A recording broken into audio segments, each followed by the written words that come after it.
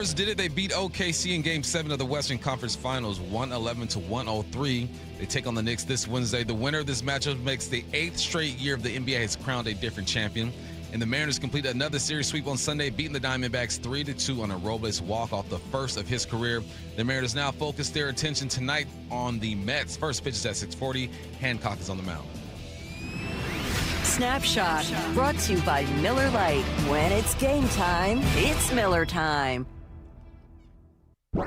From the Quantum Fiber Studio, this is Bump and Stacy on Seattle Sports. Streaming through the Seattle Sports app and at seattlesports.com. Now, here are your hosts, Michael Bumpus and Stacy Ross. Here we go now. Good morning. Happy Monday to all you guys. This is the Bump and Stacy Show. We got Curtis Rogers behind the mic for one more day. What you doing, Bump? How we doing? Stacy does her thing. I'm good, man. And happy birthday to Stacy. Happy birthday, Stacy. It was yesterday. Yes. She's now 26. Again. And fourth year in a row. Life is good. Stacy, I know you're not listening, but happy birthday to Stacy. But it's not about you, Stacy. It's not about you. It's about these. It's now June. Your birthday month is over. It's a wrap. Right. No longer have to hear that anymore, but we love you, Stacy. It is now about these Mariners for the second series in a row. There is a sweep. They're on a 6-game winning streak. And before we get into the things we liked, we loved, and we disliked, I just want to play just the game winner from yesterday. Happy for Robles, the first walk-off of his career. Here's the pitch. Swung on, broken bat up the middle. The dive, Perdomo knocks it down. It's going to be a hit. Randy scores. The Mariners have done it again. They've walked off the Diamondbacks for the second time in the series. The Mariners on fire. They've won 6 in a row. Party time at T-Mobile Park in the sunshine. What a day for the Mariners. 3-2. The Mariners win it. Mariners just hot right now. I think they're taking advantage of some poor play, taking advantage of the piggyback situation. We'll talk about that. Guys are hot. Guys are performing. Tell me about this series. I mean, when things are going good for you, the breaks go your way, and that's exactly what we saw in this series against the Diamondbacks. There were a couple of instances yesterday where things could have teetered towards the Diamondbacks side, but they didn't. The Mariners got some timely plays. Also, just getting out of jams, especially in that 10th inning. Luis Castillo, the decision to bring him back out for the 10th inning, we'll talk about that as well. But, yeah, it was funny because heading into the game yesterday, we had talked a little bit about how Sunday, this was on the pregame show, Sunday was the 1-year anniversary of Cole Young's walk-off fielder's choice in his major league debut. He came up in the 10th inning with a chance to do that, but instead bunted the runners over, and then Robles comes up with another walk-off that doesn't leave the infield. It was kind of reminiscent a little bit of what Cole Young did a year ago. But, yeah, I mean, you had that. You had the walk-off on Friday night with Randy Arozarena. It was awesome, just the kinds of wins that the Mariners pulled off this weekend against a Diamondbacks team that had been really hot heading into this series. Here was Randy on Friday with the walk-off double. Here comes the 2-2. Swung on. Looper into the gap. Right center field. It's fallen. It's down. It's down. JP around third. He scores. The Mariners win. Randy Arozarena, the game winner. 7-6. The Mariners get the win. They walk off the Diamondbacks, and the Mariners have won 4 in a row. The celebration is on here at T-Mobile Park. Speaking of games that could have gone any which way, Friday's game, they get off to the 5-1 start, and then Arizona ties it. Raley hits the bomb to give the Mariners the lead, and then in the 9th inning, the Diamondbacks get that run back. It goes into extras again. Just really good for the Mariners to have these close games go their way, Bump, because in the season's first couple months, we have seen so many of these games that are kind of up for grabs where it could go either way, end up going the way of the opponent rather than the Mariners. But for them to kind of shake off, moments that could have cratered them on Friday and on Sunday to be able to get back to center and finish off the victories, I think was a big testament to sort of the growth that we've seen from them over the last couple of weeks. Yeah, and going into this one, I was like, all right, who's who? Like, who are the Diamondbacks? Right.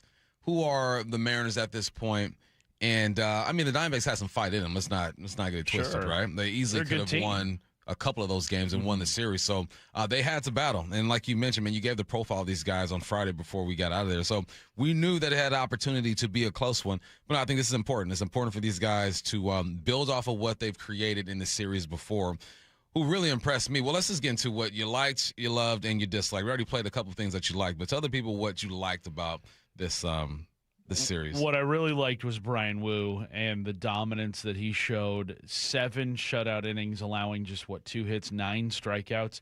He was what Brian Wu was a year ago, and just the best pitcher that the Mariners have. He was so good on Saturday.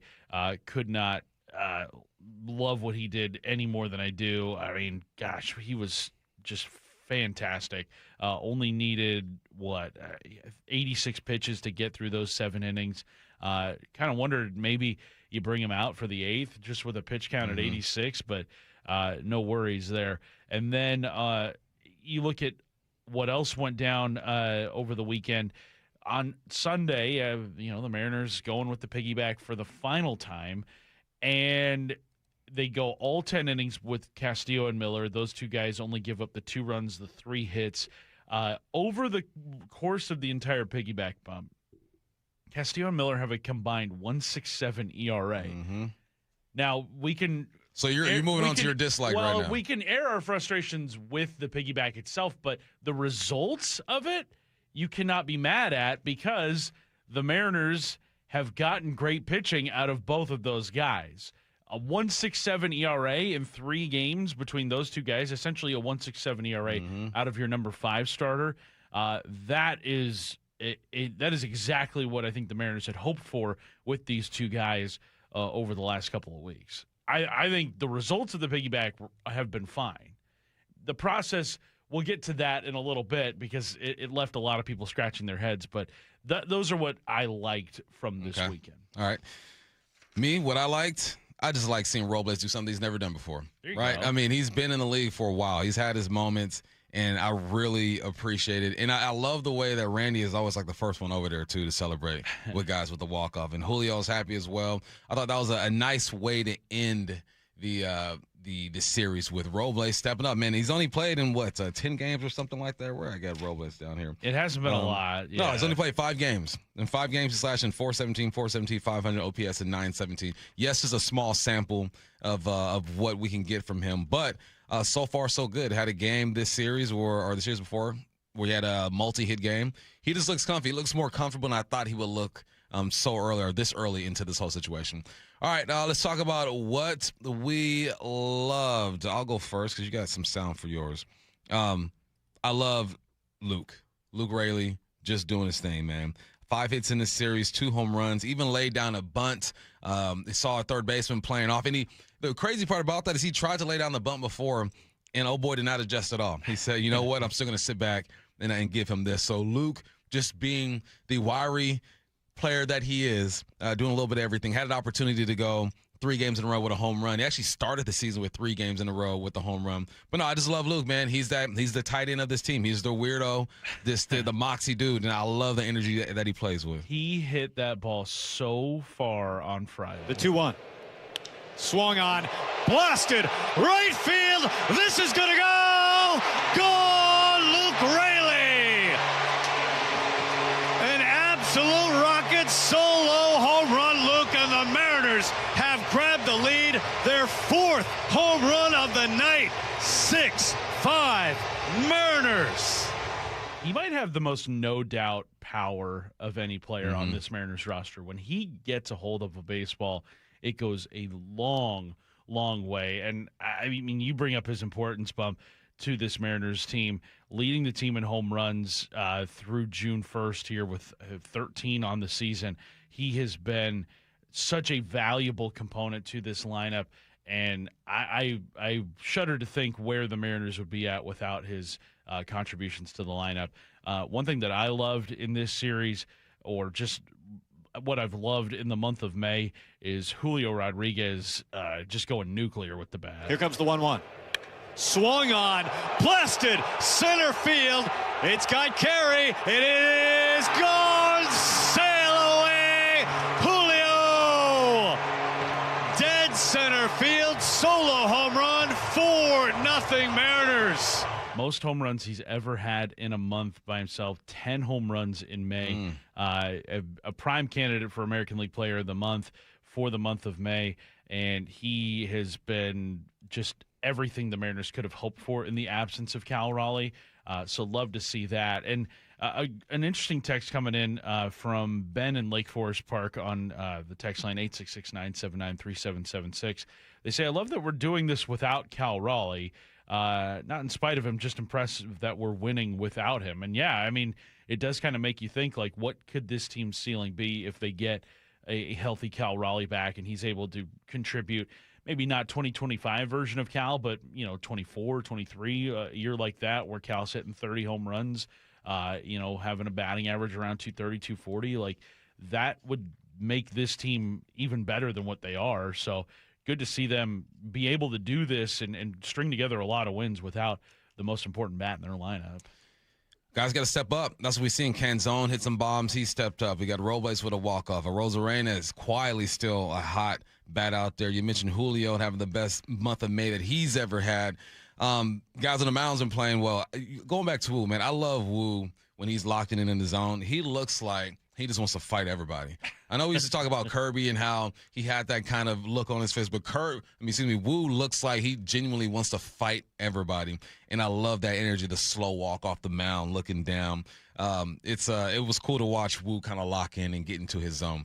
All right, here we go. The stuff that we disliked. I think we're kind of on the same page with this one. I have a theory, but I want to hear what you have to say first. Now, maybe your theory is the same as my theory. But yesterday, the decision to stick with Castillo in the 10th inning, I thought was the Mariners trying to juggle chainsaws and juggle bowling balls and torches all at the same time. I thought that was them not putting themselves in the best situation to win yesterday, especially once you get to the extras. It's a lot different than, being a starting pitcher starting with a clean inning. You start with a runner on second base. Castillo was still in there. I thought that was a very dangerous spot for the Mariners. Now, they did come out of it unscathed, but Bump, it might actually lead to another thing that I dislike right now, but do you think that was more about the Mariners being in the best situation with Luis Castillo in that 10th inning, or maybe did they have Castillo in because they kind of feel one particular way about Andres Munoz and the struggles that he's had? I think that the pitch count was low. It's crazy they both ended up with 71 pitches. That's ironic. Nuts. Yeah. Both 71, 5 innings. I think the pitch count was low, and I think that there was a little bit of hezzy with Andres at the time. They're thinking, look, if he's fresh, let's go ahead and roll with Castillo. Then I also think, like, you want to make Castillo feel like he's the man again, right? Sure. Why pull him out when the pitch count is low? Then I hit up, the powers that be, my baseball guys, when I have something, any questions. And they're like, they probably looked at it as a tie. Forget it, roll him out. Pitch count because he's making to start the next term. So we now know they're going to that 6-man rotation. There could have been a bunch of things. But one thing is when he was left in the game, it was the 9th inning. I had to leave to go grab my kid or do something, right? And I'm looking at you and Stacy text. And, I'm not going to say what you guys are saying. There's some frustration. Clearly not happy with the situation. I'm like, what's going on? Sure. And I was surprised that Castillo was still in the game. I knew for sure. I go, okay, 9th inning rolls in. Boom, bring in your closer. You're good to go.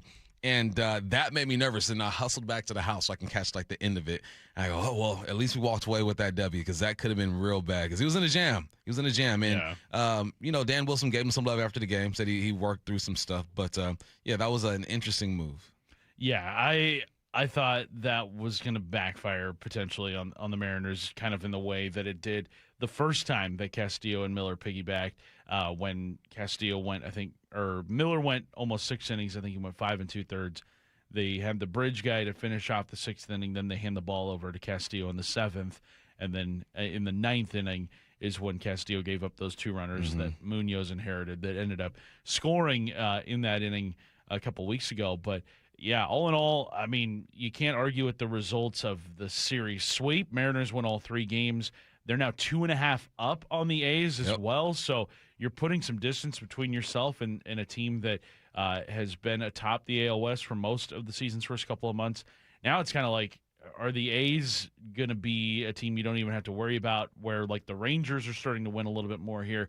I think it's going to start to probably be Mariners and Rangers that separate themselves from the pack in the AL West, with the Mariners ultimately coming out on top, because I just look at this Mariners roster, even without Cal Raleigh, it's the best roster far and away of any team in the American League West. I think talent's going to win out ultimately.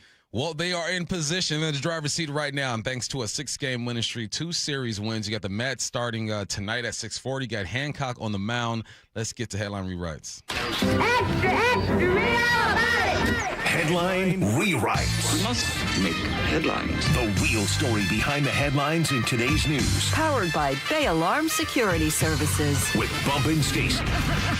Headline number 1, the Spurs stunned OKC with a Game 7 road win to advance to the NBA Finals. What's the real headline? Real headline, this might have been the most satisfying way to watch the Thunder lose. That was an incredible performance by the Spurs, and it never felt like they were it was out of their control. They led, I think, from start to finish in that one. I think for maybe a minute, OKC had to lead by like 1 or 2 or something like that. Yeah, and San Antonio just never lost poise, and ultimately they're representing the Western Conference. Here's how that final call sounds. Jalen Williams got to jack one up. Got to be somebody. It's Wallace again. Off on the 3. Shaq Penny the rebound. 8 seconds left. Fox has it. Ahead to Vassell, who goes in for the dunk. And the San Antonio Spurs have done it. There will be a new champion in the NBA. A new era has dawned. It's Wemby's West. The Spurs are going to the NBA Final. Now, Bump, a lot of the post-game conversation after Game 7 was people crowning Victor Wembanyama as the best player in the league, as the heir apparent to the best player in the world throne, and sort of the guy that's going to take off with the league and be the face of the league after that. But there's still the NBA Finals to be played against a good New York Knicks team. When you look at this matchup between San Antonio and New York, who do you think is the favorite heading into this one? I don't know what Vegas says, but I think the Spurs should be the favorites. But I think the Knicks are going to give them all they can give them. I think Cat is a good matchup for Wemby because he can play in the perimeter. He ain't going to be scared like Chet. Chet 1 for 2. 1 for 2 in an elimination game against a guy who clearly hates you, and you put up 2 shots. That's crazy to me. The Knicks are going to go at him. And big as SGA. I know we've been on him about his flopping and all that stuff, but he's clearly one of the best players in the game. 35 points, 12 for 21. And Wemby just had an overall decent game. 22 points, 3 for 5 from 3, 5 from 7 free throws, 7 rebounds, 2 assists, a block. This young team was impressive. And what I love most about this is how excited they were just to get to the finals. Because last year, when OKC won the whole thing, they walked around like it was nothing. Like, where's the joy? This is hard to do. So I love the passion that Wemby and those guys play. I like how you mentioned Chet Holmgren's performance. He didn't attempt a shot in the final 40 minutes of the game. 3 quarters. He was out there for a cardio day. Yeah. Yo, I've never seen a player turtle in the moment like that. If I'm 7-something, I'm jacking shots up all day. Come on, Chet. Next. Headline rewrites. Headline number 2, Russell Wilson is finalizing a deal to become a studio analyst for CBS Sports. What's the real headline? Real headline, 5 years of Hall of Fame debates start now. Yep. I think this is the end for Russ. Ian Rappaport said he's not yet retiring, but at least putting a pause on his playing career. I think that pause in his playing career exists because no team wants him and doesn't want him as their backup, and I don't think he's good enough to be a starter anymore. It would take a disaster, I think, for Russell to play again. It'll take some Phillip Rivers type stuff. It'll take some Joe Flacco type stuff, and that's okay. This happens to everyone in the NFL, some sooner than others. He's had a heck of a run. I think he's going to be really good on TV, and it's all good. Do you want some huge breaking news? News that we're probably going to have to scrap the third headline for because it's a massive deal in the NFC West. In the NFC West. All right, Adam Schefter. Brady, you can fade the music here. The Cleveland Browns are finalizing a trade that will send 2-time Defensive Player of the Year Myles Garrett to the Los Angeles Rams. This is per Ian Rappaport. Tom Pelissero, and Adam Schefter. In exchange for Garrett, the Rams are expected to trade Jared Verse, a 2027 first-rounder, and other draft pick compensation to the Cleveland Browns. Wow. They can't get away with this. How do they have this many first-round picks to give up? Oh, my gosh, man. Myles Garrett to the Rams. I thought you were going to say the Niners. Say the Niners. Niners got some cap space, too. This is it's not devastating news, but it's interesting. Doesn't make them Super Bowl champions. It makes them that much better, though. Their defense got better with McDuffie and Watson, and now you have Myles Garrett over there. Goodness gracious. The West just got that much tougher, man. It absolutely did. Wow. That's a bombshell. That is a trade that I think Seahawks fans, yes, we hold the Lombardi here in Seattle, absolutely. It will still be in Seattle for eternity. But that Rams move, that's an earthquake-level move here in the NFC West. Like McDuffie, that trade, that was fine and all. Sure, that's not – I don't think that was a trade that was going to make them, automatic Super Bowl contenders. But by the Rams picking up the best defensive player in the league, that is one move that you absolutely have to take note of. Wow. Oh, my goodness gracious. It's insane. I'm looking at a picture of him right now with the Rams uniform on. Obviously, AI is great.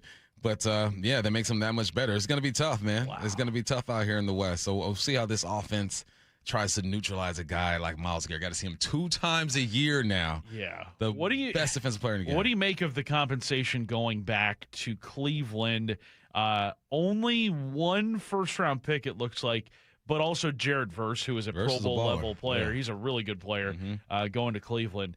When you look at what the Rams are giving up for Myles Garrett, a similar package here in Seattle would have been their first round pick and maybe Derek Hall, Byron Murphy, somebody like that, a young player on that defensive line. Would that have been a move you think the Seahawks should have done? This is what I'm thinking. If the Rams made this move, to me that means that the Seahawks at least had a conversation with them. I think that because you have the capital to make this move, I believe. I think Jared Verse is probably better than Derek Hall. So if they were to put together a package to present to Cleveland, maybe there's a Derek Hall in there.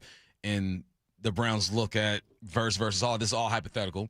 Verse versus Hall, and they're like, all right, well, we're going to go with Jared because my man has been to a Pro Bowl and is proven in this league. But this right here, you heard it here, folks. Myles Garrett traded to the Los Angeles Rams. He is coming to the NFC West. It just got that much harder out here. You think we should stick with this after the break? I think there's still we can do this. Some big implications we can here do in the this. NFC West. Yeah, we'll do this. All right, so coming up next, we're going to talk more about this trade. Myles Garrett to the Los Angeles Rams for a first-round pick and Jared Verse. That's coming up next here on the Bump Stacy Show. Party time at T-Mobile Park in the sunshine. The M's are on a roll. On fire! They've won 6 in a row. They've really pitched well. They've hit well. Tonight, the homestand continues in the first of 3 against the Mets. Emerson Hancock takes the mound as the Mariners go for 7 straight wins. First pitch at 6:30, 5:30 pregame. Hang a star on that one, a thing of beauty. Go inside the Mariners' current surge at seattlesports.com. Hey, Brock Heward here for my friends at People Come First, or PCF Construction Group. And if you've been dreaming of that new deck, you got to get a hold of PCF. Call them before the great weather arrives and their schedule gets totally filled up. With a new deck, patio cover, heater, and fireplace from PCF, you can enjoy the outdoors year-round no matter what the weather brings. And for a limited time, how about this? Get 50% off demolition costs up to $5,000 when you book your project with PCF. Contact People Come First Construction Group for all the details. They designed and built our outdoor living space, and we love it. Start planning and designing your dream deck now so you're ready to build this summer. Planning, permitting, and construction can take a little time, so get started today. Get project ideas, browse their amazing photos, and look at all the offer details at pcfgroup.com. Making your outdoor space your favorite place with People Come First. From whiplash to herniated discs, there are a few car accident injuries we've all heard of. JP Pendergast with Pendergast Law explains that even the most common injuries differ from one another. Pre-existing conditions, health history, beginning of treatment. There are hundreds of factors that make every person and every injury unique. While these variables aid medical treatment, the strongest case recoveries must also take them into account. Could you explain a little bit more? Our team at Pendergast Law is obsessed with turning over every stone to differentiate each case. This requires thorough investigation, diligent listening, and relentless research. We never pursue cases with a one-size-fits-all approach. We built our success by treating every injury and every case with the individualized attention our clients need and deserve. Pendergast Law's individualized approach to even the most common injuries makes the difference in case outcomes. It's another reason why I can't recommend them enough. If you or a loved one has been injured in a car accident, call Pendergast Law. We can help. Olympic Hot Tub has terrific ways to achieve total wellness at home. Saltwater hot tubs, swim spas, saunas, and cold plunges, all waiting for you. See our current specials with exciting savings at olympichottub.com. Better you, better life. The Johnsons always talk about an orientation meeting. Their dad and grandpa, they always maintain that it's a people business. Lee Johnson Auto Family, the LJ way.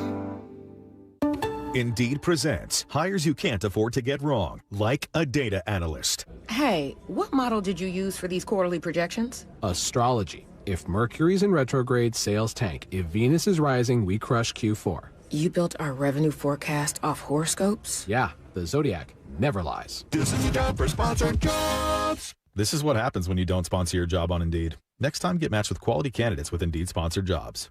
Visit Indeed.com/hire now and sponsor your job today. Less than 4 in 10 kids aged 6 through 12 are playing sports regularly. 4 in 10 kids? Let it sink in. Just 4 in 10 kids. ESPN is building a nationwide coalition powered by Disney called Take Back Sports, with the purpose of training more coaches, expanding access, and creating community-driven sports programming that puts kids and fun first. We're working on that story.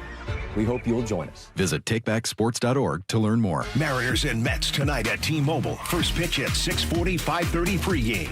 Every pitch, every game, one app for free. The Seattle Sports app.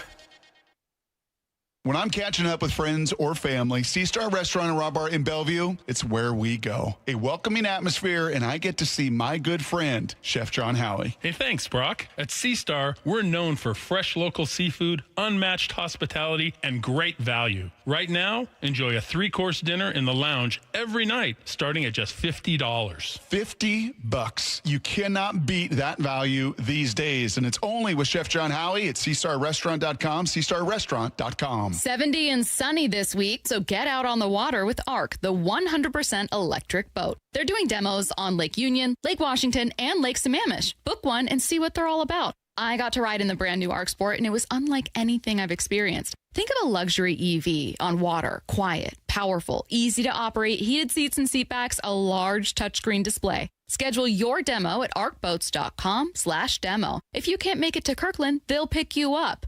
arcboats.com/demo. On October 3rd, Snohomish PUD is hosting the first ever Community Energy Run at the Water Operations Center in Lake Stevens, located on the scenic Centennial Trail. It's a family-friendly 5K where every step supports the Community Energy Fund, helping local families keep the lights on when times get tough. Join the Community Energy Run on October 3rd. Learn more at snowpud.com/run. Spring is here, Seattle, and now is the smartest time to replace your roof. Trust your neighbors at 3 Tree Roofing, a local, family-owned company that knows how to roof in Washington weather year-round. Schedule your free estimate today at 3treeroofing.com to take advantage of spring pricing, shorter wait times, and get $500 off your new roof before the summer rush hits. Our experts come to you, build a clear plan, and give you an estimate that same day. No surprises and no high-pressure sales tactics. 3 Tree Roofing, your Puget Sound roofing experts. From the Quantum Fiber Studio. This is Bump and Stacy. Weekdays 10 to 2. On Seattle Sports and 97.3 FM HD2. This is the Bump and Stacy Show. We got the Dad Podcast for you. And if you have not heard, if you haven't picked up your phone, will tell you again. The Browns are finalizing a trade that will send two-time Defensive Player of the Year Myles Garrett to who?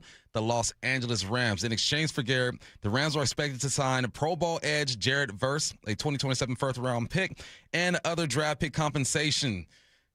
That one hit me hard in the chest right there. Yeah, that was one that grabbed all of our attention because, like we had said earlier, the trade for Trent McDuffie, that was a nice trade that the Rams made, but I don't think tilted anything in their favor in terms of the NFC, in terms of the NFC West. It just felt like things were, still, the Seahawks running things. But this one, I mean, it's Myles Garrett, Bump. It is. Yeah. This is not, just any old run-of-the-mill defensive end. Now, I mean, look, trades can go any number of ways, and who knows if, Garrett is able to play out the duration of his contract and whatnot. But at this current moment in time, Defensive Player of the Year, I believe, did he set the single-season sack record last year? Yeah. Yep. That's worrisome. I got to be honest. Yeah. That is a trade that could very much shift things towards the Rams' favor. Like, I'm being real here. Like, you have now got to seriously consider the Rams if you weren't already. Like, this is a monumental trade for them. Myles Garrett, the last 5 years, 83 sacks. Next up, or closest to him, T.J. Watt with 65 sacks. My man is a monster over there. They did get rid of Verse, and the Rams are going to get a first-round pick in 2027, some other picks that they're still negotiating. But, no, now before this move, people would talk about the Rams on paper just being the better team than the Seahawks, and I would laugh at them. I'm like, all right, well, I could see your argument, but I'm not buying it. Now I'm looking at it, I go, okay, I can really buy your argument. But you still got to go out and play these games, right? Myles Garrett still has to perform. But if you are just looking at this trade and not giving it its proper respect, then you're not being real. No. That was a huge trade pulled off by the Rams. That's the last name I thought you were going to say. I knew it was just going to be the Niners. I go, has to be the Niners. Right? They need help over there. Nah, the Los Angeles Rams got that much better. And if I am Mike McDonald and his staff, I wonder what McDonald's reaction was like. That's exactly where I was going to ask you, because this move now tilts, I think, things a little bit more in the Rams' direction. Do the Seahawks have to counter this? Should they counter this? Because they have been pretty quiet in terms of player acquisition this offseason. They did, address some needs in the draft. They signed a lot of their own guys in free agency, but they did not make any sort of free agency splash of a guy who was outside of the organization to bring him in. You do have now, 12 picks in the 2027 draft. Is that a move, Bump, that you think the Seahawks should do? Not necessarily to Myles Garrett, because obviously he's not available anymore, but, do they need to make a splash move to counter this? There's two ways to look at it, I think. I think Mike McDonald could look at his personnel and look at his new OC and say, we'll just outcoach them. We'll be better than them. We will outcoach them. And I would respect that. But it's an arms race. And if I'm Mike McDonald, and who says they weren't even in on this thing, right? We don't know. John's not going to tell us, hey, well, maybe we'll tell us. Maybe we'll tell Wyman and Bob when they do their thing that, look, we were actually looking at Myles Garrett. We just couldn't get a deal done. So if they were interested in Myles Garrett, then I think you go to your second option. And who's your second option? We're talking off the air. You got Bosa, who's still out there, and you have Max Crosby, who's still out there. If I had to pick the two, I think Max kind of fits in a bit smoother up here in the Northwest. I'm kicking the tires. I got to look at him. But, yeah, I think you got to try to counter that somehow. And if you don't counter, then that tells me that they are confident in what they're doing. They're confident in the new OC, and they think that their guys can rise to the challenge. Well, and you look at last year when a lot of people wanted them to make a move for Trey Hendrickson or for Micah Parsons, the Seahawks stood pat, and I think got a little bit of criticism for that, because it was like, well, I mean, when is a pass rusher of this caliber ever going to come on the market? And you looked at what the Seahawks had on their defensive line last year. Obviously, we didn't know what the 2025 season was going to be. We looked at it and it was like, I mean, it feels like it's still kind of lacking. Come to find out, it was one of the best defensive lines in the game, and the Seahawks had the best defense in football, and they rode that to the Super Bowl, where it's like, let's remember now, the Seahawks had the best defense in football a year ago without Myles Garrett. Like, even with this addition of Myles Garrett, does that turn the Rams into the best defense in football? Is that a group that overtakes the Seahawks in that. I mean, they've got names. They've got a lot of flash and pizzazz on that side of the ball, but let's be mindful of the Seahawks still having one of the best units in all of the game. Talent-wise, yes. If you just look at the names, if we're just looking names, and I'm saying, all right, they're better at the defensive line spot, just with that one name, right? Collectively, I think the Hawks might have them, but with that one name, Myles Garrett, you're better.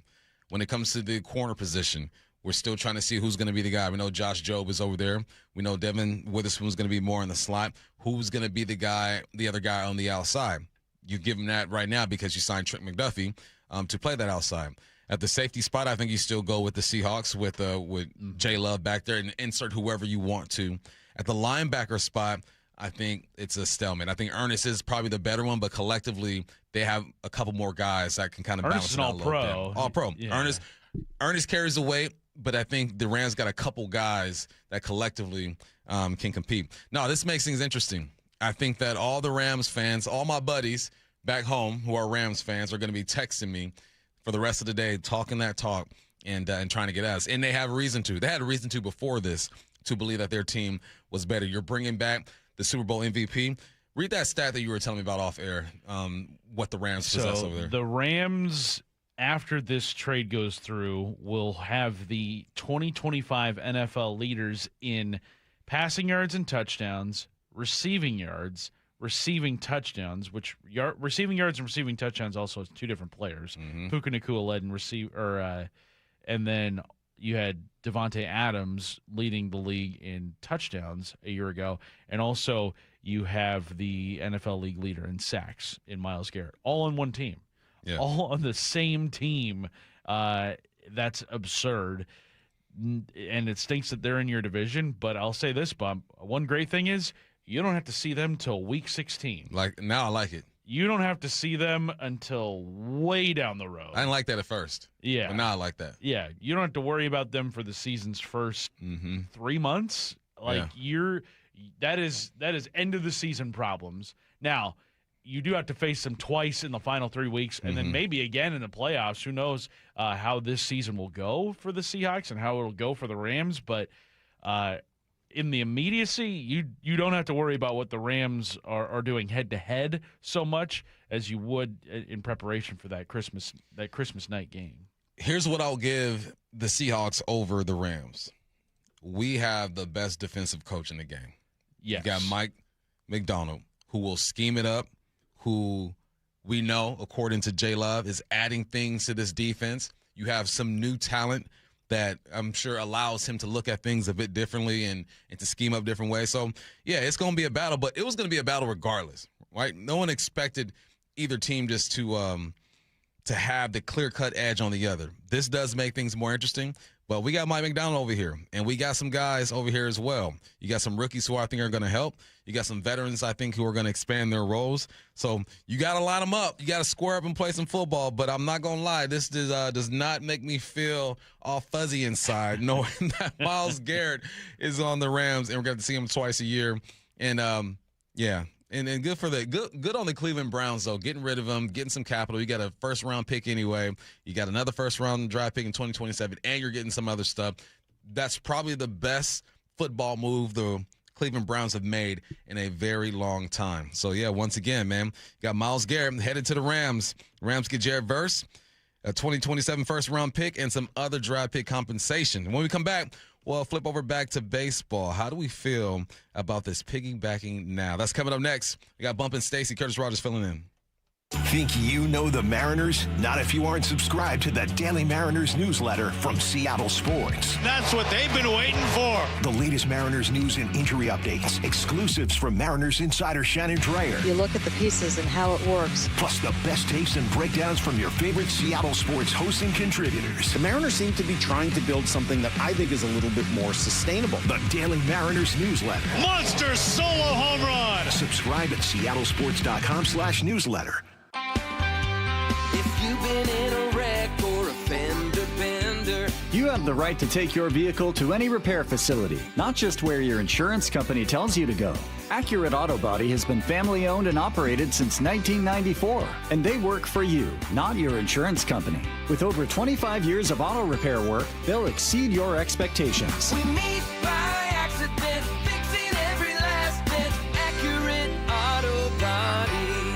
At Accurate Auto Body, all their work is performed by certified technicians, only using OEM parts to guarantee the safety of you and your family. For the best in auto body collision repair and customer service, give them a call at 425-883-2450 or AccurateAutoBodyWA.com. Your insurance company may not love them, but you will, because we meet by accident, fixing every last bit. Accurate Auto Body. The throw to first, and it's in time. Holy smokes, what a play by J.P. Crawford. At T-Mobile Park, you've always got the best seat in the house. But if you're looking for a truly golden view, look no further than the seats on the first baseline, a.k.a. Tridenttown. Post up behind the Mariners dugout, and you get a great view of Logan Gilbert, Brian Wu, and our entire rotation at work. Swing and a miss.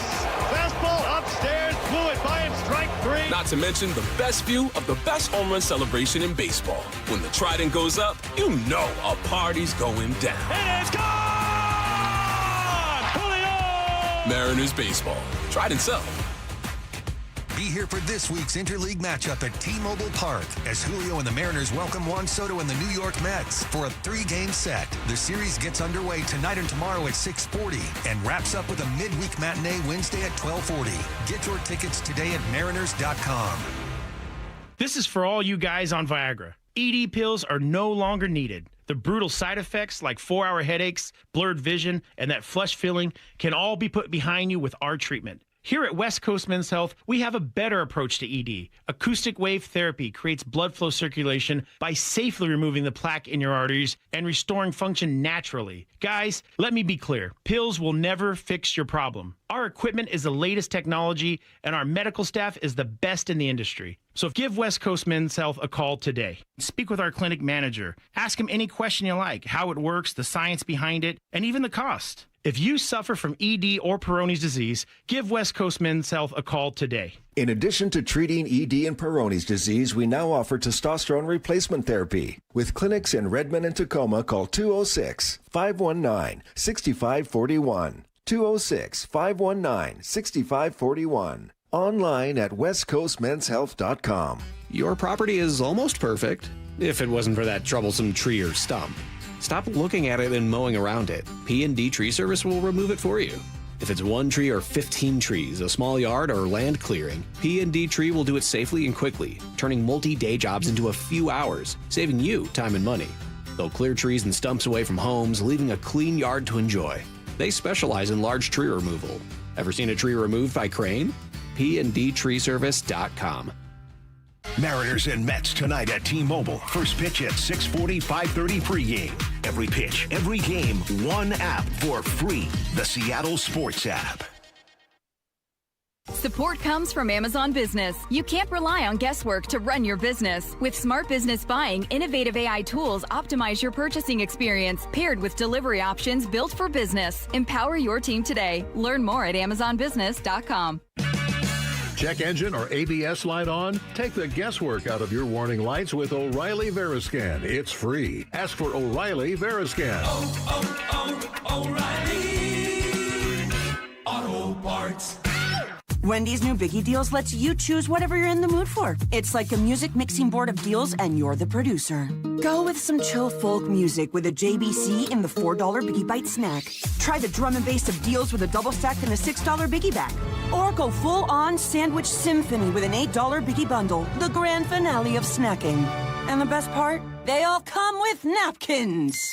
$4, $6, and $8 Biggie Deals how you want them at Wendy's. Price and participation may vary. Single items at regular price. Prices may be higher in Alaska, California, and Hawaii. June is Men's Health Month, and Swedish Cyberknife is encouraging men to talk about their own health with family members and medical professionals. Swedish Cyberknife can effectively treat conditions like prostate cancer, which can run in the family. Swedish Cyberknife requires only 5 short treatments, each lasting less than an hour. To learn more about Cyberknife for prostate cancer treatment, go to swedish.org/cyberknifeprostate or call 206-320-7187. Treat prostate cancer with Swedish Cyberknife. Whatever the heat index, stay cool this summer. Your local Bryant dealer can make sure your system is up to the task. Whether it's maintaining your current system or installing an energy-efficient Bryant Evolution cooling system with perfect Humidity Plus technology, your dealer will give you what you need to help your family beat the heat. Learn more and schedule an appointment with a factory authorized dealer today at BryantNorthwest.com. That's BryantNorthwest.com. Bryant, whatever it takes. From the Quantum Fiber Studio, you're listening to Bump Stacy. Weekdays 10 to 2. On Seattle Sports and 97.3 FM HD2. This is the Bump Stacy Show Dad podcast. Today got Curtis Rogers filling in. One more time, the Rams have traded for Myles Garrett. They get Jared Verse and a 2027 first-round pick and other draft compensation. But we are going back to baseball. All right, the piggyback. Did it work? What did you think about it? Is it over now? It is over now. They're going to a six-man rotation, but let's hear what Dan Wilson had to say about this whole deal. I mean, I think as much as they're coming out of the bullpen, I think mentally they're still starting the game. And I think, that's kind of how both of them approached it. It looks like, they knew they were going to get a clean inning. It was more about a start. But, again, I think if there's one thing to say about this, it's just how selfless both of these guys have been about it and just appreciate the way they've put the team first. They did put the team first because clearly neither of these guys were excited about this whole situation. And I get it. I understand it. I want these guys to want to be starters and get their 7 innings in and hopefully put out a quality start. But this was like an evaluation period. An evaluation says, look, both these guys are playing some good ball, good enough to where they feel comfortable going to that 6-man rotation. But here's what Bryce had to say about the whole situation. We weren't at full strength last year in the postseason, with Wu being down, and the piggyback thing hasn't been ideal for all of us, so far. But it's also like it could be, a blessing in disguise.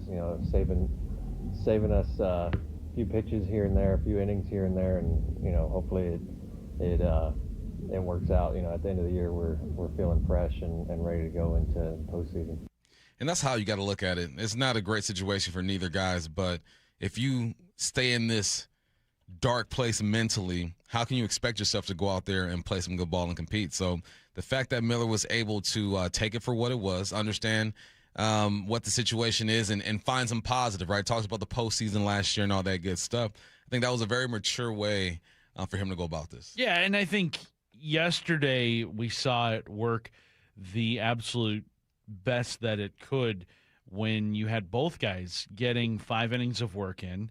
You had the entire bullpen take a day off when that doesn't really happen in today's game. Like, you don't get many opportunities to have your bullpen get this kind of rest in the middle of a series, in the middle of a stretch of a lot of games in a row, or at least a lot of games in a short amount of time. So that part of it worked, I think. In the box score, yeah, it worked. The wins and losses, it worked for the most part. You did have that unfortunate game where you coughed it up against the White Sox in the 9th inning. But all in all, Bump, you look at the results of what we saw from this experiment, and I don't think anybody can be too mad with what was the end outcome of all this, in that these guys have a sub-2 ERA together in their work over the last few weeks. Now, did feelings get hurt along the way? Mm-hmm. Probably. But we talked about it with Ryan Rowland-Smith last week, where, like, we would probably be more concerned if feelings had not gotten hurt, because these guys are two ultra-competitive guys, and they both want that spotlight. They both want to be a part of this rotation long-term. Now, looking at what these two guys have done, Bryce Miller looks like he is back to 2024 Bryce Miller. Yeah. Like, he looks really good from what we have seen from him. Yeah, he looks great. He looks great. And Castillo looks like he's showing flashes of life. And that's what you wanted to see. You wanted to see one guy rise to the top and the other guy look like he's going to be able to compete. It kind of happened the way that I thought it was going to happen, that Miller would look better than Castillo, and Castillo will look good enough to where they want to keep him in the rotation. So now a 6-man rotation. What's a con of the 6-man rotation? Well, it's less starts for guys like Logan Gilbert, for George Kirby, for Brian Wu, for Emerson Hancock. It's less starts for the guys who are not involved in the piggyback. And well, I think over a long portion of the schedule, that could be a detriment, especially because that could mean, for the rest of the year, like maybe 4 or 5 less starts total for those guys each. But in the short term, in this stretch of 16 games in 17 days, I think that is going to actually be a really good thing, because then you're able to get guys like Wu and Kirby and Hancock and Gilbert some extra time off. I also kind of look at, with Emerson Hancock and his workload, we have not seen him get used this much at all, during his Mariners career. And now you're looking at him as such a valuable piece to this rotation. Like, what is Emerson Hancock? What does his workload look like in the season's second half? Because I don't think he's going anywhere. I think he is a mainstay in this rotation now for the rest of the year. Like, that is somebody who you're going to have to maybe monitor innings on, depending on just how much or how consistent he is over the rest of the season. So it'll be good to have, Castillo and Miller both stretched out to where they can go 5-6 innings at the drop of a hat. But I think ultimately the 6-man rotation, for the 2 times that they're going to use it, I think it will get pared back down to a 5-man rotation after that. But I don't know what they do in terms of like who goes to the bullpen. I think potentially the guy that goes to the bullpen would be Castillo, at least in my opinion, based off of like what we have seen from them over the last few weeks. But I think the 6-man rotation is probably the safest thing for the health of the rotation overall in this important stretch game. Yeah, that's why I'm not tripping on it. I'm like, yeah, save some arms, man. Save some pitches, because we remember what it felt like when you didn't have all your guys going into the postseason. And like Miller said in that cut, if you could save some innings, save some pitches, why not go ahead and do that? So it's not ideal, obviously, because I want to see Wu as many times as I can, as often as I can, especially with the way he's been playing now. But if you're thinking about the long run, the journey, right, the light at the end of the tunnel, then this is probably the way to go. Now, I just hope that Castillo could build off of what he showed, right? Because before the piggyback situation, I didn't have the same confidence in him that I had a year or two ago. So it's like a rehab session for him, right? Get your mind right, rehab, fill your pitches, and be good to go.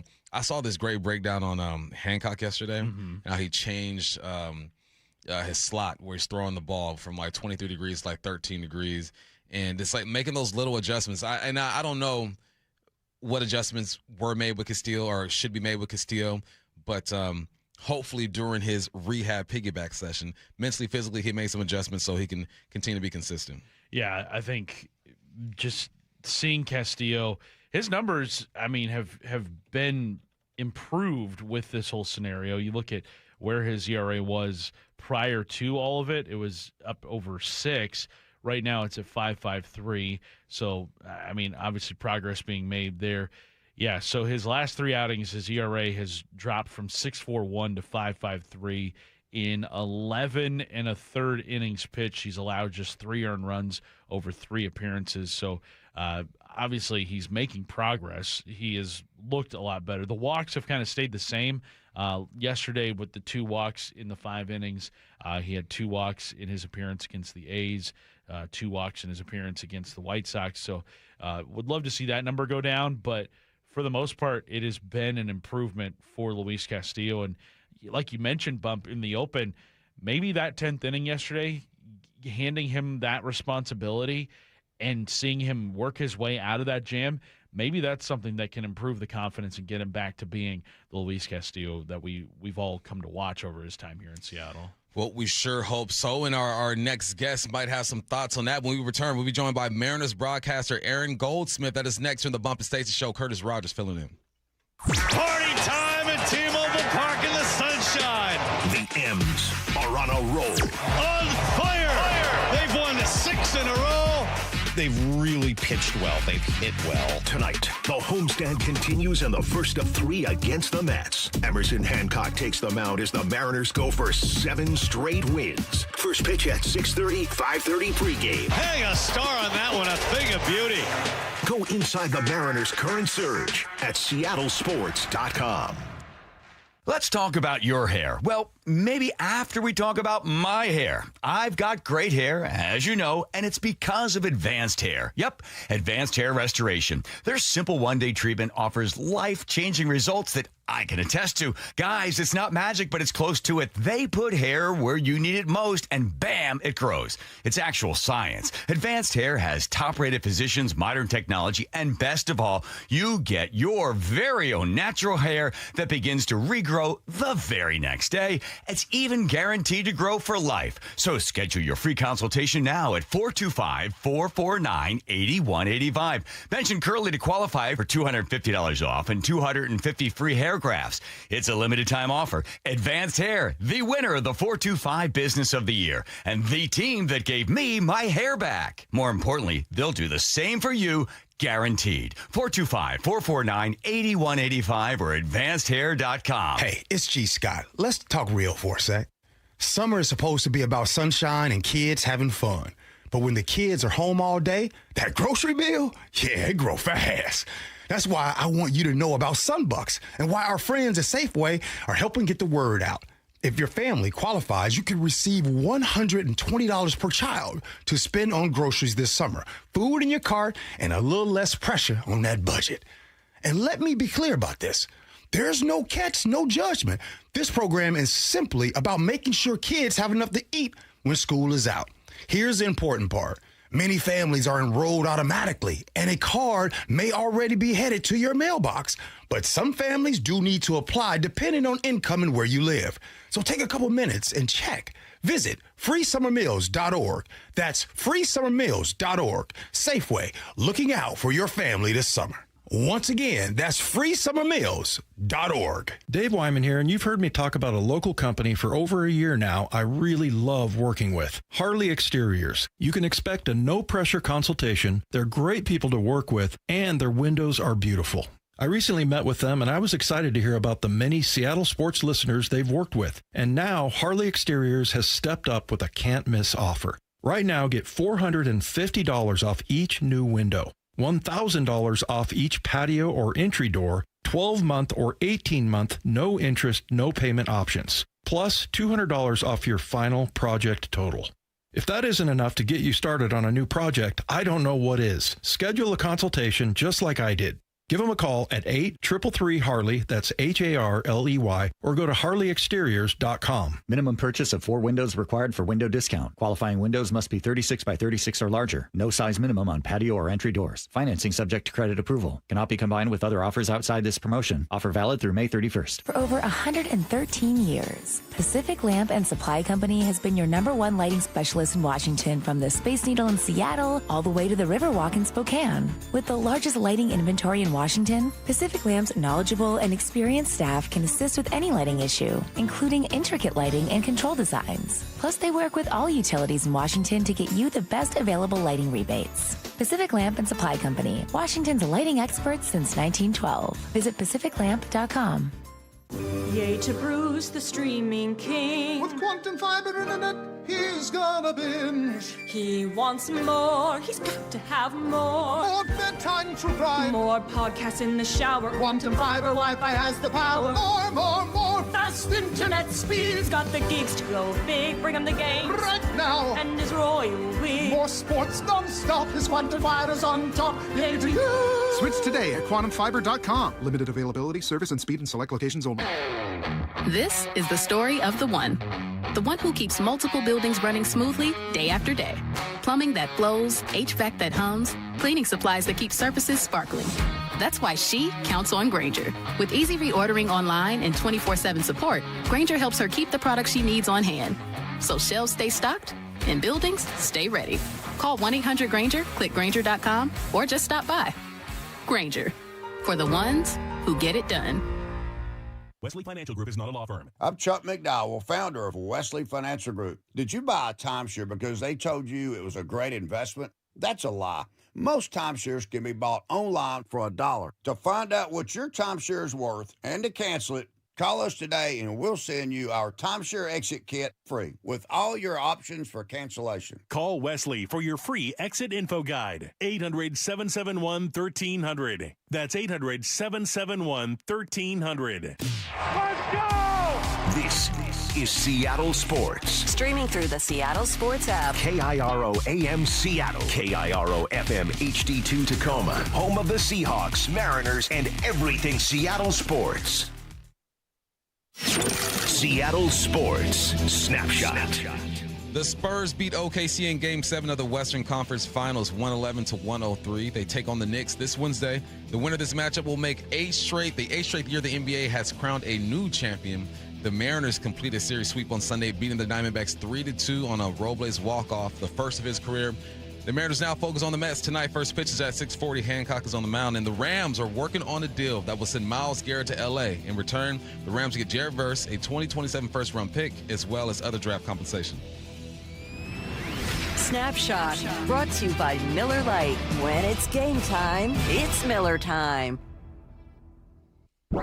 From the Quantum Fiber Studio, this is Bump and Stacy on Seattle Sports. Streaming through the Seattle Sports app and at seattlesports.com. Now, here are your hosts, Michael Bumpus and Stacy Ross. Here we go now. Dad podcast in full effect. We got Curtis Rogers filling in for Stacy. Now we're joined by Mariners broadcaster Aaron Goldsmith. Goldie, how we doing? I didn't know the backups were going to be allowed to play today. Wow. You've seen the Mariners lineup. You know all about that sometimes, man. You know, okay. Is this the Bump and Stacy platoon? What do we got going on here? We're facing a lefty today, so lineup looks a little bit different. Hey, before I ask you about this series, man, I was watching the broadcast yesterday. I believe it was yesterday, and you got to talk to Ken Griffey Sr., man. What was that like? It was a real thrill. Really an incredible opportunity. Gary and I had a chance to sit down with him for even a longer session the day before. But I was struck by so many things when talking with seniors. My first time ever meeting him, this is my 14th year at the Mariners, and I don't recall him being at the ballpark in my time with the M's. Maybe he was, and I just wasn't there on a particular day, but a rare treat, let's put it that way. For one, an incredible storyteller, and for a gentleman who was asked basically the same questions by every person for a 48-hour period, he told every story like it was the first time he had ever said it. And I adore that so much out of someone, and especially somebody like that, who you want to hear the stories about him and Junior taking the field together for the first time, going back-to-back for the first time. His mannerisms were so similar to Junior's, or should I say Junior's are so similar to Senior's. Just the real love that he had when talking about his son and the Mariners and his time at the end of his career in Seattle. It was talking about a incredible once and forever piece of history to the man who lived it. It was a real thrill and an absolute joy. It will go down as one of my favorite parts of this entire season, no doubt. Yeah, it was really cool to see the ovation that Senior got yesterday at the ballpark. Really cool moment there. Aaron, Mariners, the vibes have picked up over this last week. Winners of 6 straight. And couldn't help but notice that it comes directly after a really disappointing series against the Royals. What do you think has maybe been the catalyst for the urgency that we've seen over this last week with the series sweep over the A's and with the Diamondbacks? Do you think maybe a thing or two could have transpired in that Royals series that the Mariners are kind of like, you know what, never again. We're done with this. We're done experiencing losses like this. Well, I don't know if there is something that we're not privy to that might have happened. I can tell you this, and you guys have lived through it in your own way in recent Mariner history. This is a very Mariner thing, and it doesn't matter who's in the dugout, who's wearing the uniform. The Mariners have had some really talented teams in recent time, as we all know, and they've really had to earn it. They've dug themselves in some holes year after year after year, and oftentimes you don't see the turnaround coming. You hope that it will happen, and you believe that it should based on the talent in the room, but you don't know when it's going to happen, and oftentimes it kind of comes out of nowhere. I mean, you can think back to years ago when they rattled off, it was a 14 or 15-game win streak. That is one of the most extreme. Even last year in September, they were playing bad baseball, and that September road trip that went through Tampa Bay, it was they even had a talk in the clubhouse in Tampa Bay. It was going so poorly. And then they boat raced the Braves, and then they won whatever it was, roughly 15-17 to propel themselves to a division championship. So this is a very Mariner thing, as frustrating as it might be. When you look at, Curtis, you know this, when you look at the Mariners versus every other team in the division, the level of talent is not especially close when you look at both the position players and the pitchers, and they're starting to really play like it. They're on a real heater right now. I don't know how many times they're going to hit almost 20 home runs in a 6-game stretch, but it has certainly helped, and they are looking like the team that everyone thought that they could be. We were having a conversation how we were impressed that they're on this run without Kyle Raleigh, right? And I think it's important that these guys do step up. Has there been someone that's been like your unsung hero, someone who doesn't get the love they deserve during the 6-game stretch? Well, during this recent time, I mean, you've seen the guys that you really wanted to lean on be great, right? I mean, the big three right now for the Mariners are all really cooking. Julio had one of the greatest months of his career. He hit the second most home runs in the month of May in Major League Baseball, the second most extra base hits in the month of May in Major League Baseball. So Julio's had his best start to any season. That's obvious. Naylor had a fantastic month of May as well. Arozarena has been as consistent as any hitter in baseball through the first 2 months. He's played like an all-star, no doubt, in a contract year for him, so good timing for Randy. And we're starting to see more contributions from the bottom part of the order, and Colt Emerson has obviously provided a jolt. But Luke Raley, in a not everyday role, a platoon role, obviously, he's OPS probably close to 1,000 in the month of May. And so you've had some real contributors. And I think, speaking of the platoon, you really saw the effects of the Mariners facing a team without multiple lefties in their bullpen, because Brandon Garcia was the only guy, and they just could not flip the lefty hitters out of the lineup when they had 3 right-handed starting pitchers face the Mariners over the weekend. And it was a real tactical disadvantage for the Diamondbacks and a big boost for the Mariners. Aaron, you mentioned Colt Emerson in that answer, and I think a lot of people have been impressed with what they've seen so far. He hit that majestic home run on, Saturday, had the bat drop, just, one of the most beautiful swings you could ever see from a guy. What has impressed you most about the 20-year-old in his couple weeks here at the big league level? Okay, I'm going to try to avoid a lot of cliches here because many of them are racing to mind here. But one of the things that stands out the most is that Colt Emerson is very much, to my eyes, staying within himself, right? Even a late inning at bat he had yesterday, and Ryan Healy, who was on the broadcast with me, former Mariner, who's getting a chance to learn TV a little bit this year, which has been fun. I was talking with him on the air about it. Colt had a position where if he gets a knock, he might put the Mariners up in front late in that game. And he was patient, didn't get the pitch he wanted. He took a walk. And I think for any young player, even a guy with some service time, a year or two, if you're 22, 23, 24, you want to be the guy, right? You want to be the guy that's the hero. And he's 20 years old. He's been in the show for a matter of weeks, and he took his walk and he kept the line moving. And I think that is very much a part of who Colt Emerson is as a player. I don't think that was anything new for Colt. But what impressed me about it was that when the lights are the brightest, the stage is the biggest, and he's trying to make an impact, right? He wants to be somebody in the big leagues. He let the game come to him, and he did not go outside of who he is as a hitter. And that, to me, was one of the most impressive plate appearances that he's had in the big leagues so far, is that he did not force the issue, and he kept the line moving. He trusted the guy behind him. What did you think of Castillo walking back out to the mound in the 10th yesterday? Well, I was curious what would happen there, because we've seen the Mariners be in a close game with Castillo pitching in the 8th or in the 9th inning before. I thought that there was a good pocket of righties for him to face once the Mariners got into the 9th inning. But I wasn't sure what the Mariners were going to do. Was Munoz available? Brash, Bizzardo? I mean, you had a lot of right-handed options, obviously.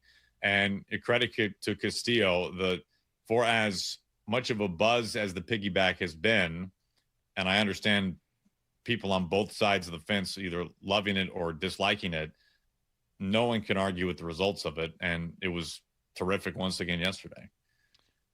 Aaron, Bump and I had earlier talked about the 10th inning decision to put Castillo in there, and obviously the Mariners have been trying to get Castillo his work in as well as Bryce Miller.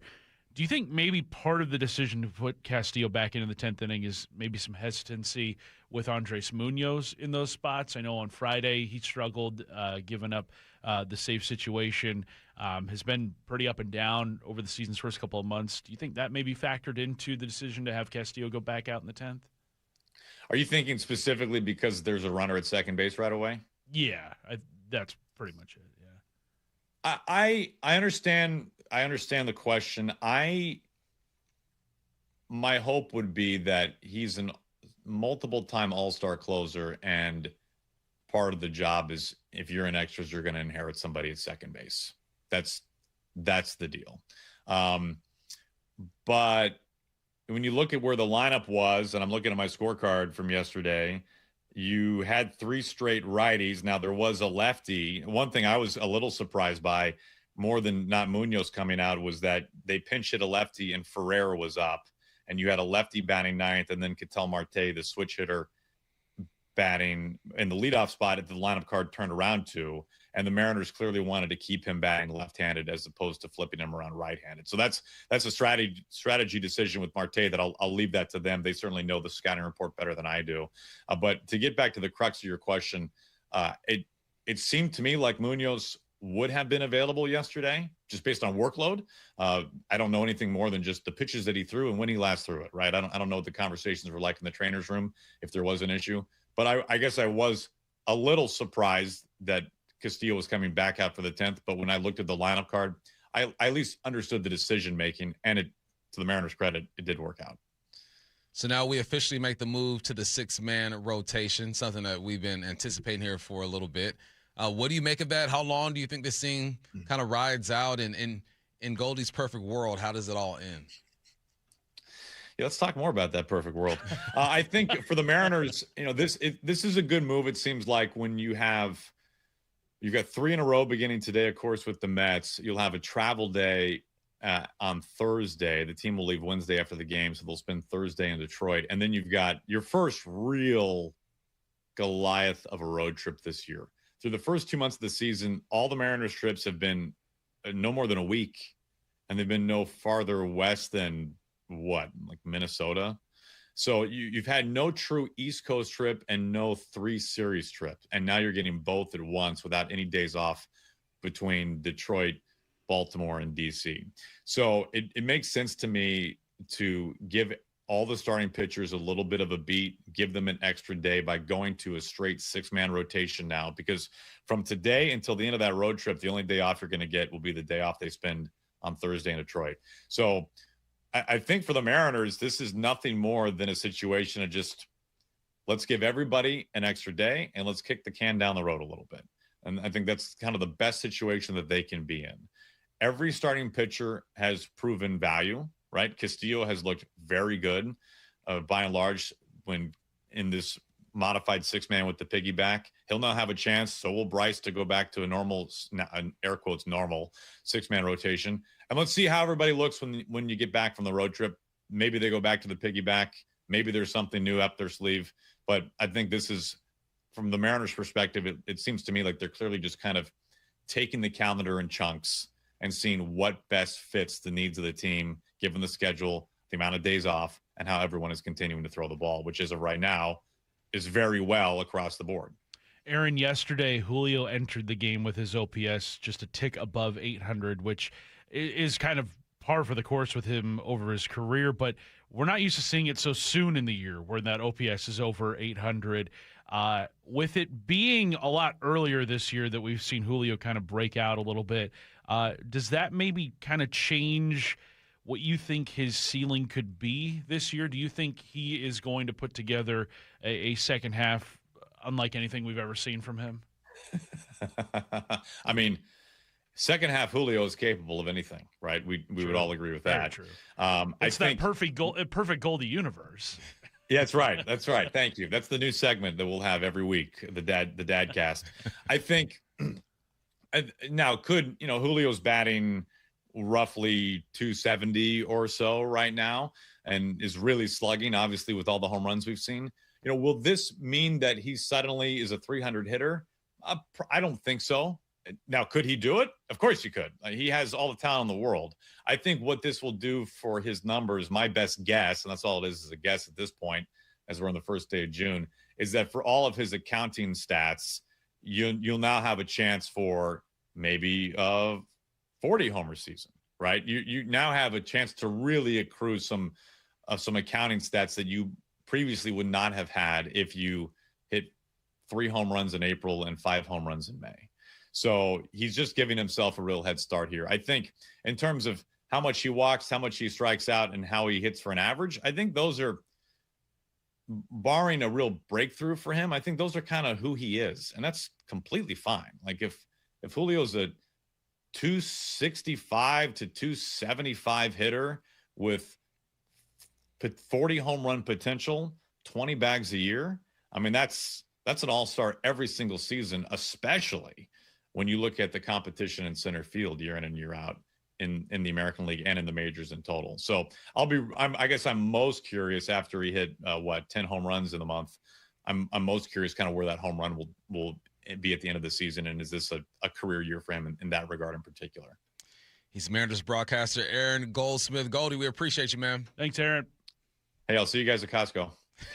Absolutely. Get some Kirkland executive signature member shirts. Yeah. We should try to get a sponsor from Costco for the Dad Podcast. I mean, it's only right. They've got a lot of money. They fork it over, right? we're always yeah. As much money as we put in there, yeah, they got to hook us up. All right, let's get to 4 Down territory. This is 4 Down territory, going inside the game with former Seahawks and Coug wide receiver Michael Bumpus. All right, Bump, other than A.J. Brown, which is been whispered about for months, what is a June 1st move that has your attention? Well, I like some receivers. I like those receivers. So yeah. I'm looking at Brandon Ayuk. His contract was untradeable. It was too much. People were not going to try to work that thing out. So we assume the Niners are going to cut them. And, I wrote this question at like 9:30 today before the New York Football Giants signed Odell Beckham and Juju Smith-Schuster. So I was thinking maybe the Giants maybe take a look at him. But he's interesting to me because clearly something ain't right. He wasn't happy with the Niners, and we know how us receivers get sometimes. We become divas. That's exactly what happened to him. Who's going to want to take a chance on a guy who will clearly abandon ship when things aren't going his way? I think he handled this whole situation poorly, but I think that there's enough talent in that body to where someone's going to want to take a chance on Brandon Ayuk. So I want to see where that guy lands. I expect he's going to get cut. He's got to work out a new deal. So let's see where Brandon Ayuk ends up. Second down. All right, Bump, big move that has impacted the Seahawks is Nolan Teasley, former assistant GM here, is now taking the GM job in Minnesota. Why aren't you worried about Teasley leaving Seattle for the Vikings? This is what John Schneider does, right? If there's a coach right now, a young coach in this league who has the most influence in the league as far as his coaching tree, it's Sean McVay, right? We got guys everywhere, all across this league, getting OC jobs, head coaching jobs. That is who John Schneider is when it comes to executives. Over the years, there have been so many people who worked under him leave and do their thing. You have Scott Federer, who went to the Carolina Panthers. You have Dan Morgan, who went to the Panthers. You have Wolf, who went to New England Patriots. You have Teasy now with the Vikings. You have Dodds, who went to the Colts and some other places. You got Dorsey, who went to the Kansas City Chiefs and the Cleveland Browns. There's about a few more names on there of guys who have left and done their thing at the executive level, yet the Hawks have still been able to be competitive for the last decade or so. So, yes, I think it does change the way things are working up there. But for the most part, as long as you have Mike McDonald and you have John Schneider, I think they're going to be fine. And I think John has been preparing for this and is probably going to elevate someone from within, already has one in mind that he wants to bring in. He does this, and I think that he's happy to see guys leave his program, his organization, and go off and do bigger and better things with a more influential role. So, yeah, it's something to talk about, but I think the Hawks are going to be just fine. Third down. Bump, what team is reaching at the wideout spot, but for a very good reason? I just said it. The New York Football Giants are reaching, boy. Woo! Odell Beckham's over there. I'm sure he still got hands, but are the routes and the speed the same? Juju Smith-Schuster had an okay year or two with the Chiefs, and that's because of Neighbors. I don't know if you guys saw it. Scatterboo and Neighbors were at a softball game. Scatterbull hits a home run. Before he touches home plate, does a backflip. Silly. What are you doing, Scatterbull? Yeah. And then Malik Neighbors hits the ball, jogs to first base, and it does not look healthy. It does not look good. One, they shouldn't be out there. Two, I think this is something that these guys are forced to do. You go get two veterans that you feel like are going to step right in and be able to pick up the playbook and at least be in the right spots and help their young quarterback out in Jackson Dart. So, yeah, they're reaching a bit. It's not a horrible reach, but obviously the better years of Odell Beckham and Juju Smith-Schuster are behind them. Let's see how this thing works out. You just need some guys that can instill some confidence in your young quarterback in Jackson Dart. Hopefully these guys can do that, hold it down until Neighbors gets healthy, and then he joins the squad and get them to 10 wins like me and Cash are hoping for. 4th down. All right, Bump, how does the Myles Garrett trade impact the Seahawks? It makes me feel like something needs to be done on their end, or they want something to be done on their end. There's still some names out there. We talked about Bosa. We talked about Crosby. There's a couple other names out there. I think that Mike McDonald isn't looking at this trade and saying, oh, my God, what are we going to do? I think Mike McDonald believes in his system, his program, his coaches, his players, and if nothing happens, they're going to put them in position to win ball games. You still got to go out there and execute. The good thing about this is that Verse is gone. If they still had Verse, and they had Garrett, and they had Kobe Turner, and still had Fisk, then it'd be a bit different. Did the Rams get better? Yes, they did. But I think that it continues to build the chip on the shoulder of the Seahawks as well. Because with this move right here, all across the country, people are going to be talking about how the Rams got that much better, and they are clearly Super Bowl favorites. I would love to see how the numbers jumped in Vegas when it comes to the odds of the Rams winning the Super Bowl. So what does it do to the Seahawks? They're paying attention. They're looking across the street and seeing what's going on. But I don't think there's any panic over there. I don't think there's any hesitation in what they're doing. They got to run it forward. Like we learned last week from Mike McDonald, they're going to run that thing forward. So it's a good move by the Rams, man. They picked up Garrett, Duffy, Watson. They're doing what they need to do for their football team. If I'm the Seahawks, I'm looking at them. I ain't flinching. I ain't scared because I believe in what Mike McDonald is doing over here. Yeah, it's still shocking about an hour later after getting this news that Myles Garrett's on his way to the Rams. But, yeah, I mean, I think this is going to come down to kind of like talent versus scheme in a way, where, like, Mike McDonald proved in 2025 that his scheme can beat anybody. But you look at what the Rams have on that defensive side of the ball. Now, I would have been a little more worried had they been able to keep Jared Verse in this trade, pair Garrett with Verse, but Verse is on his way to Cleveland. So you're making an upgrade, but, I mean, the upgrade over Jared Verse is not – I mean, Verse is a really talented player and will probably be an all-pro guy at some point. But how much of an upgrade is Garrett over Verse? Time will tell, but I do think the Seahawks are still very much a viable contender in the NFC. I think they're very much a viable contender in the NFC West. And, I mean, ultimately, I think it's going to come down to, with the Rams, can Matthew Stafford stay healthy throughout the course of the season? Because if he does get banged up, which last year, entering the season, we didn't know if he was going to be on the PUP list or not. He did play the full season, won the MVP, but if he's not healthy for a portion of this schedule, I don't think the Rams are as good as I think a lot of people are making them out to be after this one. Oh, no, you lose your quarterback, it's a different game. Right. You got to look at Ty Simpson. We'll see what happens there. All righty. When we come back, man, we're going to hit up the timeline. We got some intriguing sports ownership news in Seattle. We got some soccer hate to the fullest over there. And then Tom Brady says something about some practice squad guys that don't sit well with me. That's coming up next here on the Bump Stacy Show. Party time at T-Mobile Park in the sunshine. The M's are on a roll. On fire. They've won 6 in a row.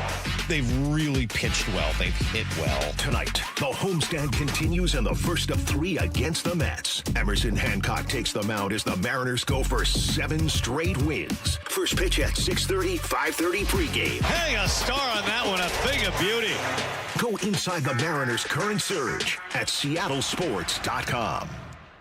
Jake was suffering from osteoarthritis when his doctors asked him to consider surgery. However, there's a 9-month recovery period where essentially you're not walking and you're not putting much in the way of weight on. That wasn't going to work for him, so he decided to see Dr. Mark Wagner, MD, at Seattle Sports and Regenerative Medicine for stem cell therapy. I heard the ads, and that caused me to do due diligence. And how are you doing now? There's not really any pain now at all. I have no limitations in what I want to do. Wow, so you're able to do anything you want to do? I recently played golf at Cycle House down in Pebble Beach, walked 18 holes, which I hadn't been able to do for a number of years, and then went for about a 2-mile walk with my friend. I take it you'd recommend stem cell therapy to others then? Absolutely. Had I known then what I know now, I would have done this several years ago and saved myself a lot of pain and suffering and agony and limitation to activity. Before you choose surgery, consider stem cell therapy with Dr. Mark Wagner, MD, at Seattle Sports and Regenerative Medicine. Schedule your consultation at drmarkwagnermd.com. You're losing your hair and you simply need a solution that works. You want the best. Modern technology, top-rated physicians, something that's guaranteed to work. Guys, you need world-class Dr. Perungo and his team at Advanced Hair. Advanced Hair has completely redefined hair restoration. From the experience itself to their unmatched results. Receding hairline, bald spot, thinning hair, maybe all three like I had. Get your hair back with Advanced Hair's simple one-day treatment that begins to regrow your own natural hair the very next day. Advanced Hair has changed tens of thousands of lives, including mine. And get this, Advanced Hair is once again the winner of the 425 Business of the Year. For your free consultation, call 425-449-8185. Right now, you'll get $250 off and 250 free hair grafts. Refine your hairline with the team that redefined hair restoration. That's 425-449-8185. Or for the before and afters, visit advancedhair.com. For 24 years, Sea Star Restaurant in Ron Bar has been Bellevue's and my go-to for fresh seasonal seafood. And my good friend, Chef John Howie, is behind every plate. Hey, thanks, Brock.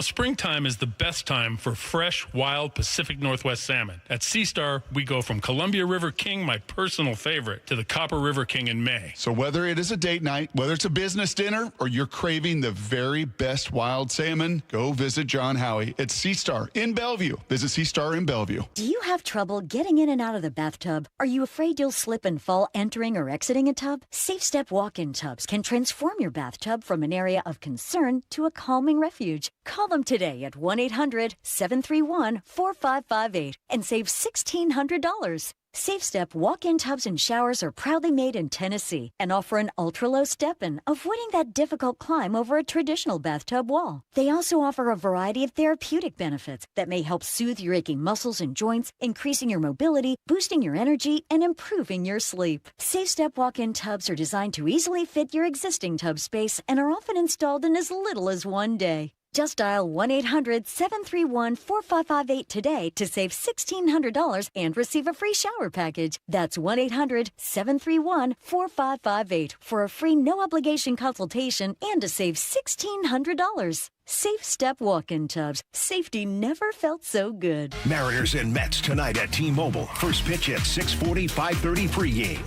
Every pitch, every game, one app for free. The Seattle Sports app. Are you an adult with uncontrolled moderate to severe Crohn's disease symptoms and still packing a backup bag of clothes? Just in case? Skyrizi Risankizumab Risa can help you take control of your Crohn's. Feel significant symptom relief, including less abdominal pain and fewer bowel movements at 4 weeks. Plus, Skyrizi is proven to help people achieve remission and visibly improve damage of the intestinal lining. Individual results may vary. Skyrizi is a prescription injection medicine. Don't use if allergic to Skyrizi. Serious allergic reactions, increased infections, or lower ability to fight them may occur. Before treatment, get checked for infections and tuberculosis. Tell your doctor about any flu-like symptoms or vaccines. Liver problems leading to hospitalization may occur when treated for Crohn's. Ready to take control of your Crohn's? Ask your doctor about Skyrizi, the #1 prescribed biologic in Crohn's disease. Control is everything to me. Learn more at skyrizi.com or call 1-866-SKYRIZI. June is Men's Health Month. Swedish Cyberknife is encouraging men to break the stigma and talk about their own health with family members and medical professionals. Find out about your family medical history, as conditions like prostate cancer can be hereditary. When detected early, prostate cancer has several viable treatment options. One of the most effective treatment methods for prostate cancer is with Swedish CyberKnife, and it's right here in Seattle. Swedish CyberKnife requires only 5 short treatment sessions, each lasting less than an hour. It's non-surgical and non-invasive, and patients can maintain their usual day-to-day lives. This June, during Men's Health Month, make it a priority to discuss your health with family and medical professionals and ask about your family's medical history. To learn more about CyberKnife for prostate cancer treatment, go to swedish.org/cyberknifeprostate or call 206-320-7187. Treat prostate cancer with Swedish CyberKnife. This is The Timeline with Bump and Stacy. Brought to you by 1-800-DUI-AWAY. This is a timeline on the Bump and Stacy Show. We got Curtis Rogers filling in, and yes, we know about Myles Garrett. Stop texting us. We talked about it for a while. We'll get back to it. I promise. That news just slipped through the cracks. I don't know how we missed it, Curtis. Oh, weird. Stop texting us. Yeah, We that got was you. kind of our entire first hour of the show. We'll get back to you. Don't worry about it. Okay, first up, though.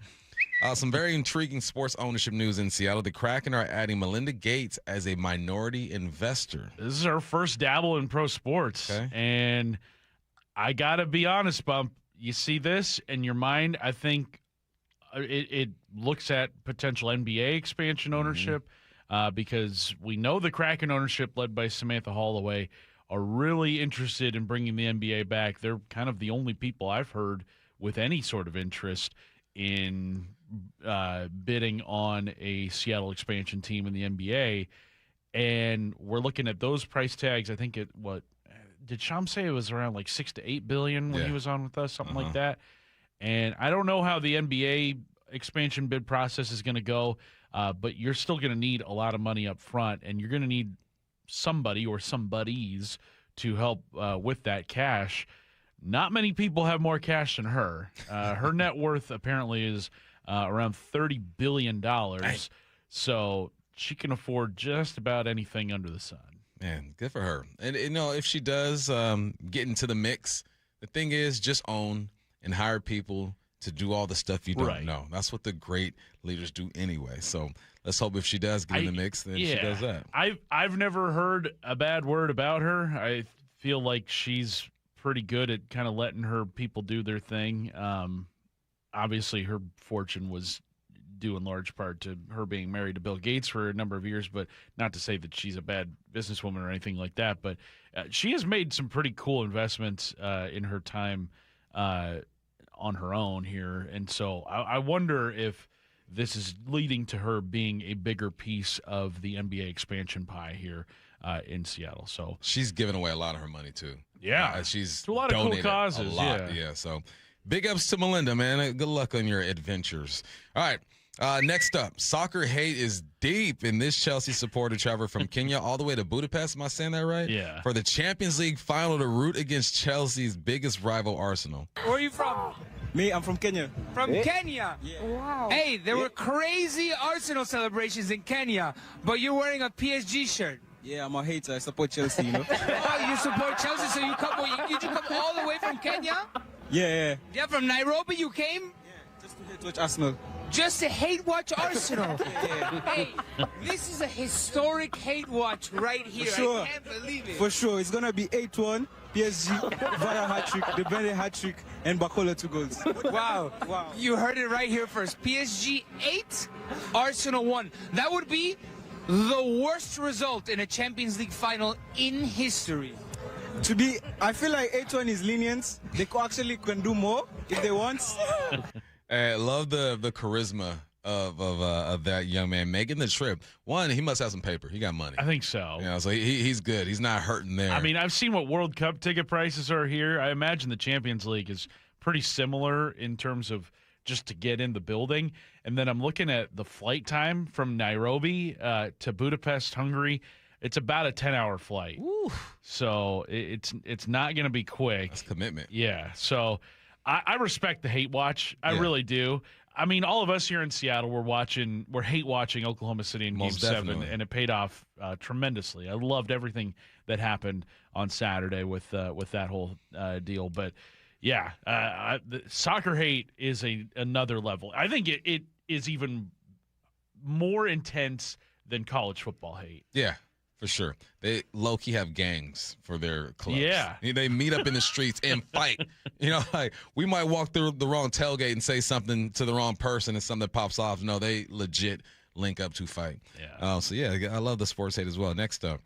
Philly star Bryce Harper spoke with ESPN's Alden Gonzalez on Sunday, and he had some interesting quotes about baseball CBA negotiations that will come to head in December, is what we said. He said, we're coming from two different areas, but we both have to understand our game is in a great position right now to succeed, and we can't lose that momentum. We can't lose that momentum as players. We can't lose that momentum as owners. So wherever we're at, whatever they're coming with, whatever we're coming with, you have to come to an agreement before any of that happens because there's other things to do. It's not like 94 where there is nothing else to do. It's not just, baseball's here. No, there's a lot of other things to do than just watch baseball. I think that's very aware of him. I think so, too. I think it's a telling – well, I don't know if it's all totally telling of what the players want to get out of these negotiations, but I think that is a headspace that both the players and owners need to approach these negotiations with because TV numbers are up, attendance figures have been up, revenue is up. There is a lot of forward momentum right now with the game of baseball that they really need to capitalize on because for years and years and years, it felt like baseball was losing its foothold in the American, sports landscape. And now I think it's stronger than it's been in a long time. So you've got to really, really make sure that is something that sticks around post, CBA negotiations. I kind of wonder, Bump, when you hear Bryce Harper talk like that, I don't want to say that the players might concede on the salary cap, but it makes it seem like they want to put not losing games at the forefront of these negotiations. It feels like there's a sense of urgency. And when there's urgency from both sides, they're more likely to get something done. Yeah, so we'll see. Next up. Tom Brady was a guest on Daniel Cormier. The UFC guy. Oh, Cormier. Yeah, I know that guy. Champions Mindset podcast and got a lot of current and former pro football players talking about his comments on practice squad guys. I know I'm not going to like this. There's 53 guys on the active roster, and there's now 15 guys on the practice squad. So there's 68 players. But those practice squad players are important because if anybody on the active roster gets hurt, they can get elevated to the squad. Well, there was times where these 15 guys would do really well in practice. And they'd be practicing, and you'd be like a scout team receiver. And I saw this happen a lot. These scout team receivers would come in and practice with the scout team. And they do really well. And I'd be watching. I'm like, man, we got to get that guy. Let's get him up on offense. He's making a lot of plays. That's Darrelle Revis he's getting open on. Like, we got to do something. Then all of a sudden, we're like, hey, man, you're doing really well. You got to come over here and deal with the pressure of succeeding now that you have expectation. And these guys are like, they weren't prepared for it. So whatever we saw in practice against where there was not a lot of pressure, now when they're put in a situation where there's an expectation for performance, they've never had to personally deal with that. And then they fail. And then what I realized was a lot of guys in those practice squads, they don't want to be elevated to the roster. They're very happy living this life where they could tell their family and friends, which I have no problem with that. Like, there's no problem. Like, you would just assume, though, that if you're on the practice squad, you'd want to be at the top. But the reality is a lot of guys don't want the pressure of dealing with top. That's crazy. Yeah. Give me all the smoke. But a big part of your NFL story is the time you spent on the practice squad. Yeah. So what do you have to say about Tom Brady saying that he saw a lot of guys just be okay with being on the practice squad? We had maybe 12 guys on the practice squad. Mm-hmm. When I was with the Hawks, we all wanted to smoke. All wanted to smoke. And, they're getting paid more now, too, and the CBA is different. Practice isn't as hard as it used to be. But if you don't ever want to take a snap in the NFL, you shouldn't even be on the practice squad. Yeah. Go ahead and give that to somebody else who wants to grind. I don't think he's wrong. I'm sure he's met some guys like that. But I couldn't fathom just practicing and not wanting to play in a real game. That is wild. I found those comments to be it just kind of feels like there's a disconnect between Tom Brady because he spent so much time at the very, very top of the NFL, being the face of the league for as long as he was, where I think maybe he kind of forgot what it's like to be the guy at the very bottom. Yeah. I think he was a practice squad guy his rookie year. I think so. But to speak for all practice squad guys in that sentence. Now, who's to say that there weren't some guys that did have that mindset with the Patriots, maybe one or two here or there, but to generalize all practice squad guys kind of in that same breath, that was kind of out of pocket. That's wild. All right, real quick before we get out of here, man, we know what led to Brandon Roy's surprise firing at Garfield High School head coach as the head coach basketball head coach. Get it together, Bump. According to records obtained by Meyer Northwest, a student at Auburn Mountain View High School was allegedly offered an apartment, a car, $2,000, and full paid driver's ed if he transferred to Garfield. Yeah, that'll get you. That'll get you a pink slip. That'll get you out of your job. Oh man, but this happens all across Washington. Yeah, it ain't just there. This is not an isolated incident. I'll tell you that. I've seen it myself. All right. Hey, let's go around the diamond. The Mariners go for their 7th win in a row tonight in their series opener against the New York Mets. Pre-game's at 5:30. First pitch is at 6:40 on Seattle Sports. That's Around the Diamond, brought to you by Klein Jewelers Evans. All right. When we come back, call us haters all you want to. Okay. Sometimes you got to get the hate out of you. What are we hating on? Come back and find out. That's next on the Bump Stacy Show. Party time at T-Mobile Park in the sunshine. The M's are on a roll. On fire. They've won 6 in a row. They've really pitched well. They've hit well. Tonight, the homestand continues in the first of 3 against the Mets. Emerson Hancock takes the mound as the Mariners go for 7 straight wins. First pitch at 6:30, 5:30 pregame. Hang a star on that one, a thing of beauty. Go inside the Mariners' current surge at seattlesports.com. Hey, Brock Hewitt here for my friends at People Come First, or PCF Construction Group. And if you've been dreaming of that new deck, you got to get a hold of PCF. Call them before the great weather arrives and their schedule gets totally filled up. With a new deck, patio cover, heater, and fireplace from PCF, you can enjoy the outdoors year-round no matter what the weather brings. And for a limited time, how about this? Get 50% off demolition costs up to $5,000 when you book your project with PCF. Contact People Come First Construction Group for all the details. They designed and built our outdoor living space, and we love it. Start planning and designing your dream deck now so you're ready to build this summer. Planning, permitting, and construction can take a little time, so get started today. Get project ideas, browse their amazing photos, and look at all the offer details at pcfgroup.com.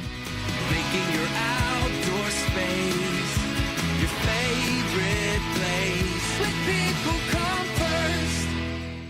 Hey, when was the last time you inspected your crawl space or your attic? What's the last time you went in there just to see what kind of shape they're in? Oh, never? Yeah, same. I don't want to go in there. Most homeowners completely avoid those areas, but it is important to check on them regularly. It's why you call Crawl Pros. They'll come out and go where you don't want to. Hey, it's Mike Salk here. And yes, when Crawl Pros came out to my place, they realized we had a little problem with our insulation. So they've set about fixing it, and they did a great job. But if you've got the same problem, they'll also look to see what kind of energy rebates are available. Right now, local utility companies are incentivizing homeowners to make their home more energy efficient with proper insulation. And some homes qualify for several $1,000s in savings with these utility rebate programs. So don't just assume your crawl space and attic are in great condition. Do what I did.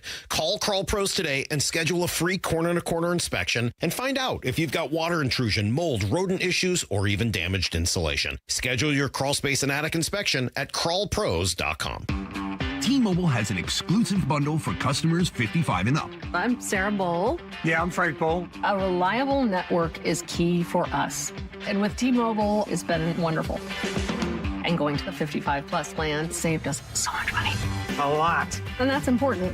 Trying to keep costs down. The home internet's been perfect. It's fast, it's quick. The setup was so easy, it took less than 15 minutes. It was like, ta-da! If you want simplicity, coverage, reliability, you want the whole package, T-Mobile has it. Right now, T-Mobile customers 55 and up can get 2 phone lines on America's best network, plus America's fastest 5G home internet for just $30 each. $30 per month each line with autopay plus taxes and fees. Minimum age 55. Pricing for home internet rely on 2 lines of essentials. Choice 55. $35 connection charge per line required. Best mobile network and fastest 5G home internet based on analysis by Ookla of Speed Test Intelligence data 2H 2025. All rights reserved. Step inside and let the excitement take you places.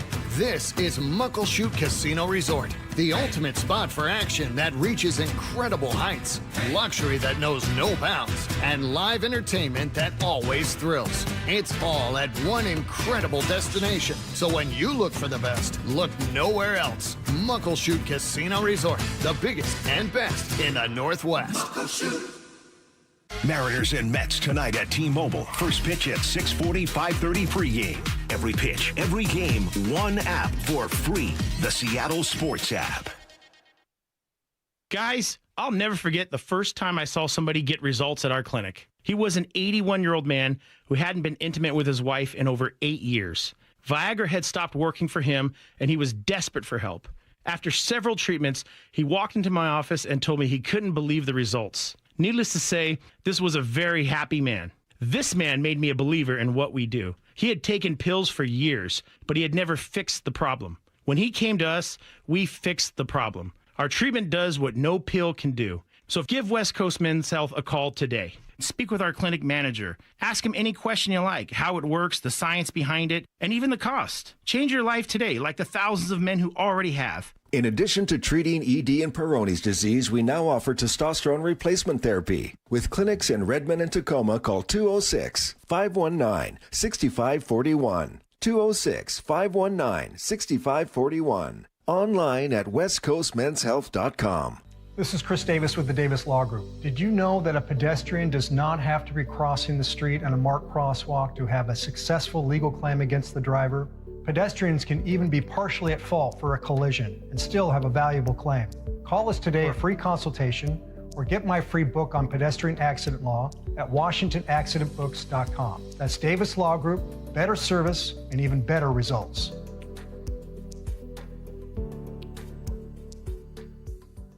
Spring is here, Seattle, and now is the smartest time to replace your roof. Trust your neighbors at 3 Tree Roofing, a local, family-owned company that knows how to roof in Washington weather year-round.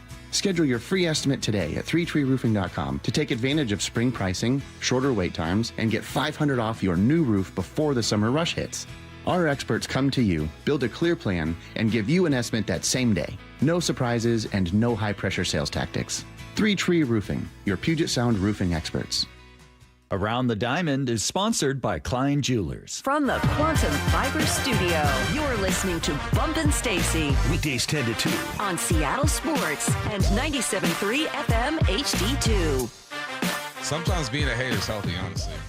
You gotta get it out your system, and it purifies you a little bit. And I think that we all got purified on Saturday. We all got to see the Spurs take it to OKC in their house. I will give OKC fans this. They did not leave early. They stayed until there were zeros on the clock. Even with 20 seconds left, you knew it was over, they stayed there. But we put together a list, okay, ranking our favorite Oklahoma City Thunder losses. Oh, I love this. Losses. I gotta give a shout out to Cameron Van Til, who writes for SeattleSports.com, and him and I, we were gloating about San Antonio's victory over Oklahoma City in Game 7, and we just were kind of like going through our favorite losses that Oklahoma City's had. And I was like, you know what? Why am I wasting my breath here in the sports pit when we could just take this to the air? Take it to the streets. Exactly. And so what I did this morning is I rolled in a few of my favorite losses that Oklahoma City's ever had. So I'm sure they're yours too. Yeah. So we'll run through a few of them here. Sticking with the just what we saw in the Western Conference Finals, not even in Game 7, but how about Game 1? Wembanyama hitting that deep three to tie the game to send it to double overtime. Spurs got numbers hungry now behind the plate. 5 on 4. Wemby's going to pull a deep three. Oh my goodness. A logo shot. 28-footer, ties it at 108. And then, obviously, they don't win the series without that huge Game 1 victory. And winning the series last night sounded like this. Jalen Williams got to jack one up. Got to be somebody. It's Wallace again. Off on the three. Shaq Penny the rebound. 8 seconds left. Fox has it. Ahead to Vassell, who goes in for the dunk. And the San Antonio Spurs have done it. There will be a new champion in the NBA. A new era has dawned It's Wendy's West. The Spurs are going to the NBA Final. Oh, it was so good. Is there a team, Bump, that when they lose, you feel as good as you do more than Oklahoma City? Of course. Is it the Boston Celtics? Boston Celtics. All day, every day. And I can respect them. Yeah. The reason why it's different with OKC, I guess I respect them too. I just shake my head a lot of how they play. Disrespect them. It's I respect the players. Like the organization's something different, right? The organization got snatched from Seattle. I don't look at SGA and say, "Oh, I hate you. You're a bad guy." I don't like the way you play, but I know that you're nice. So yeah, it's the Boston Celtics for me all day. For me, in the NBA, it's Oklahoma City way above everybody else. In the NFL, it's maybe like the 49ers. I think that's a team that I enjoy watching them lose a lot. Cowboys for me. Yeah, baseball, maybe like the Yankees. The Astros recently, but I would say over the course of my baseball fandom, very much the Yankees. Oh, yeah, Yankees for sure. Some other great Oklahoma City losses over the years. Last year, Game 1 of the NBA Finals. This one, I think a lot of people have forgotten about, but Tyrese Halliburton with a game winner at the buzzer. Gilgeous-Alexander spins, pulls up, jumper. Off the mark, won't go. Rebound, Neesmith. Pacers with a chance to win it. Final seconds, no fouls to give. Halliburton looking. Halliburton driving, pulls up, jump shot. It's good! It's good! With 0.3 of a second remaining. Timeout, OKC. Tyrese Halliburton does it again. Their first lead of the game. I wish Indiana had pulled off that series. I was rooting for him. Tough. Man, Halliburton, he didn't play at all this year, did he? No, he was out all year long with the torn Achilles. That's tough. Halliburton got on my radar last year with that one. I remember watching the finals. I was at a Seahawks event, and there's about 50 football players huddled around this one TV in the lobby watching the finals last year, and we were all not very happy. Yeah, there were some other, I wouldn't say specific moments, but like performances against Oklahoma City that were amazing. 2016, they lose the Western Conference Finals after being up 3-1 on Golden State, and then they lose Kevin Durant right after that to Golden State. You had Klay Thompson's huge performance in Game 6 of that series, where he, at the time, tied the NBA record for most three-pointers made in a game. But we're saving the final two for the last year because they were both huge shots to beat Oklahoma City. Now, this one actually came in a regular season game. I think people kind of lose sight of when this moment actually happened, but it has become one of the most iconic moments of this player's career. Steph Curry, the double bang, beating Oklahoma City. Westbrook on the drive, falling away. Won't go. Rebound taken by Iguodala. They do have a timeout. Decide not to use it. Curry, way downtown. Bang! Bang! Oh, what a shot from Curry! With 0.6 of a second remaining. The brilliant shooting of Stephen Curry continues. And he ties the NBA record with his 12th three-pointer of the game. I remember, like, where I was when that shot went in. I was at my parents' house in their basement watching it. Like, it was a regular season game, and it was an important game for Golden State to get to their 73 win total that year, but, like, just the way that shot sucked the life out of the building in Oklahoma City was just unbelievable. Nothing like a bang. Bang! And that was, I think, Mike Breen's first double bang, which he bang, bang. But, I mean, it doesn't get much better than what I think is the quintessential Oklahoma City loss. And that'd be one, Damian Lillard. And by the way, found the Portland Trailblazers TV call. It's the voice of the Supersonics, Kevin Calabro, calling it. This is one of my favorite plays in all of my sports fandom. Tied at 115. Crowd rising to the feet. George will defend Lillard. Spread floor. Lillard with 47 tonight. Working it down to 2-1. A deep three. Oh! What? Blazers win the series. A walk-off three from Lillard. Damian Lillard from way downtown. Fly away. The Blazers win. 118-104. Improbable! Impossible three! Just thought I'd put everybody in a good mood here on this Monday. Feel better now? I feel great. I feel incredible. I feel the best I've felt in a long time after that. Got the hate out our blood. I love it. All right. Oh, man, that was a good little series put together by your one and only Curtis Rogers. All right. More to do when we get back, man. We'll talk to FTN Fantasies. Aaron Schatz live here on the Bump Stacy Show. We got Curtis Rogers filling in for Stacy. Party time at T-Mobile Park in the sunshine. The M's are on a roll. On fire. They've won 6 in a row. They've really pitched well. They've hit well. Tonight, the homestand continues in the first of 3 against the Mets. Emerson Hancock takes the mound as the Mariners go for 7 straight wins. First pitch at 6:30, 5:30 pregame. Hang a star on that one, a thing of beauty.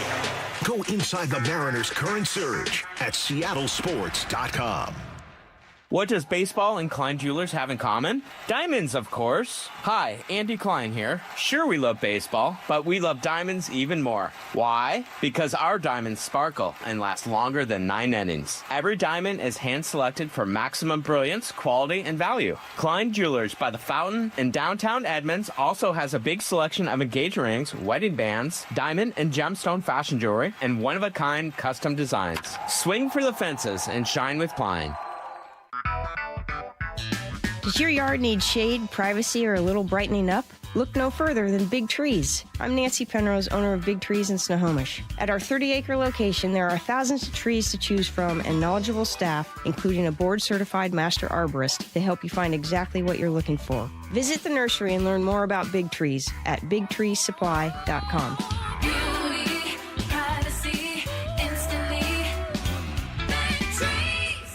How would you like to invest in the Seattle real estate market, one of the hottest and most stable regions in the country, and achieve a great rate of return on your investment without the effort of sourcing a deal, the expense and time of building permits, or all the hassles that come with being a landlord?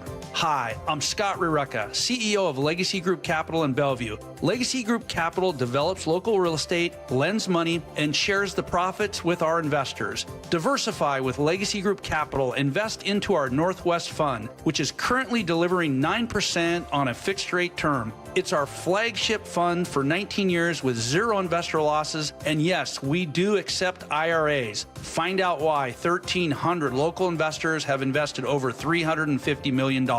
Invest in the stability and ease of Legacy Group Capital's Northwest Fund. Legacy Group Capital at legacyg.com. This is not investment advice. Investments available to accredited investors only. Details at legacyg.com. Dave Wyman here, and you've heard me talk about a local company for over a year now I really love working with. Harley Exteriors. You can expect a no-pressure consultation. They're great people to work with, and their windows are beautiful. I recently met with them, and I was excited to hear about the many Seattle sports listeners they've worked with. And now, Harley Exteriors has stepped up with a can't-miss offer. Right now, get $450 off each new window, $1,000 off each patio or entry door, 12-month or 18-month, no interest, no payment options, plus $200 off your final project total. If that isn't enough to get you started on a new project, I don't know what is. Schedule a consultation just like I did. Give them a call at 833-HARLEY, that's HARLEY, or go to harleyexteriors.com. Minimum purchase of 4 windows required for window discount. Qualifying windows must be 36 by 36 or larger. No size minimum on patio or entry doors. Financing subject to credit approval. Cannot be combined with other offers outside this promotion. Offer valid through May 31st. Oh, those spring showers after a wet winter, they can cause real trouble for groundwater, right? When the soil around your home finally becomes saturated this time of year, water can start making its way into your crawl space, and you don't even know it. It's Mike Salkir, and groundwater in crawl spaces is even more common than you think. It needs to be addressed before it causes structural damage, or even worse, toxic mold in your home. If you're worried that groundwater is making its way into your crawl space, you know what to do. Call Crawl Pros and get that free corner-to-corner inspection, just like they did at my house. They'll come in, they'll climb into that crawl space, because Crawl Pros goes where you don't want to. And if they do find water, they'll install a groundwater drainage system and a sump pump. They'll reroute all that water outside outside of your home's footprint where it belongs. So don't take the risk. Do what I did. Call Crawl Pros. Have them come out for a free corner-to-corner inspection of your crawl space. They'll even check your attic at the same time. If you're worried anything's going on in your crawl space or attic, critters, damaged insulation, or water intrusion, call Crawl Pros at crawlpros.com. Progressive's Home Quote Explorer helps you easily find and buy the right coverage for you. It's everything you've always wanted. Well, I mean, as far as a website that lets you shop, quote, and buy insurance in one place. But hey, maybe that is everything you've always wanted. Yeah, people have different types of dreams. And if all you've ever been searching for is a website that helps you choose home insurance rates and coverage, boy, do we have great news about Progressive's Home Quote Explorer. Progressive Casualty Insurance Company, affiliates, and third-party insurers. Comparison rates not available in all states or situations. Prices vary based on how you buy. I need a little ranch, step to the ranch.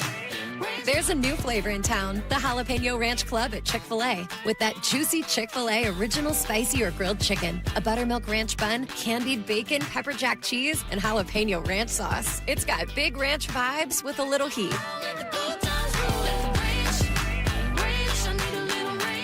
Chick-fil-A's new Jalapeno Ranch Club, available for a limited time only. Order ahead on the Chick-fil-A app. Let's go! This is Seattle Sports. Streaming through the Seattle Sports app. KIRO AM Seattle. KIRO FM HD2 Tacoma. Home of the Seahawks, Mariners, and everything Seattle sports. Seattle Sports Snapshot. The Spurs beat OKC in Game 7 of the Western Conference Finals 111-103. They take on the Knicks this Wednesday. The winner of this matchup will make the 8th straight year the NBA has crowned a different champion. The Mariners complete another series sweep on Sunday, beating the Diamondbacks 3-2 on a Robles walk-off, the first of his career. The Mariners now shift their focus to the Mets. First pitch tonight at 6:40. Hancock is on the mound, and the Rams are working on a deal that will send Myles Garrett to L.A. In return, the Rams get Jared Verse, a 2027 first-round pick, as well as other draft compensation. Snapshot, brought to you by Miller Lite. When it's game time, it's Miller time. From the Quantum Fiber Studio, this is Bump and Stacy on Seattle Sports. Streaming through the Seattle Sports app and at seattlesports.com. Now, here are your hosts, Michael Bumpus and Stacy Ross. Here we go now.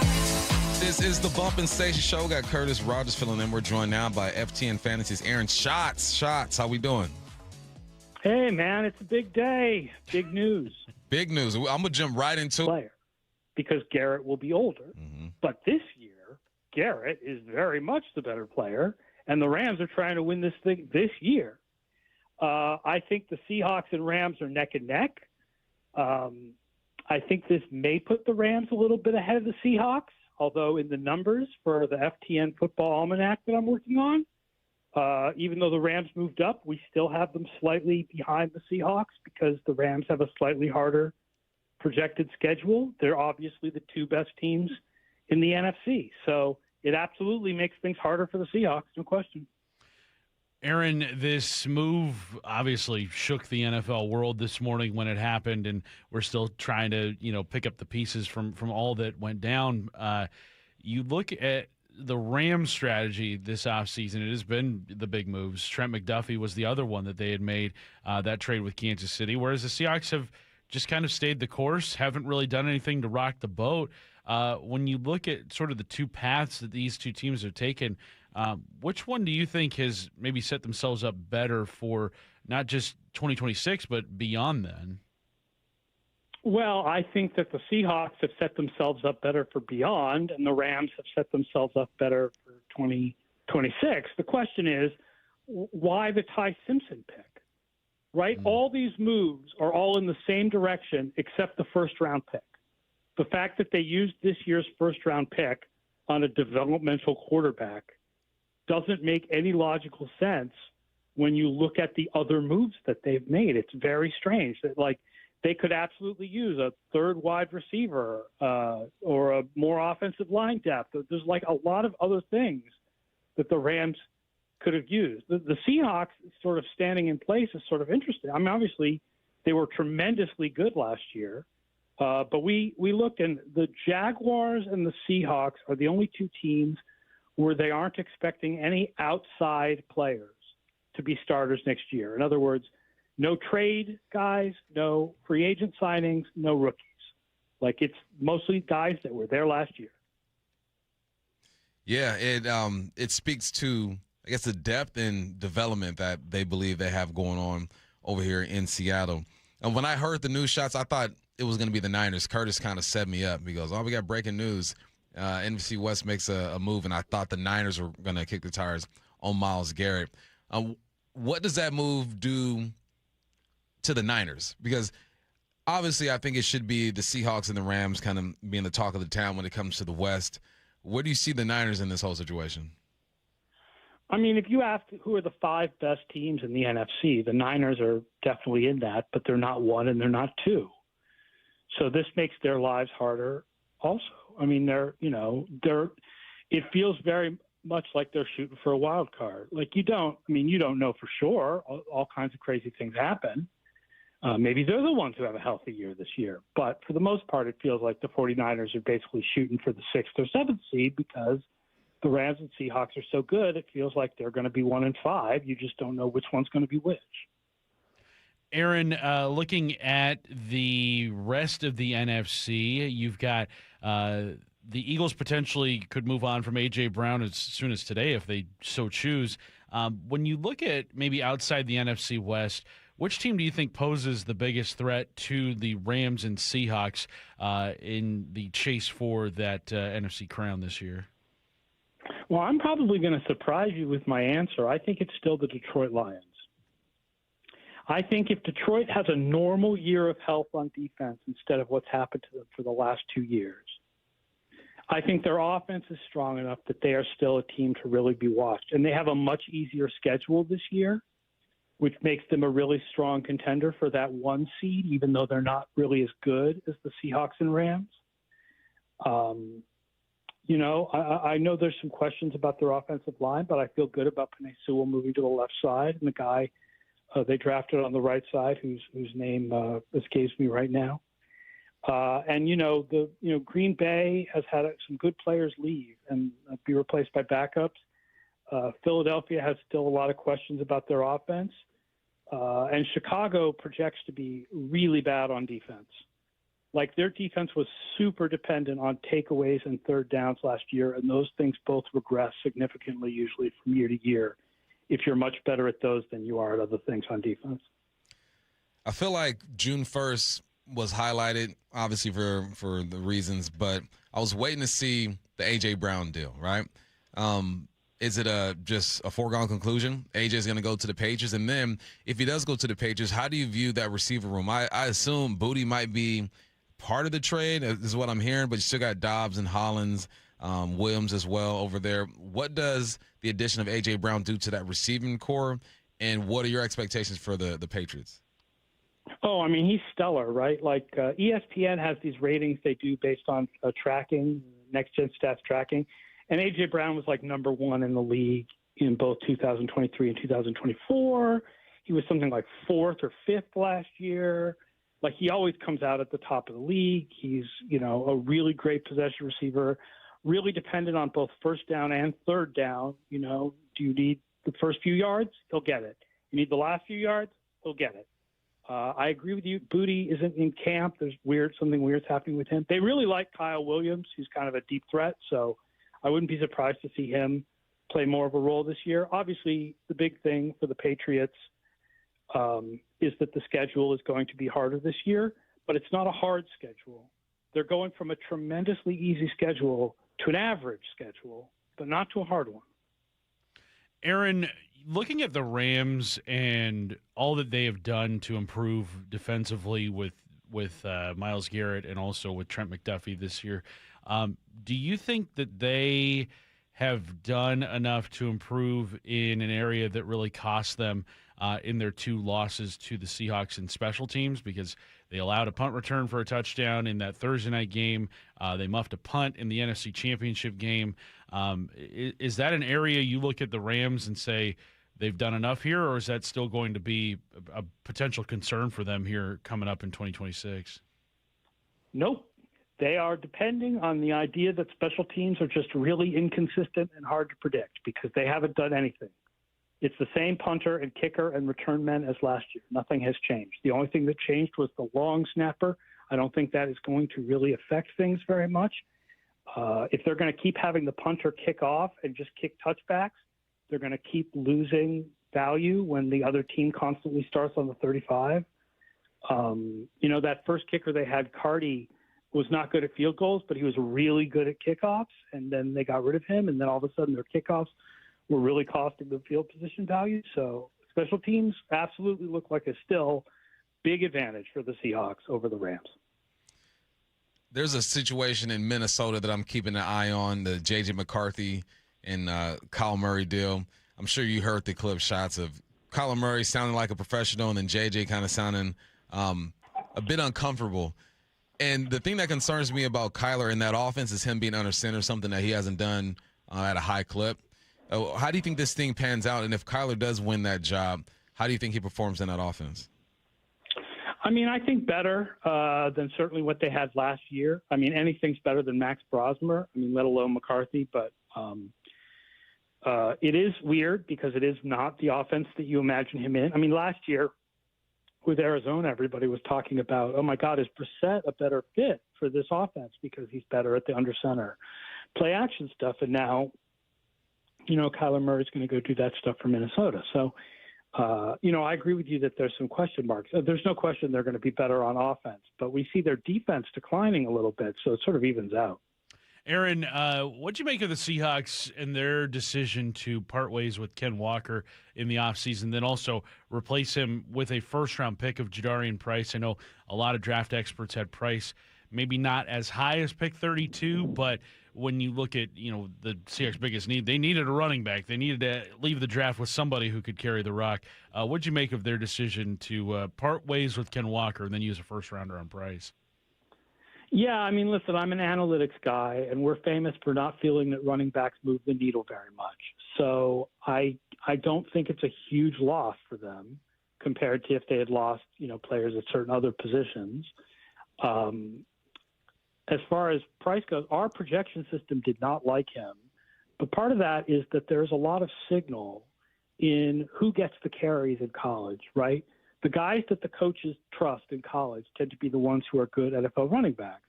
But the reason he didn't get carries was that he was behind Jeremiah Love. So it's like how much importance do you really put in that? So I don't know how good he's really going to be. I will say it's interesting that one of the things people talked about with him as one of the big pluses was his kick return ability, which the Seahawks didn't really need because they already have Rashid Shaheed, and if they want to put a second guy back there, they've got Horton. So I'm assuming that they're going to use Price for that now too, but they didn't quite get all the value out of him that other teams might have gotten because that's not going to do as much for them.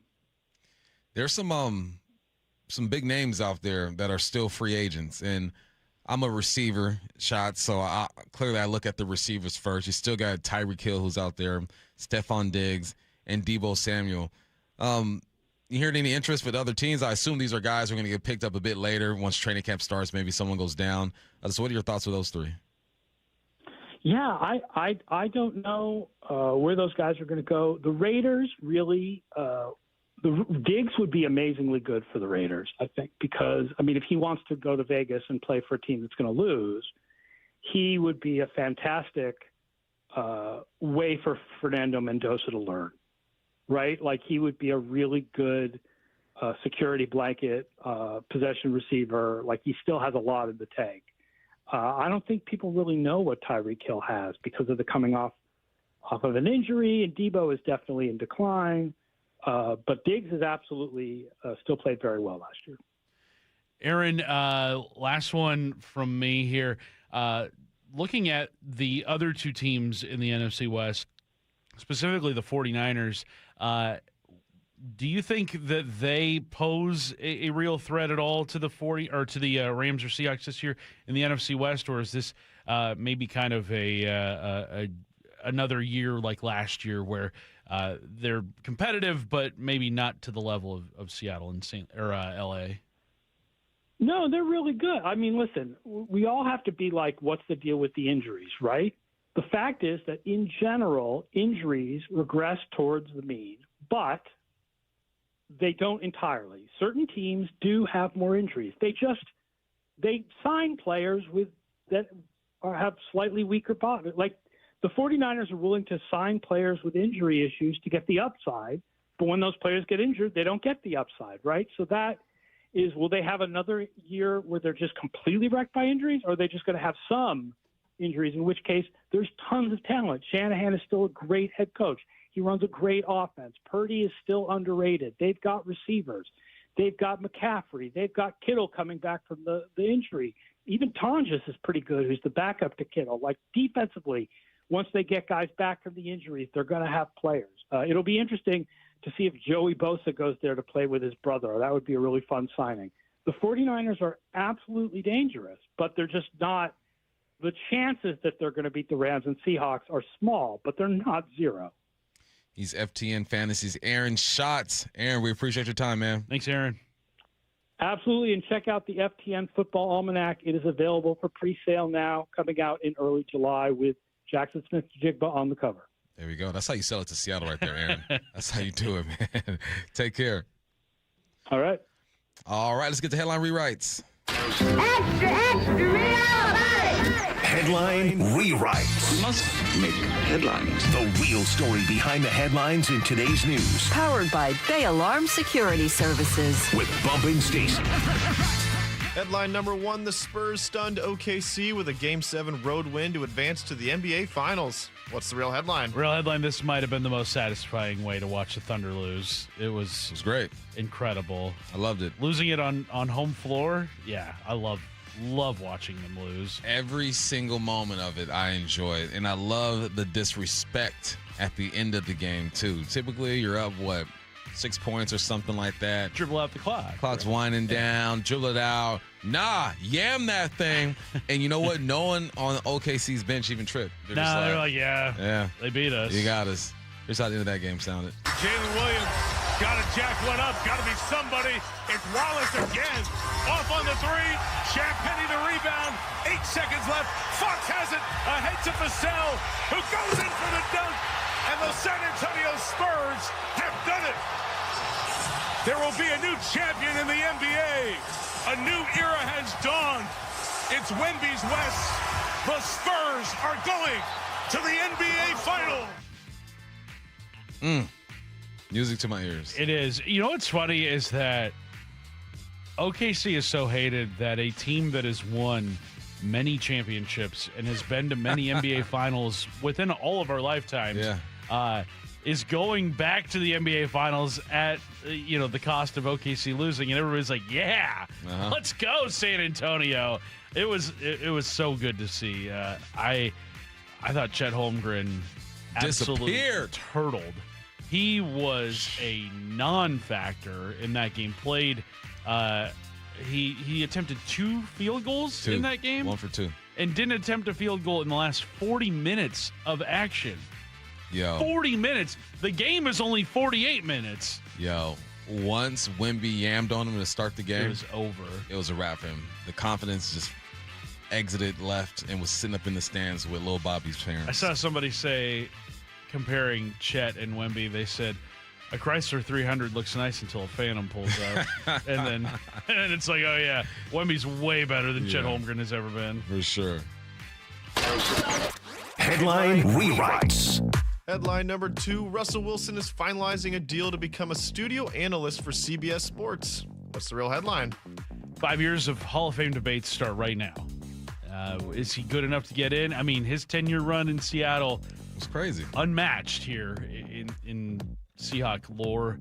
Unmatched really in a lot of places. He was one of the winningest quarterbacks of all time through year number 10. But that final couple chapters in Denver, in Pittsburgh, and in New York, I don't know if that undid his Hall of Fame candidacy, but it certainly didn't help. He's number 16 overall when it comes to passing yards. There are only a couple guys or a few guys in front of him that probably won't get into the Hall of Fame. You got Joe Flacco. Matt Ryan has to get in. His numbers are crazy. He's 9 all time. Ben Roethlisberger, Phillip Rivers, who we assume is going to get in. Matthew Stafford will get in. Aaron Rodgers will get in. So really it's just Matt Ryan and Joe Flacco. I don't think Flacco's not a Hall of Famer. No, Stafford. Flacco just has more yards. Yeah, Stafford has definitely done a great thing for his Hall of Fame candidacy over the last couple of years, picking up a Super Bowl trophy and an MVP. For sure. I think Stafford will probably be a Hall of Famer at some point. I don't know if he's first ballot, but he's definitely getting in for sure. But yeah, Russ, he's got the Super Bowl title, which, yes, was due in large part to the Legion of Boom, but he was fantastic that year. One of the highest rated quarterbacks of all time. He never did get an MVP vote. I think best he ever did was second team All-Pro, if that. But I think at the end of the day, the Hall of Fame exists to tell the story of the NFL. Can you tell the story of the 2010s and early 2020s in the NFL without mentioning Russell Wilson? No, you can't. I don't think you can. No, you got to throw him in there. Yeah. I think he's in. Headline rewrites. Headline number 3, after 1 p.m. Pacific today, in just about 40 minutes, the Eagles can finally trade A.J. Brown to the Patriots. What's the real headline? Real headline, Diana Rossini has a chance to do the funniest thing possible.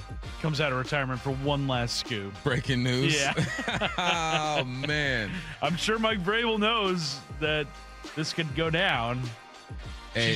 She reactivates her account for like 20 minutes. I like it. Drops the news, and then is gone. We don't hear from her again. It's like Phantom of the Opera. Vrabel was out at the celebrity softball game, with his players and stuff. So he's not shying away from the spotlight. I think he's firmly cemented himself as the Patriots head coach. I don't think he's losing his job. G. Scott owe me some push-ups. G just knew. There's no way, Bump. There's no way. I'm like, listen, this is football. Yeah. And unfortunately, there's some shicey things that go on. There's some dirtbags out there. Yeah, for sure.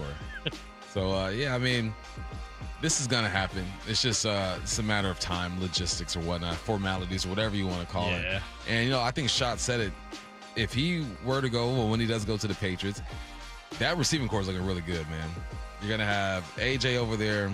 I think Booty's going to be part of that deal. You're going to have Williams, Romeo Dobbs signed with him as well. Don't forget my guy, Efton Chisholm III, undrafted free agent. No, they're going to look good, but I'm not sure that they could make the run that they did last year. I think that's obviously the schedule was a huge help for them making that run to the Super Bowl. Which Seahawks opponent could potentially help themselves more today? Obviously, the Rams with their acquisition of Myles Garrett, or the Patriots if they do acquire A.J. Brown later today, which I don't know if it's going to happen today, but everybody has mentioned the Patriots and their interest in getting A.J. Brown. Yeah. Do you think an A.J. Brown trade makes the Seahawks are they vulnerable at all in the opener? I don't know.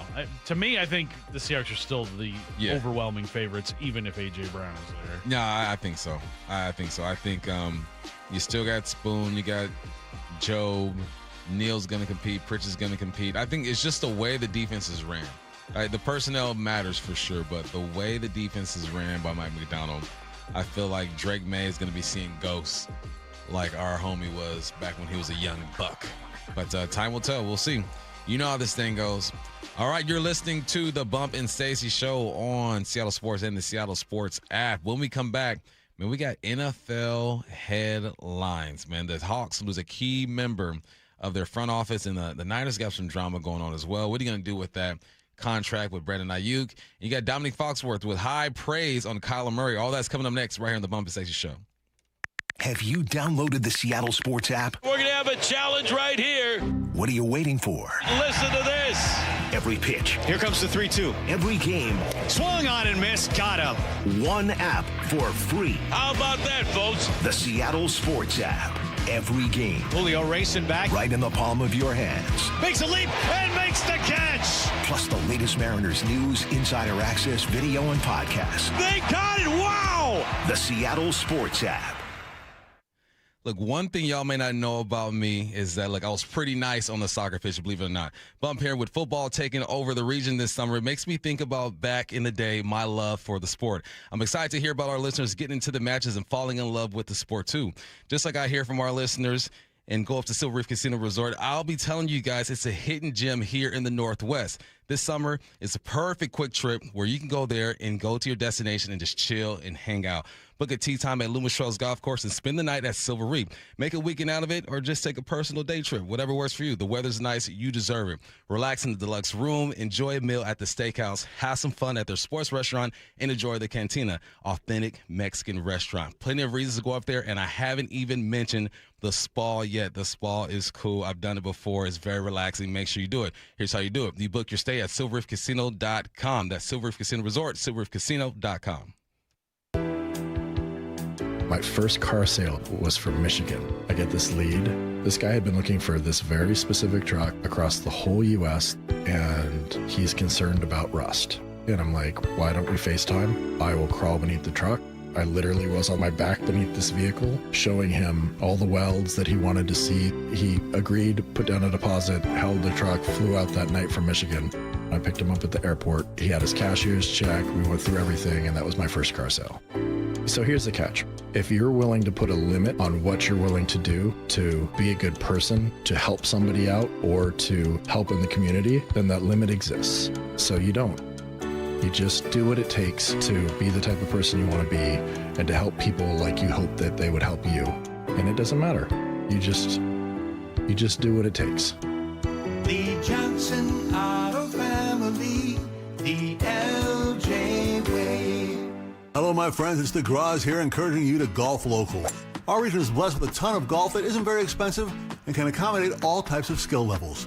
Check out the premier courses at Bellevue, Bill Wright, Cedar Crest, Inner Bay, Jackson Park, Lake Padden, Legion Memorial, Linwood, or Walter Hall. You know, wherever you are in Western Washington, you're not far from a premier course. Why not book a tee time online or play Top Tracer at the range at Inner Bay, Bill Wright, and Jackson Park? So what are you waiting for? Play the courses. Play Premier. Do Crohn's disease or ulcerative colitis symptoms keep coming back? Tremfya, guselkumab, may help, with rapid remission achieved at 12 weeks and lasting clinical remission at 1 year. Some even saw visible improvement of their intestinal lining at 12 weeks and 1 year. Tremfya is a prescription medicine used to treat adults with moderately to severely active Crohn's disease and adults with moderately to severely active ulcerative colitis. Serious allergic reactions and increased risk of infections and liver problems may occur. Before treatment, your doctor should check you for infections and tuberculosis. Tell your doctor if you have an infection, flu-like symptoms, or if you need a vaccine. Healing is possible with Tremfya. Approximately 3 out of 10 patients were in endoscopic remission at 1 year, based on areas visualized on colonoscopy, which may not represent the deeper bowel layer or entire GI tract. Individual results may vary. Ask your doctor about Tremfya today. Call 1-800-526-7736 to learn more or visit tremfyaradio.com. Mariners and Mets tonight at T-Mobile. First pitch at 6:40, 5:30 pregame. Every pitch, every game, one app for free. The Seattle Sports app. Let's talk about your hair. Well, maybe after we talk about my hair. I've got great hair, as you know, and it's because of Advanced Hair. Yep, Advanced Hair Restoration. Their simple one-day treatment offers life-changing results that I can attest to. Guys, it's not magic, but it's close to it. They put hair where you need it most, and bam, it grows. It's actual science. Advanced Hair has top-rated physicians, modern technology, and best of all, you get your very own natural hair that begins to regrow the very next day. It's even guaranteed to grow for life. So schedule your free consultation now at 425-449-8185. Mention Curly to qualify for $250 off and 250 free hair grafts. It's a limited time offer. Advanced Hair, the winner of the 425 Business of the Year, and the team that gave me my hair back. More importantly, they'll do the same for you, guaranteed. 425-449-8185 or advancedhair.com. Popeye's Big Box is back, y'all. Big news for bold Louisiana flavor. And you have some big questions to answer. Will it be 2 pieces of marinated crunchy signature chicken? Or 3 juicy tenders? And which 2 delicious sides will you pair with that biscuit you love? In spite of all that goodness, Big Box is no big-ticket item. But it won't last forever. So if you want to go big, you better go now. At participating U.S. restaurants. Love that chicken from Popeyes. Feeling lucky? Don't miss the Lucky Spring Classic Collector Car, Truck, and Boat Auction. Saturday, June 6th at Tacoma's LeMay Marymount Event Center. Up to 200 collector, vintage, and classic vehicles, many going to the highest lucky bidder with absolutely no reserve. Get lucky, get local, and get in line. Visit LuckyOldCar.com for a list and pictures of auction vehicles. Or call 206-467-6531 for bidding and consignment details. From the Quantum Fiber Studio, This is Bump Stacy. weekdays 10 to 2. On Seattle Sports and 97.3 FM HD2. Time for NFL headlines. First up, man, the Seahawks lost a key member of their front office over the weekend as former assistant GM Nolan Teasley heads to Minnesota to become their new GM. Adam Schefter says Teasley goes to Minnesota with a great reputation from his time in Seattle. Nolan Teasley had a great reputation in Seattle. I think he was one of those unsung heroes that was involved in everything that team did that helped them win the Super Bowl title this year. The Seahawks valued him, wanted to keep him. They lose him. They do get back 2 third-round draft picks now. So we'll see how that works out over time. He goes to Minnesota to become the general manager there. And look, the Vikings were looking for somebody that had his type of talents, that could scout, could help run a front office. And when you speak to people in Seattle, again, they raved about the work that he had done. And now at the age of 42, he finally gets an opportunity to become a general manager. Local dude, too, from Federal Way. Started as an intern over there with the Seahawks, worked his way up. Yeah, went to Central Washington. So, nice to see the local homies get jobs, man. And look, this is why you do it, right? To climb the ladder and to get opportunities. John Schneider has helped at least 5 or 6 other guys under him get executive jobs. So, yeah, good for him, man. He will be missed, I'm sure. But I feel like the operation will still be tight. He's one of those guys that you'd always hear John Schneider give credit to when just talking about the success of the Seahawks over the last decade plus. You always hear those names like him and Trent Kirchner, and then Scott Fitterer was another guy who he went and got one of those GM jobs in Carolina.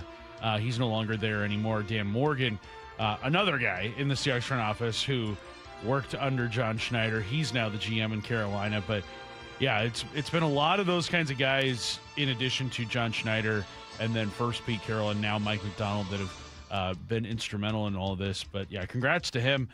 Huge opportunity for him, and wish him success in all the games that aren't against the Seahawks. Exactly.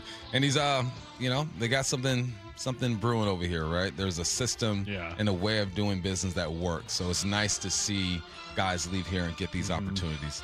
All right, the 49ers could save a bunch of money by trading Brandon Ayuk, but are there any takers? ESPN's Jeremy Fowler says there's not much interest in Ayuk right now. Brandon Ayuk's future is squarely in limbo right now. So after June 1st is when the 49ers can save about $20 million on the cap if they were to cut him. I've talked to 2 rival executives who believe that he's simply untradeable right now, that it's just going to be hard to move on because of the knee issue. Didn't play all last year. He's kind of ghosted the 49ers at times. They haven't really had a lot of communication with him. And then you got the contract. So if he is released at some point this summer, the 49ers have a clear run rate that can save about $20 million on the cap. There will be interest at that point, certainly. Maybe they can salvage a trade. Probably not, is my feeling right now. Nah, nobody trading for him. With his knee injury and the way that he handled that whole situation, no one's going to trade for him. I think he'll get picked up, but it's going to be after he gets cut. There was talk that Washington might have interest in him because him and Jaden Daniels played together in college at ASU for a couple of years, but that has cooled down considerably. I don't see any team putting together anything that would make them give up compensation for Ayuk. I can't remember, Bump, a receiver going from as good as he was to essentially out of the league as quickly as Ayuk, and all of it kind of avoidable, it seems. It just seems like a situation that he got offended in some way, shape, or form, the way the 49ers are handling things, whether it be with his injury rehab or maybe the contract talks got personal or something. But, yeah, he is not on anybody's radar right now. Remember, he started tripping because Shanahan wanted him to put on different shorts. He had on the wrong shorts on. Wild. And it came out like, come on, you're a ball player. You know what practice issue stuff looks like. Yeah. So, yeah, it's unfortunately, it looks like he's falling into the diva, or has already fell into the diva receiver type of thing. All right, next up, the Giants are signing a pair of veteran wideouts, Odell Beckham and Juju Smith-Schuster. The Giants lost wide receiver Gunnar Olszewski for the season with a torn Achilles and aren't certain on Malik Neighbors' health for week 1. I'll tell you one thing. I saw that man jog down to first base, and it did not look good with Malik Neighbors. I don't know why he's out there anyway, playing in the softball celebrity game. But, yeah, they have to prepare for the worst. Eventually, he'll be ready to go. You're reaching with these guys, but at least you know these guys can come in, run the offense, be where they're supposed to be. They know how to be professionals. Yeah, that video that exists of Malik Neighbors watching that, I think, yeah, that spurred a lot of action with the Giants saying we would rather have a 33-year-old Odell Beckham and Juju Smith-Schuster also, who is, I believe, nearing 30 years old or is past 30 years old as well. I don't think the Giants are going to be with Malik Neighbors to start the season. So, yeah, they were kind of working from a desperate spot today. Who knows what Odell's got left in him? I was looking at his last 4 years. He was out of the league last year. And then prior to that, spent time with the Dolphins and Ravens. Mm-hmm. And then the year prior to that, he was out as well. So in the last 4 years, he has played 14 games. Wow. I mean, how much is... He's healthy. I guess he's healthy. Sure, he's but... Is with that health, is there a lot of rust too? I mean, that's a lot of inactivity. Yeah, it is. But I think with Odell, what made him special was route running, catching, and run after the catch, right? At this age, you just become a possession receiver. Get to your spot, be where you're supposed to be, catch the football, get down. I think he can do that at least. But we'll see, man. Got to stay healthy. Next up, ESPN's Dominic Foxworth is very high on Kyler Murray in Minnesota. I do think that Kyler Murray is the best quarterback that they've had there. So I think Justin Jefferson is going to be happy. He will not be reading books about staying calm on the sideline and being able to endure tragedy. Like, I think he's going to have a successful season. This is the best quarterback that he's played with in a long time. He's better than all the quarterbacks that KLC has had before. He's had more success than them independent of Kevin O'Connell. Like, I think that Kyler Murray's had stretches of play that we thought were MVP caliber. All we need is someone to make it so it extends for the rest of the season. I think Justin Jefferson is that person to help extend it along with Kevin O'Connell. Here's the other side of the coin, Dan Orlovsky. Yeah, Kyler Murray ain't better than Sam Darnold. As much as I love you, Don, he ain't. He may be more playmaking ability, but he ain't better than Sam Darnold. If Kyler can play in the structure of the offense 90% of the time and play make 10%, this will work. But there's a to be determined on that. I think they're both right. I think talent-wise, the Vikings haven't had a quarterback like Kyler Murray. But actually playing the position, Sam Darnold has been the best thing in Minnesota since Dante Culpepper, probably. Like, it's weird because I can see both their arguments, and this offense is going to be so different for Kyler Murray. Under center, back to the defense, play action, throwing across the middle of the field. It's just going to be different for him. I mean, Kyler Murray's physical tool set has always been very intriguing, and everybody looks at that and says, well, I mean, if you could get him to play within the confines of your offense while having that tool set, like, sky's the limit. The unfortunate thing is that no one's ever been able to get Kyler Murray to do that. Yeah. I kind of wonder if maybe Kirk Cousins is the best quarterback that Kevin O'Connell has had in terms of just, like, being able to run his offense and get the most out of him. Darnold has more arm strength than Kirk Cousins and has obviously won back-to-back 14-win seasons and won a Super Bowl this year with the Seahawks. I'm not seeing what Dominic Foxworth is seeing with Kyler Murray because he's had a lot of opportunity as a starter in this league and has not really elevated the play around him.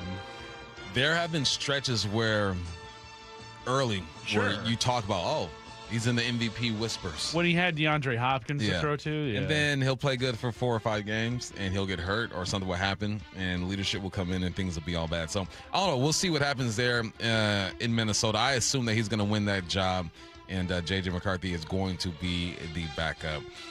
Russell Wilson, he's finally hanging up the cleats. He's saying, look, well, at least temporarily. We don't know if he's going to retire or not.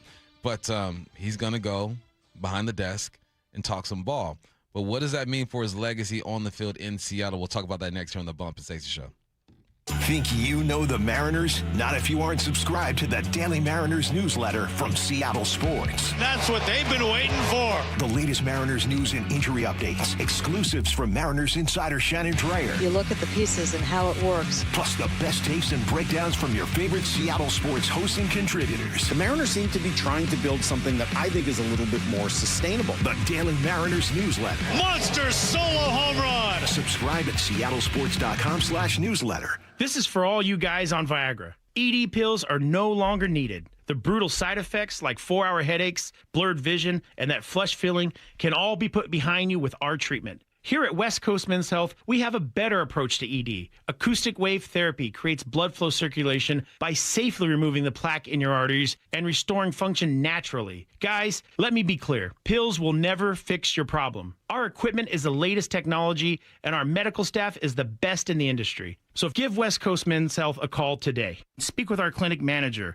Ask him any question you like, how it works, the science behind it, and even the cost. If you suffer from ED or Peyronie's disease, give West Coast Men's Health a call today. In addition to treating ED and Peyronie's disease, we now offer testosterone replacement therapy. With clinics in Redmond and Tacoma, call 206-519-6541. 206-519-6541. Online at westcoastmenshealth.com. What if you could have the most reliable fiber-powered Wi-Fi? And get this, what if you could keep it at the same price for 5 years? During the Xfinity Summer Savings Event, now through June 15th, new customers can get our best price on gig Wi-Fi, just $50 a month for 5 years. And get online in minutes with same-day Wi-Fi. It's Wi-Fi that finds and fixes problems before you even notice them, like super intelligent Wi-Fi with a sixth sense. Plus, add one line of Xfinity Mobile Select and you can save an average of $60 a month over Verizon and AT&T. You can even try it free for a year. Lock in your price and unlock the possibilities during the Xfinity Summer Savings Event. Get it now at Xfinity.com. Xfinity. Imagine that. Restrictions apply. Requires paperless billing and auto pay with stored bank account. Taxes and fees extra. Savings based on 1 gig internet and 1 mobile select line compared to similar Verizon and AT&T plans over 5 years. After 12 months, regular rates apply to mobile select. Xfinity internet required. Speeds vary. Use of fiber coaxial cable. If you have unfiled taxes or are in debt to the IRS, this is important news. Did you know the IRS has programs specifically designed to help people struggling with tax debt? Powerful tax assistance programs that can save you thousands if you qualify. No one knows these programs better than the experts at Optima Tax Relief, America's most trusted tax resolution firm, A-rated by the Better Business Bureau. Their award-winning tax attorneys and licensed professionals have resolved over $3 billion of tax debt for their clients. One call to Optima can start the process, helping to put an end to your worries about wage garnishment, asset seizure, and other aggressive IRS actions. Find the best options to solve your tax problems. Call the experts at Optima Tax Relief today for a free consultation. Call 800-343-6460. 800-343-6460. 800-343-6460. Optima Tax Relief. Some restrictions apply. For complete details, please visit OptimaTaxRelief.com. Your property is almost perfect, if it wasn't for that troublesome tree or stump. Stop looking at it and mowing around it. P&D Tree Service will remove it for you. If it's 1 tree or 15 trees, a small yard, or land clearing, P&D Tree will do it safely and quickly, turning multi-day jobs into a few hours, saving you time and money. They'll clear trees and stumps away from homes, leaving a clean yard to enjoy. They specialize in large tree removal. Ever seen a tree removed by crane? PNDTreeService.com. Compassion, communication, results. That's Pendergast Law Personal Injury Lawyers. Go to PendergastLaw.com. That's PendergastLaw.com. In 2026, Bay Alarm celebrates 80 years of security. For the Puget Sound, that means local service including burglar and fire alarm systems, 24/7 in-house monitoring, and custom security designed to work with business operations. Bay Alarm has real people rooted in your community looking out for your business. After 8 decades and 3 generations of family ownership, our promise is still the same. We got you. Learn more at bayalarm.com.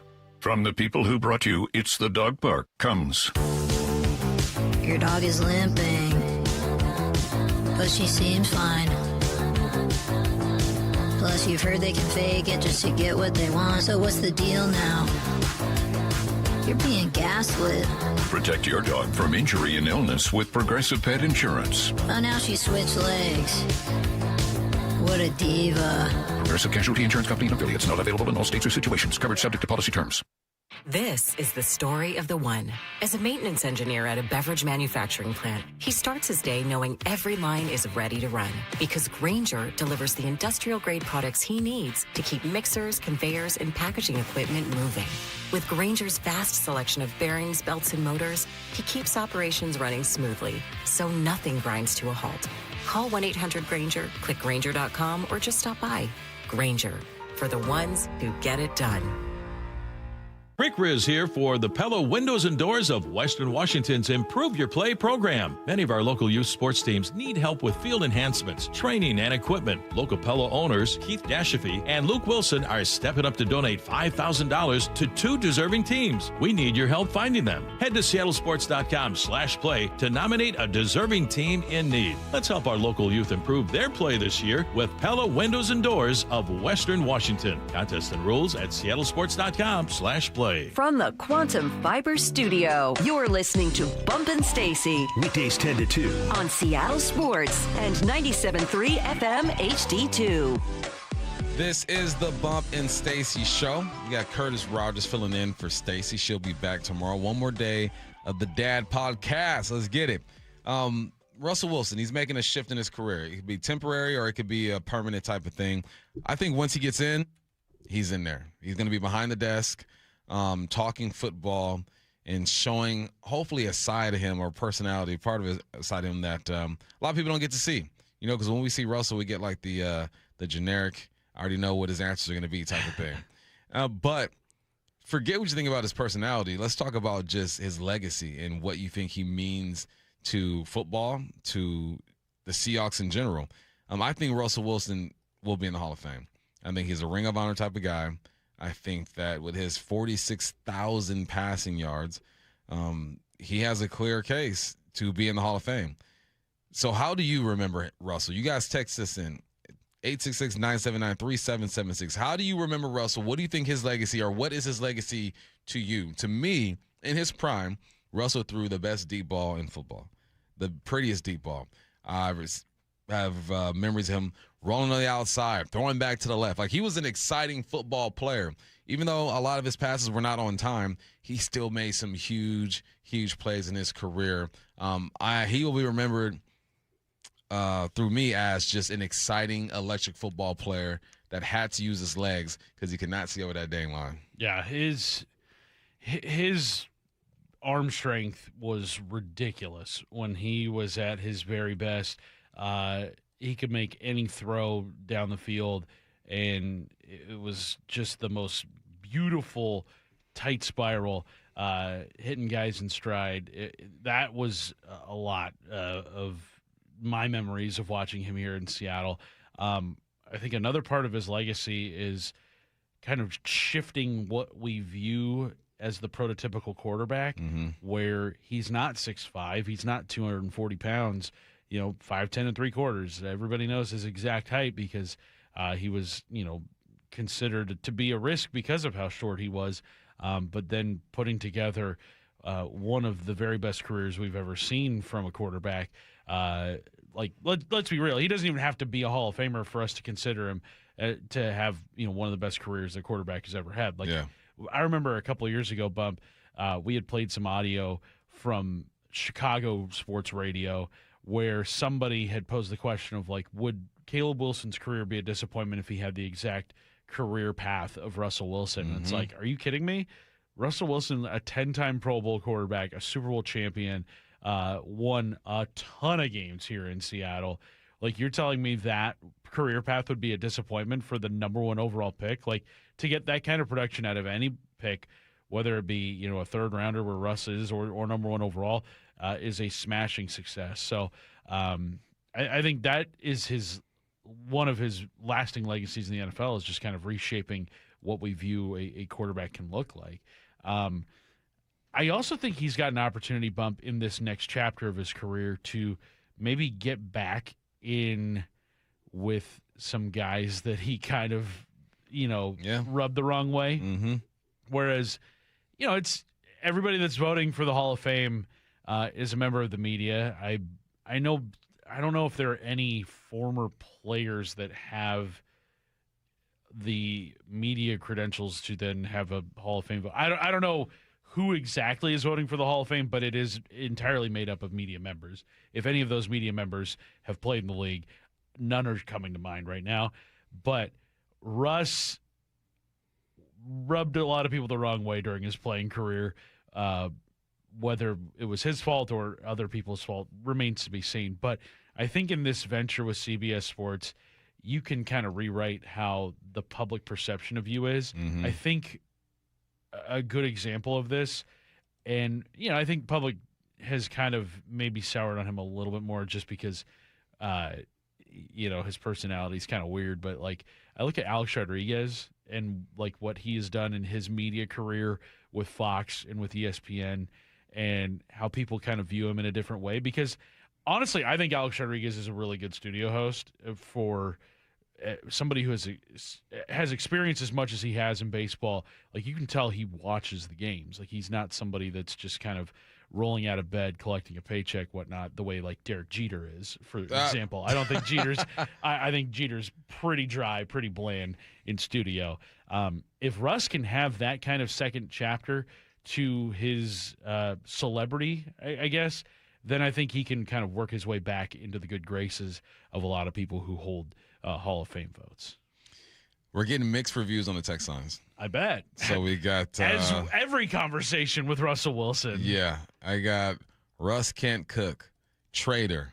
Russ, no chance. It's not the Hall of Good. I also got Russ was the best player in the league the year they went 7-9. No other quarterback at the time could have carried a team like he did. Ring of Honor for sure, maybe Hall of Fame. I never liked him, still don't like him, freeze him out. His best skills were elite. His problematic areas were arguably below league average. For a 5 or 6 year period, he was a top 5 QB in the league. I think that's kind of where I land. For 4 to 5 years, he was arguably top 3 quarterback in the game. Mm-hmm. And I think a run like that is good enough for Hall of Fame consideration. Some people, the guy or the person who texted in and said Hall of Good, he's better than good. Yeah. I mean, he's 16th all the time when it comes to passing yards, and everyone that's ahead of him is probably going to the Hall of Fame other than maybe 1 or 2 guys. So I think his personality, like you mentioned, makes people kind of forget what they saw in the moment when he was really getting loose. Exactly. And that end to his career, I think, is also an apt comparison, or the end to his time here in Seattle is kind of an apt comparison also to Alex Rodriguez, where both of them, Alex left in free agency, Russell Wilson forced a trade. So both instances, it's a guy choosing elsewhere over Seattle, and people in Seattle hate that. Yeah. That is one thing that I think unites all Seattle sports fans, is hating people that choose other places over Seattle, because it's why we take that personally here in Seattle. We do. It's something that is ingrained in every resident of Seattle, people that have lived here for, I would say, that were raised here, I should say. Yeah. Maybe not people that have moved here in adulthood, but definitely those of us who were born and raised here, where we see people choose other places over Seattle, and it's why would you do that? You're now, poo-pooing on our way of life here in Seattle, that you would rather go elsewhere than have more success, more continued success. Because I think, too, that's another thing with both the departures of Alex Rodriguez and Russell Wilson, is had they stayed, they could have continued to win. Yeah. 2001 was the year after Alex Rodriguez left. Mariners won the most games any baseball team's ever won. Russell Wilson probably could have continued to win division titles if he had stayed with Seattle, but both of them chose to go elsewhere. Alex eventually got back to a winner with the Yankees, but Russ never did. So, I think his legacy is a complicated one, and I think it's why people are always like, why are you continuing to talk about Russell Wilson? It's like, because there's tons of public interest in him in this town, and he has one of the most complicated legacies of any Seattle sports athlete of all time. Best quarterback in franchise history. Facts. Sam has to go on a heck of a run. Facts. But as of now, he's the best quarterback in franchise history. Simple as that. All right, that was the Russell saga. When we come back, the biggest story of the day, Myles Garrett going to the Los Angeles Rams. What does that mean for this Seattle team? That's coming up next here on the Bump Stacy Show. We got Curtis Rodgers filling in. Have you downloaded the Seattle Sports app? We're going to have a challenge right here. What are you waiting for? Listen to this. Every pitch. Here comes the 3-2. Every game. Swung on and missed. Got him. One app for free. How about that, folks? The Seattle Sports app. Every game. Julio racing back. Right in the palm of your hands. Makes a leap and makes the catch. Plus the latest Mariners news, insider access, video, and podcasts. They got it. Wow. The Seattle Sports app.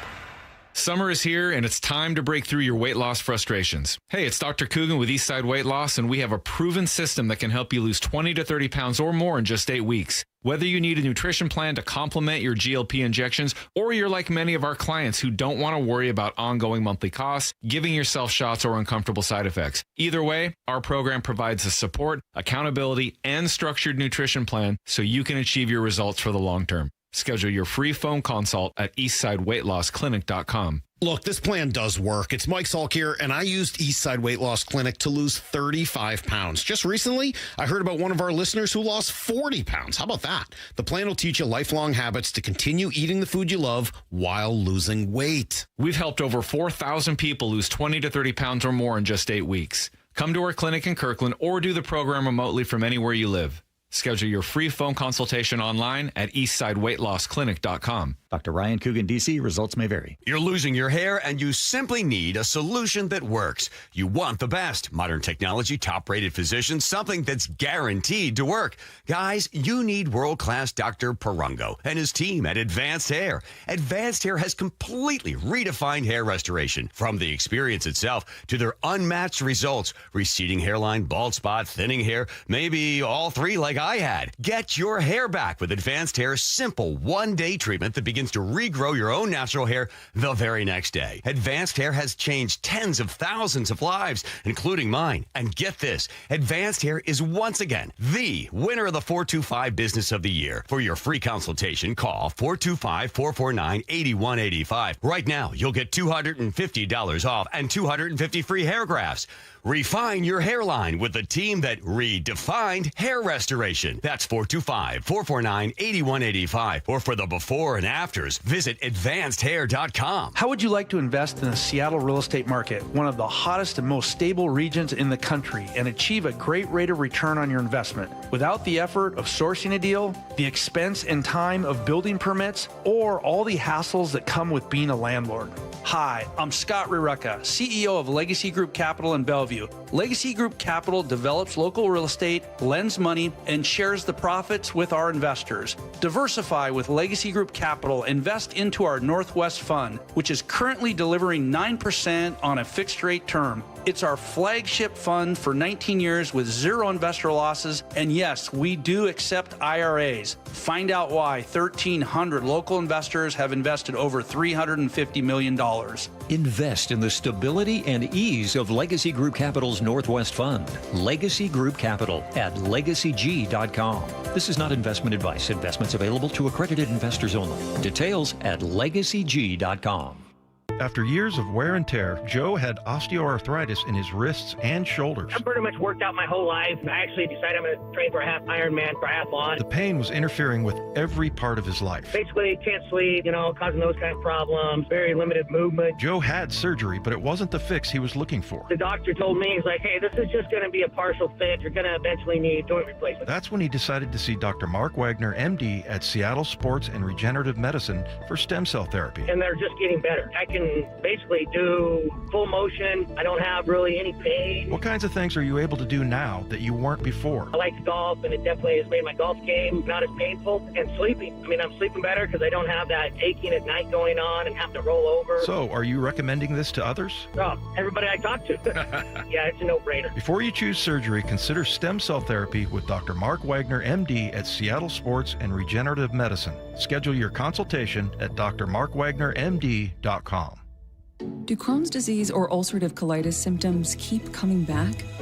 Tremfya, guselkumab, may help, with rapid remission achieved at 12 weeks and lasting clinical remission at 1 year. Some even saw visible improvement of their intestinal lining at 12 weeks and 1 year. Tremfya is a prescription medicine used to treat adults with moderately to severely active Crohn's disease and adults with moderately to severely active ulcerative colitis. Serious allergic reactions and increased risk of infections and liver problems may occur. Before treatment, your doctor should check you for infections and tuberculosis. Tell your doctor if you have an infection, flu-like symptoms, or if you need a vaccine. Healing is possible with Tremfya. Approximately 3 out of 10 patients were in endoscopic remission at 1 year, based on areas visualized on colonoscopy, which may not represent the deeper bowel layer or entire GI tract. Individual results may vary. Ask your doctor about Tremfya today. Call 1-800-526-7736 to learn more or visit tremfyaradio.com. This is Seattle Sports. Streaming through the Seattle Sports app. KIRO AM Seattle. KIRO FM HD2 Tacoma. Home of the Seahawks, Mariners, and everything Seattle sports. Seattle Sports Snapshot. The Spurs beat OKC in Game 7 of the Western Conference Finals at 111-103. They take on the Knicks on Wednesday. The winner of this matchup will make the 8th straight year the NBA has crowned a different champion. The Mariners complete another series sweep on Sunday, beating the Diamondbacks 3-2 on a Robles walk-off, the first of his career. They take on the Mets tonight at 6:40. Hancock is on the mound, and the Rams worked out a deal. Myles Garrett is going to L.A. In return, the Rams get Jared Verse, a 2027 first-round pick, as well as other draft compensation.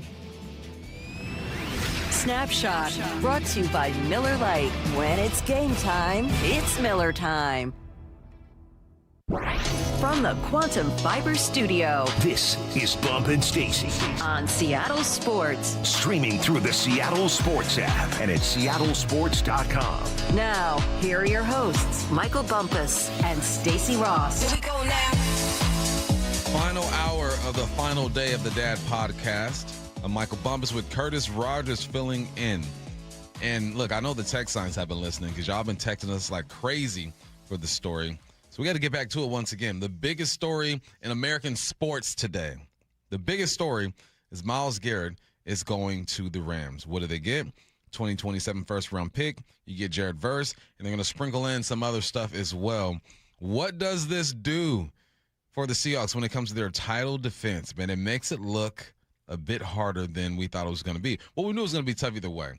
And the Rams are a good team. You got experts picking the Rams to win this thing or to be the best team in the league. We just talked to Aaron Schatz. He says, not quite. Even with the addition of Myles Garrett, he doesn't think that this is going to be the deal. Well, here's what Adam Schefter had to say about the persistence the Rams had to get this deal done. The Browns are adamant all along. Like I told you an hour ago, we're not trading him. We're not trading him. But the Rams began pursuing Myles Garrett. They kept pursuing Myles Garrett. They didn't stop pursuing Myles Garrett until they were eventually willing to include Jared Verse in the trade. Once Jared Verse got included in the trade, the Browns were interested. Okay, we get a player now for the short term, and we get draft pick compensation, including a first-round draft pick in 27. That we can live with. And Myles Garrett's going to fly to L.A. tomorrow night. The Rams are doing what they do. If you remember, the year before, or the year that the Super Bowl was being played in SoFi, they traded for Matthew Stafford that year. And now, in the year that the Super Bowl is back at SoFi, they're trading for Myles Garrett. Rams making moves. You got to be persistent. You know, you have to be persistent. And a no in NFL negotiations does not mean no. It means come with a better offer, and we might be able to budge a little bit. And it sounds like that's exactly what happened. It makes sense for the Browns. This is the best move the Browns have made in years. You get a first-round draft pick who's ready to go. You get a first-round draft pick in 2027, and you get more draft compensation as well. Now the Browns look like they're trying to rebuild. It does, and it's something that the Browns have needed to do for quite a while in just hitting the reset button, especially with how much that Deshaun Watson trade has set that franchise back. The amount of first-round picks that they've given up over the duration of that deal, just trying to fix that situation. This is a good step towards that. You get a difference-making pass rusher in Jared Verse, who's on a much more team-friendly deal than Myles Garrett was on. Also, you get another first-round pick in what is considered to be a much better draft class than what 2026 was in 2027. Now, that draft pick you're getting from the Rams probably going to be a pick in the high 20s, maybe even the low 30s, because of just how good that Rams team is in terms of overall talent. But I look at this deal, Bump, and I thought it was interesting when asked about the Rams special teams. Aaron Schatz basically told us, it's the same group from last year, except for the long snapper is different, which, how much impact is a long snapper going to have on all the other issues that the Rams special teams unit had a year ago?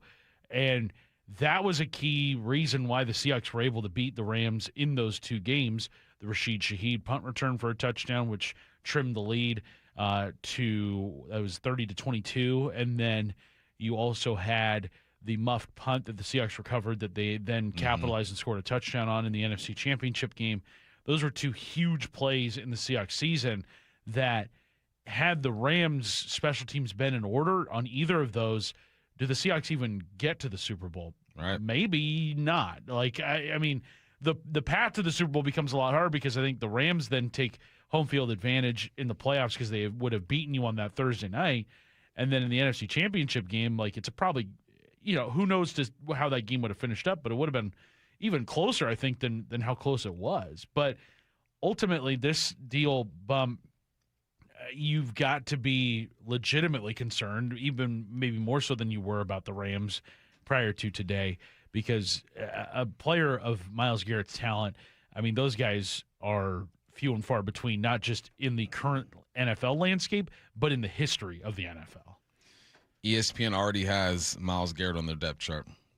So they're looking at Kobe Turner, Poona Ford, Myles Garrett, Byron Young, all on that defensive line.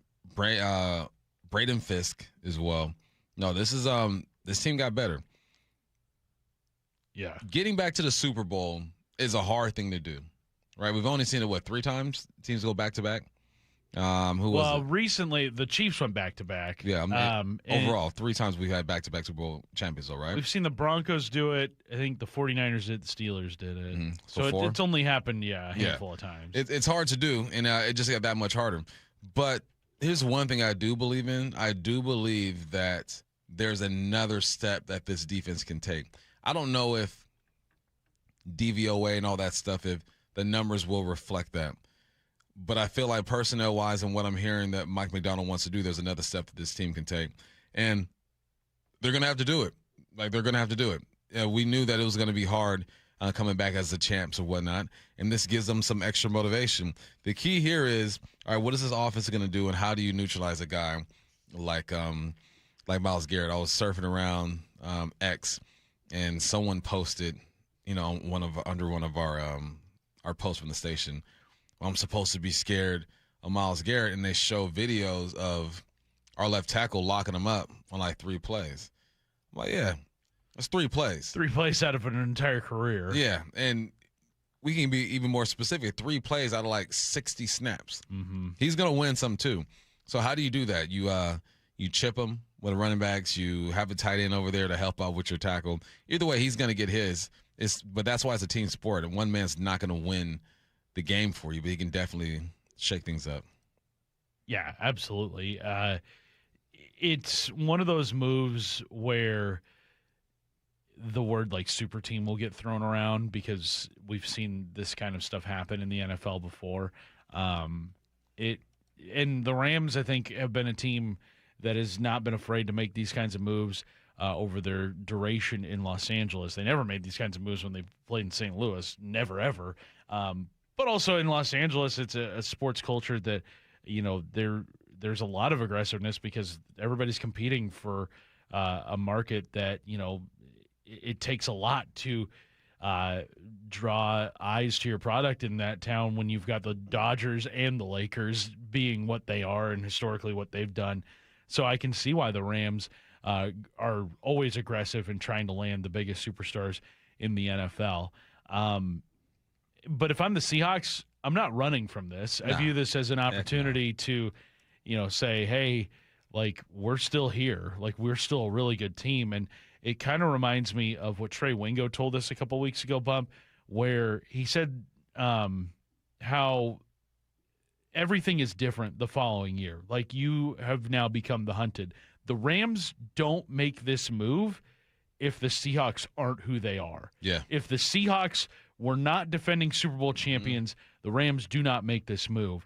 Here was what Trey Wingo told us a couple weeks ago. The hardest thing for a Super Bowl champ is now it's different, right? And anybody will tell you this that's tried to and won a Super Bowl and then gone back the next season as a Super Bowl champ. It's different. You are everybody's Super Bowl that season. It's a different dynamic. You, instead of being one of the hunters, you are the hunted, and everybody's coming at you. And you're going to get everybody's best shot every week. So it is a different thing, and it's not something that they can prepare for in any way, shape, or form. It's just they have to understand mentally that whatever you thought last year was, this year's going to be doubly as hard because of that concept. If anything, a trade like this in your own division should be taken as a compliment for what the Seahawks have built in the short amount of time that Mike Macdonald has been here in Seattle.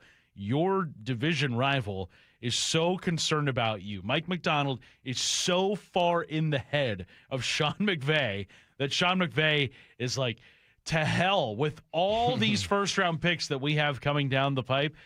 I want to go out and get the best cornerback available in Trent McDuffie, and I want to go out and get the best pass rusher available in Myles Garrett. That is what I think this defense needs in order to compete with the Seahawks for every single down of a 60-minute game.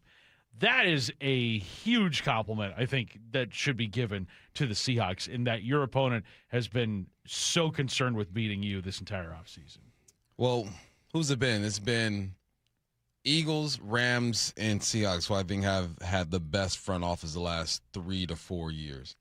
Right, the Rams get Matthew Stafford, bring over Devontae Adams as well. Now you got Myles Garrett, and they made some moves in between that. With Philly, you get Saquon, you get AJ. You sign your linebacker from the Saints. I forgot his name. His nickname's Bald Eagle. Yeah. Yeah. He was an all-pro. And he was a special teams guy. Zach Baum. There we go. Yeah. He's a special teams guy with the Saints, and he comes over here. And then with the Seahawks, the moves that have been made over here. So I think you're right. I think these moves are made to beat the Hawks, but I also think that the Rams have an aggressive front office. This is what they do. And they don't look 5 years down the road. They're about 1 to 2 years down the road. That's the way that they operate. Whereas I feel like the Seahawks is an organization that looks like 3 to 5 years down the road.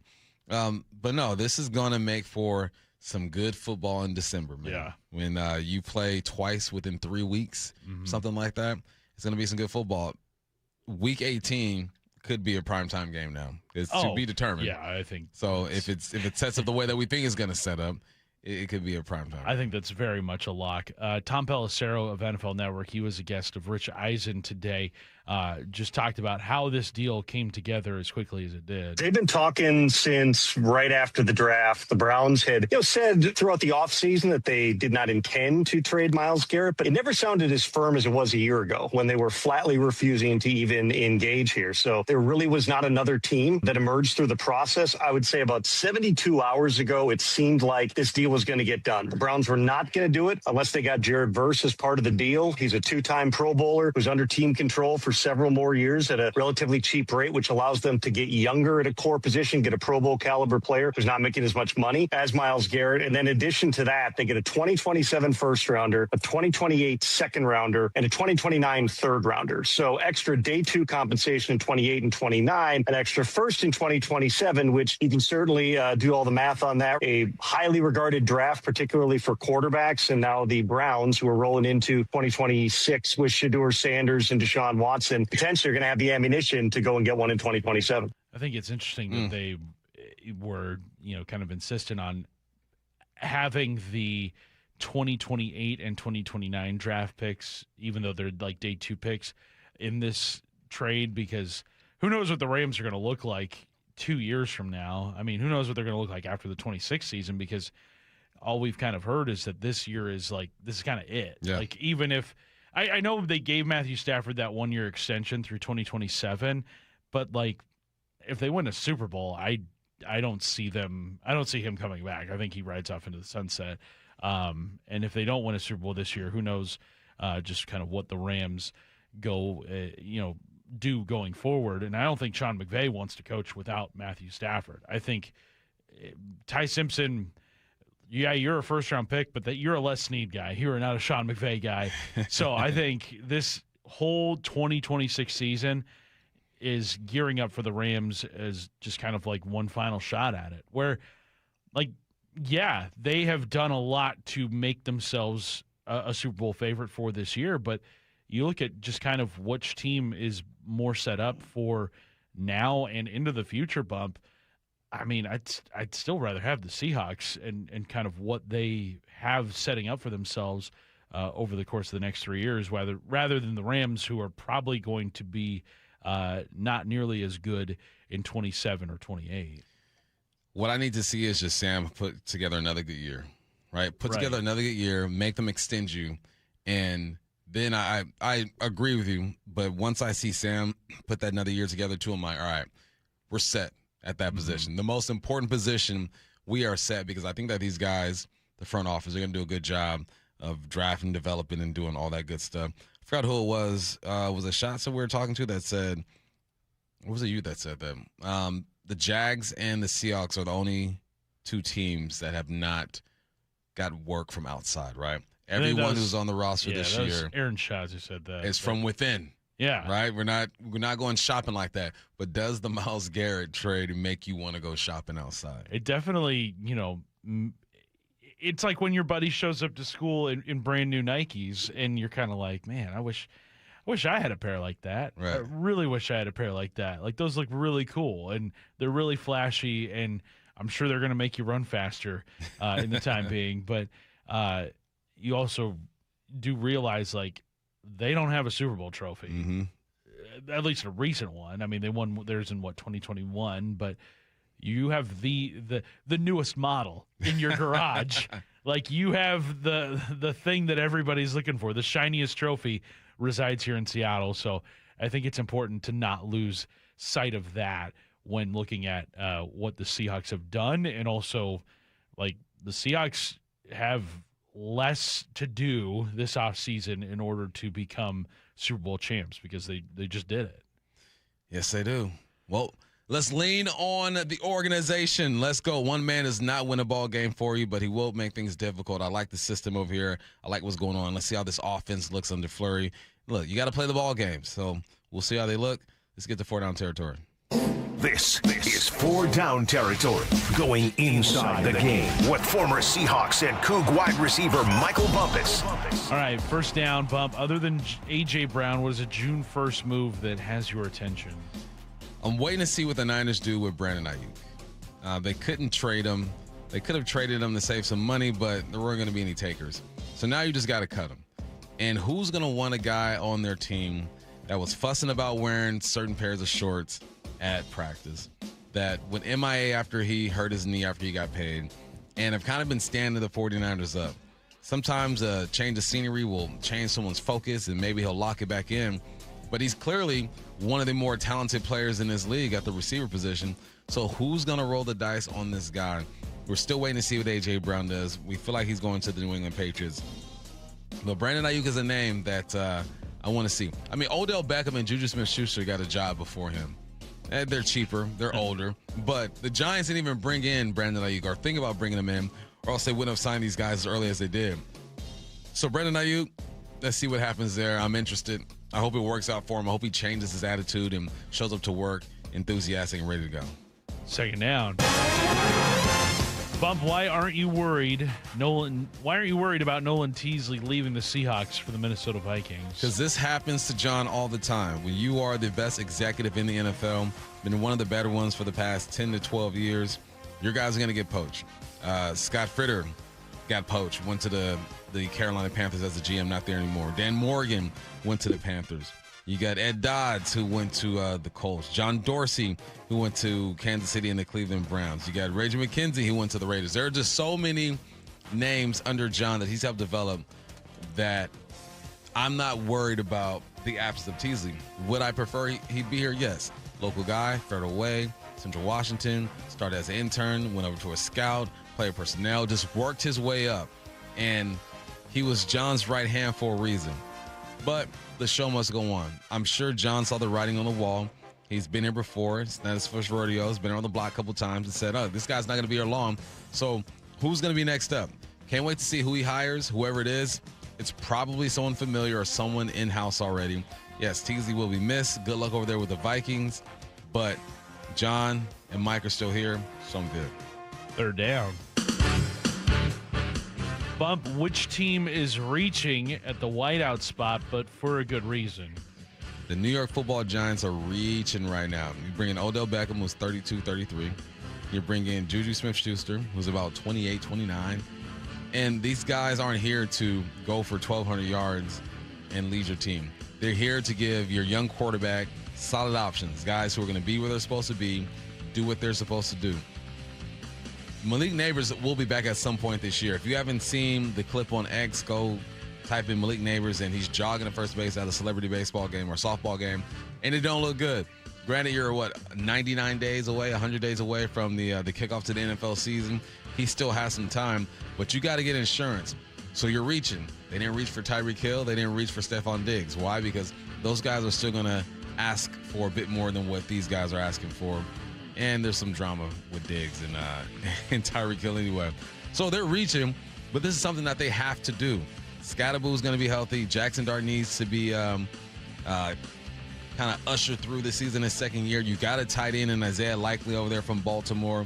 You just need some solid options on the outside. And I think they can be that. They're going to have you're going to have two number 3s / number 2s out there just to hold it down until Malik Neighbors gets back. Brady, fade the music. This is not a replay of our first segment of the day.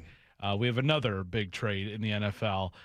This one involving the Seahawks season opener. I think you can tell where I'm going with this. A.J. Brown is going to the New England Patriots. That is from NFL Network's Ian Rappaport. The Philadelphia Eagles will be receiving a 2028 first-round pick and a 2027 fifth-rounder. So A.J. Brown reunites with Mike Vrabel. They coached and played together in Tennessee.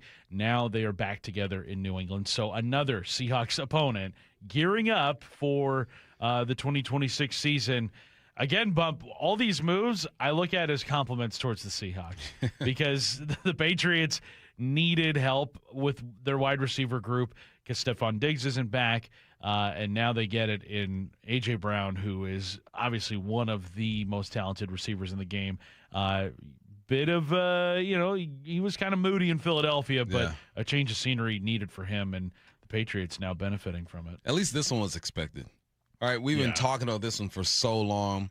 You're going to send him over there. No talks of Booty in that trade, huh? No, it does not look like there's going to be any players going back to Philadelphia. Okay. Philadelphia, though, they added Mekhi Lemon in the draft. They've also added a couple other guys in free agency, if I'm not mistaken. So they definitely were, I think, positioning themselves to be ready for this move, and then it's happened now. So, yeah, A.J. Brown to the New England Patriots. That is from NFL Network's Ian Rappaport. Finally got that done. I thought you said Diana was going to break this, but I guess not. She's pretty quiet these days. She's pretty quiet. No, that's a move that we expected. You give Drake May a number one option over there with Diggs not being there anymore. You have Kyle Williams. Booty is still on the squad. You just signed Romeo Doubs. No, this makes that receiver core, I'd say, like a top 3 in the league now with AJ over there. So maybe him being with his former head coach will allow him to zen out and just focus in and win some ball games. I believe someone told me that he grew up a Patriots fan too. I mean, that would make sense for his age. Yeah. Definitely. They were the team in the NFL at the time. So, I mean, another big move. Week 1, that makes – I wonder if the NFL kind of knew that this move might happen in scheduling the Patriots for week 1. I'm sure they had I'm sure they had their reasons for it. Hey, you never know with the NFL. Right. They're connected. They are. All right, you heard it here first. A.J. Brown officially a Patriot. When we come back, we're going to flip over back to baseball. The Mariners, if you haven't heard, 6-game win streak. How do they keep their momentum going? We'll tell you next on the Bump Stacy Show.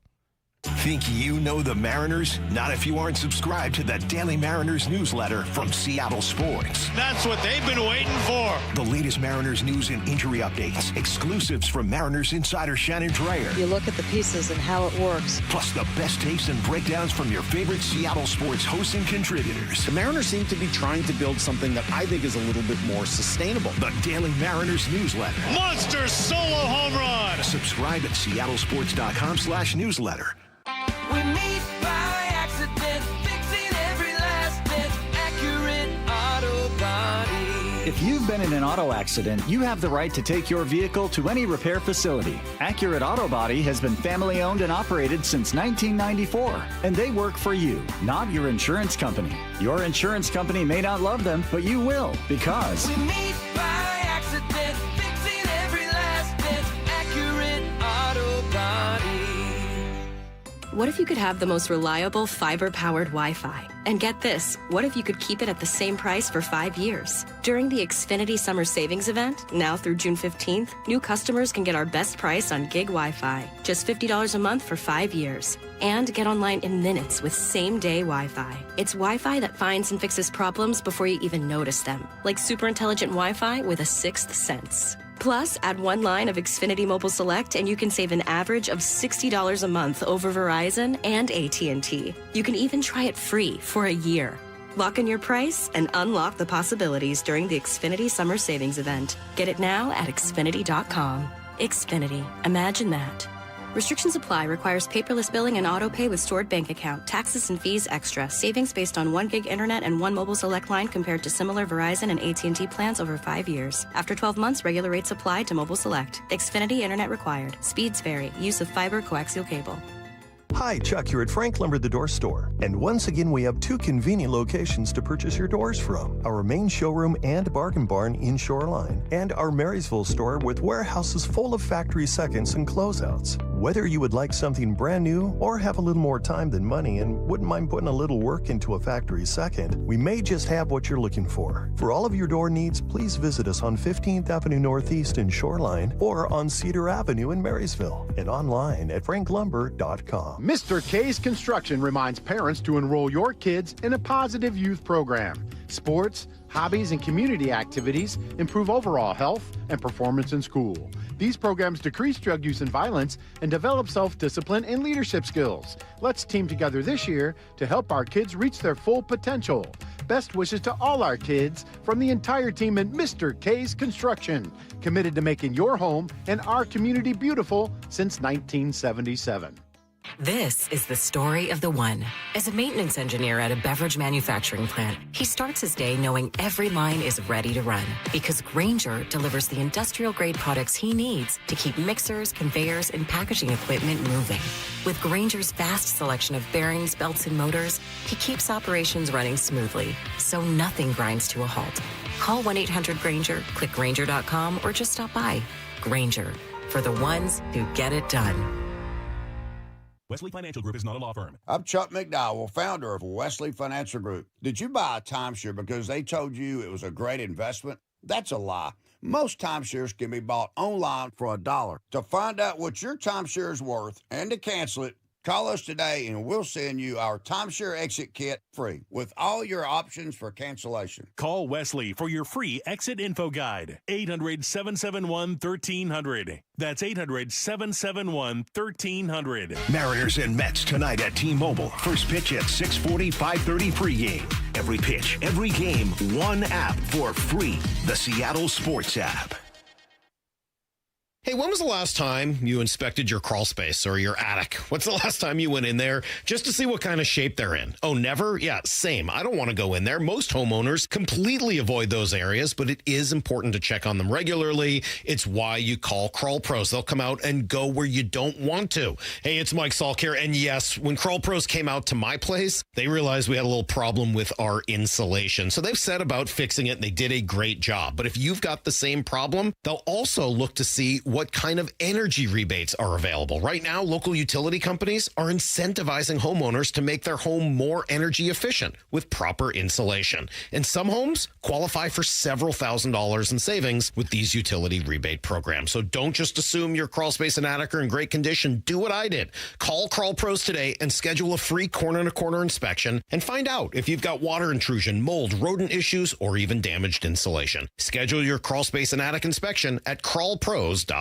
Ooh, that face. Quantum fiber internet loves that face. That's Jamila. Hey, Jamila. She's thinking outside the box from inside the box. Quantum fiber Wi-Fi keeps her meeting game strong. From the back door to the front lawn. Rushing all of her video calls. Back to back to back video calls. Quantum fiber internet blowing the soxies up all those people in all those boxes. Yay to you. Switch today at quantumfiber.com. Additional pods may be needed to achieve Wi-Fi coverage in some locations. Limited availability. Service in select locations only. For over 113 years, Pacific Lamp and Supply Company has been your #1 lighting specialist in Washington, from the Space Needle in Seattle all the way to the Riverwalk in Spokane. With the largest lighting inventory in Washington, Pacific Lamp's knowledgeable and experienced staff can assist with any lighting issue, including intricate lighting and control designs. Plus, they work with all utilities in Washington to get you the best available lighting rebates. Pacific Lamp and Supply Company, Washington's lighting experts since 1912. Visit pacificlamp.com. From the Quantum Fiber Studio. This is Bump and Stacy. Weekdays 10 to 2. On Seattle Sports and 97.3 FM HD2. Your Mariners are in first place all by themselves in the AL West. First time being 2 games over 500 all year. First time. Took this long, but I'll accept it. I'll accept it. Absolutely. 31-29. They're on a 6-game winning streak. You beat the Diamondbacks 7-6, 5-1, 3-2. And you're feeling good. You're getting some good performances, too. Julio had the best month of his career. Robles with a walk-off. Emerson's been contributing. Canzone's hit a couple bombs. Luke Raley's been raking. It's the vibes are good. I feel like they got some momentum going. The piggyback situation's been working for you. Wu looked dominant. Everything feels right. But how do you build on this? We've been waiting for this moment for this team all year. How do they keep it going? Well, I think one thing that's been instrumental in these 6 wins is that they've kept the opponent off the scoreboard most games. The game on Friday, the exception to it, but you look at that A's series only allowing 4 runs throughout those 3 games, and then the final 2 games against the Diamondbacks only allowing 3 runs in those 2 games combined. That's a really good sign for this Mariners team because they have built themselves as a team that hits home runs and prevents runs. Run prevention is a big thing for this Mariners team. They're doing that over the course of the last week. They're doing both of those things, actually. Hitting home runs. They hit 10 in total in that series against the Diamondbacks. They hit a bunch in that A's series, and then they're preventing runs. I think that is a formula that they need to continue against the Mets here. You look at the schedule that lies ahead for them, Bump, in the next couple of weeks. The Mets are bad. The Tigers have the worst record in the American League.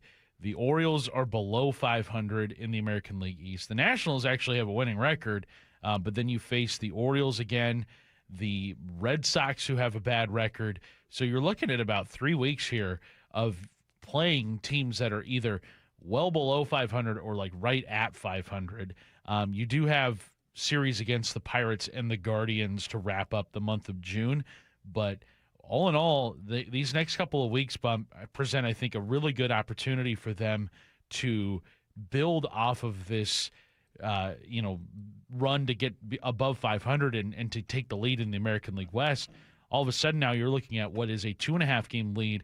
If things go well for the Mariners, if they play above 500 ball over these next 3 weeks, you're looking at a team that, is going to be, 10 to 15 games above 500. And all of a sudden now, the rest of the American League West is going to be in your rear view. It's all about seizing the moment. I think I heard Julio say yesterday, it feels like everything is starting to come together. And that's the first time I've heard anyone in that organization speak like that this year. Yeah. The words being used are, oh, we're close. We got to connect some things. But for Julio to come out and say that means that the vibes are good in the dugout as well. So I think that's great. And now it feels like you have figured out the piggyback situation too, right? You're going to a 6-man rotation. You're going to get your full go. You're going to get opportunities to get quality starts out of these guys. They're not going to be looking over their shoulder saying, all right, I only got 4 or 5 innings. I think that does something for the mental of these guys as well. I think so too. And I think now that everybody kind of knows their role, it makes things much easier in terms of putting this rotation together, and then also putting the lineup together. Now, remains to be seen what the lineup is going to look like once you get Donovan and Cal Raleigh back healthy, but right now I think they've got a really good thing going. Brian Wu, postgame on Saturday, kind of spoke to just, what he thinks is the reason why the Mariners have been playing so well as of late. Honestly, I feel like we kind of took a step back in the sense of just like not trying to do too much. I think it feels like we're just playing baseball right now. I think when you're scuffling and not playing up to your standards, you look a bunch of different ways of what do we need to change and what do we need to do.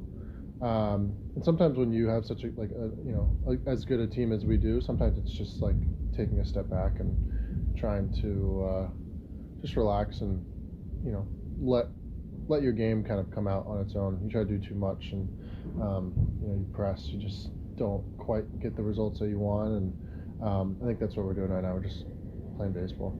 Did it ever appear to you, Bump, in the season's first couple of months that with the heightened expectations that maybe this team was pressing a little bit? I mean, because it's for me,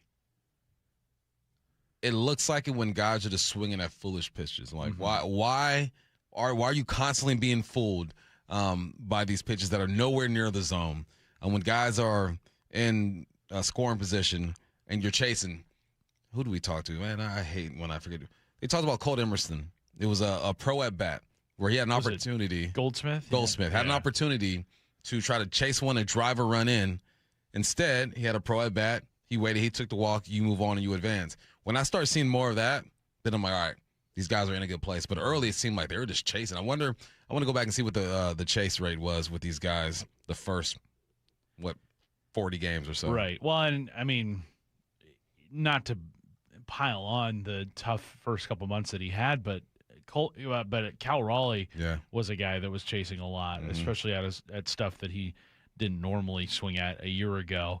And I also think you bring up Cole Emerson and just kind of his professional ABs that we've seen from him.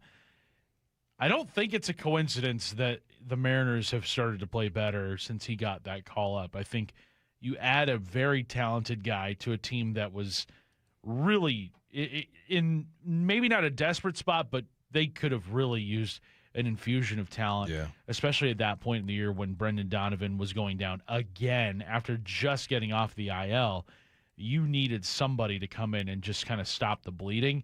And the options that were currently on the big league roster was like Leo Rivas. You had, I think, Connor Joe, Patrick Wisdom. And Patrick Wisdom's still up, but Rivas has gotten sent down. Connor Joe has gotten sent down. And now you've got Cole Emerson in there who's been bouncing between short and third. Like, he just kind of adds another bat in this lineup that you've got to be mindful of. And I think his presence in this lineup has done a number for the bottom of the order. I don't think it's any coincidence that the Mariners have been playing really good since he came up. No, and remember when he got called up, we're like, all right, guys, just taper expectations. Right. I know his first hit was a bomb and all that stuff, but now he's put together a few good games to where you feel like you can't depend on him, but you can expect him to make a play or two here late in the season because he's kind of settling into who he is. And I'm still waiting on what you said would happen, and most experts say what happened is that the league adjusts to you. All right, there's data on you. They know what you like to do. I love listening to Goldie and those guys call the games because they tell you exactly what the batter's approach is and what the pitcher is trying to do to take away from that. Like they study each lineup, the opposing teams, and I think a lot of people that I watch games with think they're just throwing pitches just to throw them. I'm like no, they study this before There's the game. A reason for each pitch in each scenario. Exactly. So we'll see what it looks like when the data piles up on them. But man, 12, 13 games in? I like what I'm seeing. I mean, so far. and then that swing that we saw on Saturday night, the bat drop. Here comes the 3-1 to Cole. Swung on. That is blasted right field. It is way gone. Goodbye, Cole Emerson. His second home run of his big league career, a no-doubter. The Mariners playing long ball again. 3-0 M's, all on solo home runs. Wow, what a shot by Cole. That was a pretty swing from him. Yeah. The long ball is back in Seattle, for sure. I think they were 13th when it comes to bombs entering this series. I would assume they jumped up a spot or two just with the performance that they had. Okay, last segment of the day for the Dad Podcast. Stacy is back tomorrow. It's time for you guys to get your participation points. There we go. All right. Class participation. Right? Y'all just raise your hand, okay? Ask a question. What I need to know is coming up. 866-979-3776. Get your questions in now. Think you know the Mariners? Not if you aren't subscribed to the Daily Mariners newsletter from Seattle Sports. That's what they've been waiting for. The latest Mariners news and injury updates, exclusives from Mariners insider Shannon Dreyer. You look at the pieces and how it works. Plus the best takes and breakdowns from your favorite Seattle sports hosts and contributors. The Mariners seem to be trying to build something that I think is a little bit more sustainable. The Daily Mariners newsletter. Monster solo home run. Subscribe at seattlesports.com/newsletter. People can see through if it's not genuine, and it's genuine here. The Johnsons always talk about in orientation meeting, their dad and grandpa, they always maintain that it's a people business. We're not here to sell cars and work on cars. That's what we do, but it's really about just helping people. Every month we have a new employee orientation meeting, and the Johnsons present. They can't get out to all the stores every day and meet everyone, but at least they get to shake hands with new employees every month in the orientation meeting. And they tell everyone there's not one car deal or one repair order that is worth tarnishing our reputation and ruining an experience for a customer. That just is really what is instilled. Lee Johnson Auto Family, the LJ way. How many times have we heard lowest prices, best service ad nauseum? At Pacific Power Batteries, we know that good stuff isn't cheap, and neither are good, trained employees. But at Pacific Power Batteries, the phenomenal people can install your auto, boat, or RV battery for a nominal charge. We offer cash and carry pricing for you do-it-yourselfers. We'll leave the balloons, monkeys, and trumpets to the other guys. But either way, Pacific Power Batteries is a great place to buy batteries. Olympic Hot Tub has terrific ways to achieve total wellness at home. Saltwater hot tubs, swim spas, saunas, and cold plunges, all waiting for you. See our current specials with exciting savings at olympichottub.com. Better you, better life. Free consultations, no fee guarantees, 5-star reviews. J.P. Pendergast with Pendergast Law explains the importance of going beyond these familiar offerings. Accident victims want an attorney, Tom, that satisfies their needs. Someone who handles those needs with the highest degree of care. Pendergast Law offers the no-fee guarantees and free consultations, but these only scratch the surface. Okay, explain more. We make sure that every member of our team is genuinely passionate about helping others. Customer service and communication are our top priority. It's how we take care of our clients so they always feel one step ahead of the insurance companies. Our strong reputation for high standards provides comfort and confidence when it's needed most. Pendergast Law offers the free consultations, the no-fee guarantees, and, of course, they are 5-star rated. But what really makes them different is their genuine passion for helping others. I can't recommend them enough. If you or a loved one has been injured in a car accident, call Pendergast Law. We can help. That's PendergastLaw.com. Do you need a new roof? Then trust your neighbors at 3 Tree Roofing to get you taken care of this spring. Schedule your free estimate at 3treeroofing.com and secure $500 off your roof replacement. Right now, you can still take advantage of spring pricing and beat the summer rush. 3 Tree Roofing, your Puget Sound roofing experts. Your property is almost perfect, if it wasn't for that troublesome tree or stump. Stop looking at it and mowing around it. P&D Tree Service will remove it for you. If it's 1 tree or 15 trees, a small yard or land clearing, P&D Tree will do it safely and quickly, turning multi-day jobs into a few hours, saving you time and money. They'll clear trees and stumps away from homes, leaving a clean yard to enjoy. They specialize in large tree removal. Ever seen a tree removed by crane? PNDTreeservice.com. Mariners and Mets tonight at T-Mobile. First pitch at 6:40, 5:30 pregame. Every pitch, every game, one app for free. The Seattle Sports app.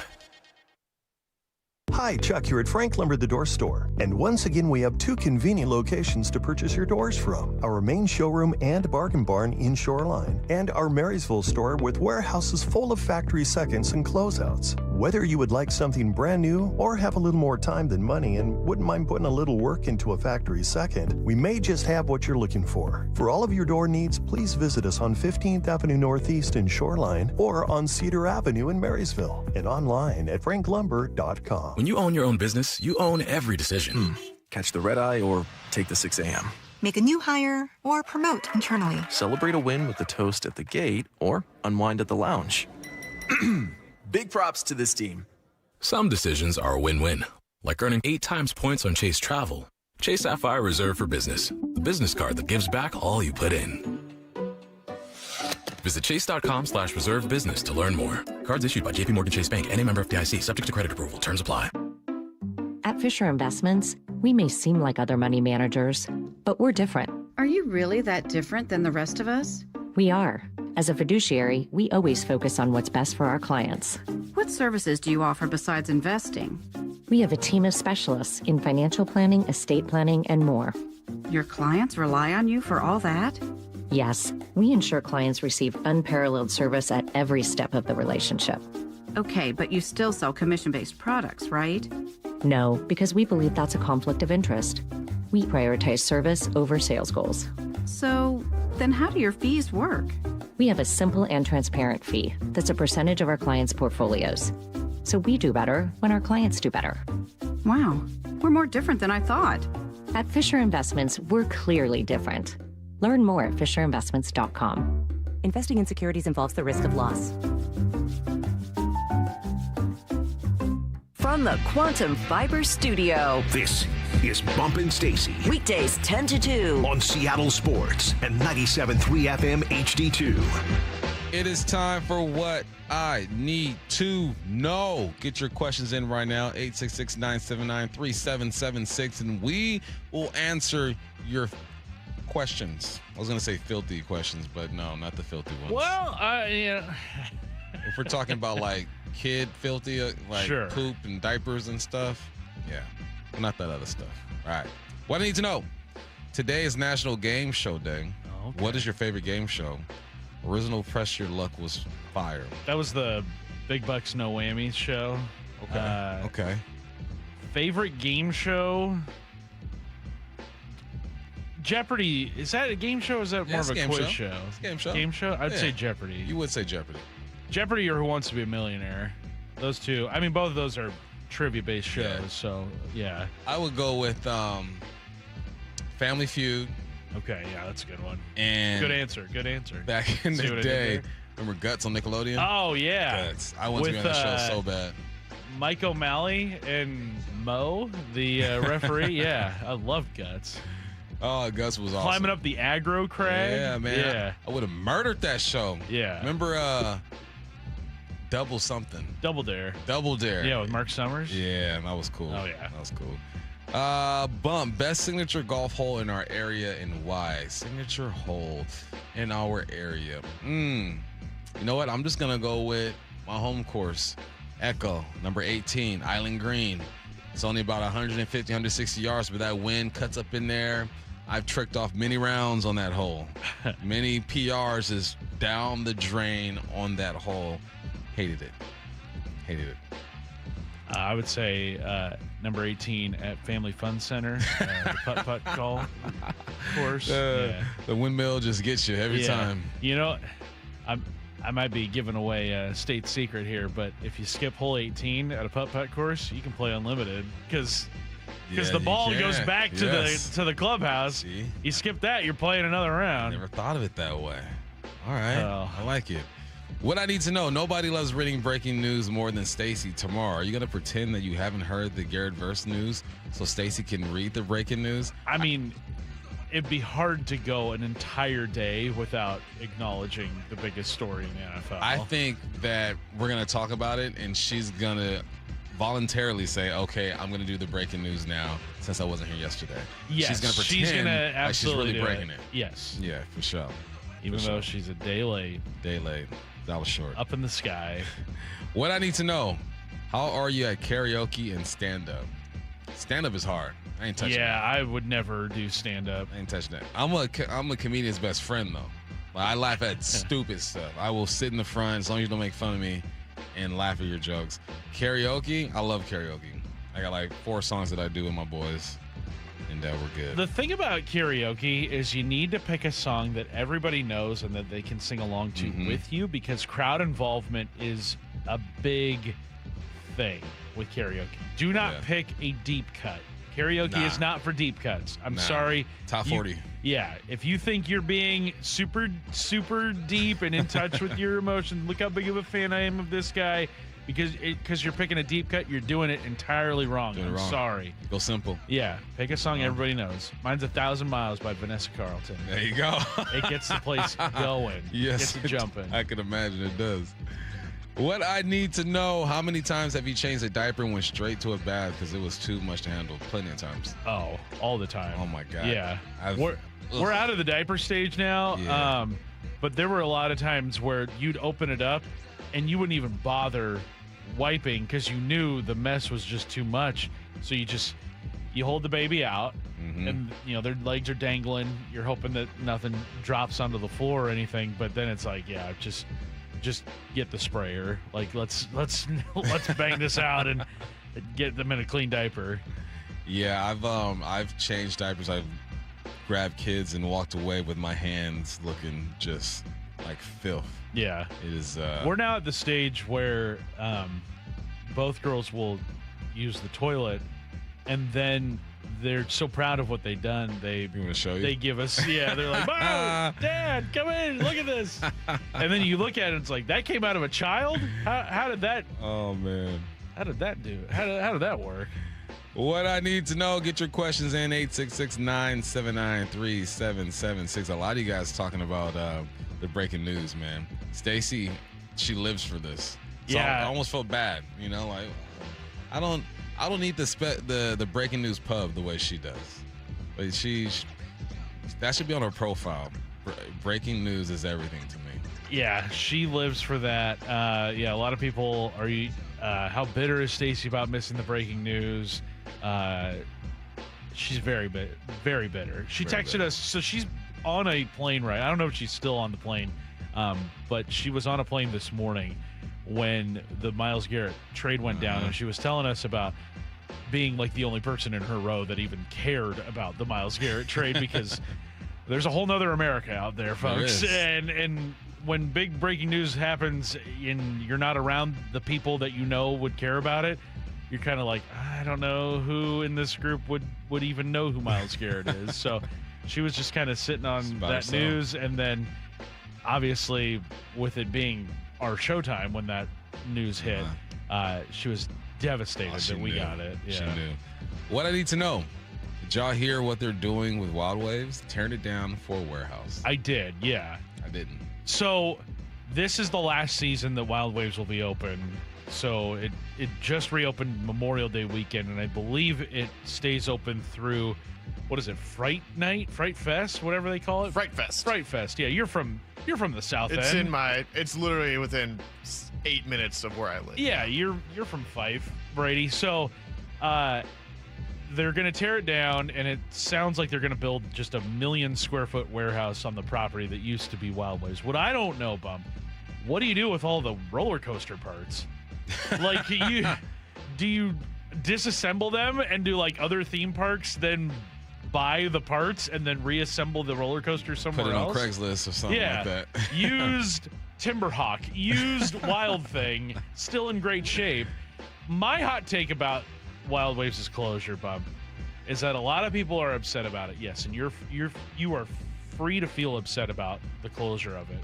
But you know why it's closing? Because I don't think a lot of people were going to it. They weren't showing up. Yeah, wasn't the best property out there to go to. Like, you can be sad about it, and it's one less thing to do around here, but I think a lot of people who have been sad about it were not showing up year after year.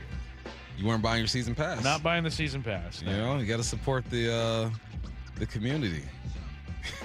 Like, I'm sad to see it go, but I will say I have not been in probably over a decade. Would I like to know, if I would offer you $1,000 to give up your cell phone for a month, would you? No. I can't do my job without it. So you'd have to give up. You would have to pay me more than a month's salary. Yeah. In order for me to give up my phone for a month. For sure. I say double. Yeah. A month's salary. I do other things with my phone too. That's GPS. I don't think people understand in this job. I think whether it be a host or producer or board op, your phone might be your most essential. It is. Most essential device. It really is. All right, and that's been the Dad Podcast. It's been real, Curtis. We got 3 days in, 2 last week, 1 in this week. Yeah, Stacey's back tomorrow. And Mama Bear's back, telling us what to do. Everyone tidy up. Everyone tidy up. Oh, my God. Make sure you fold your clothes, all right? You got Wyman and Bob coming up next.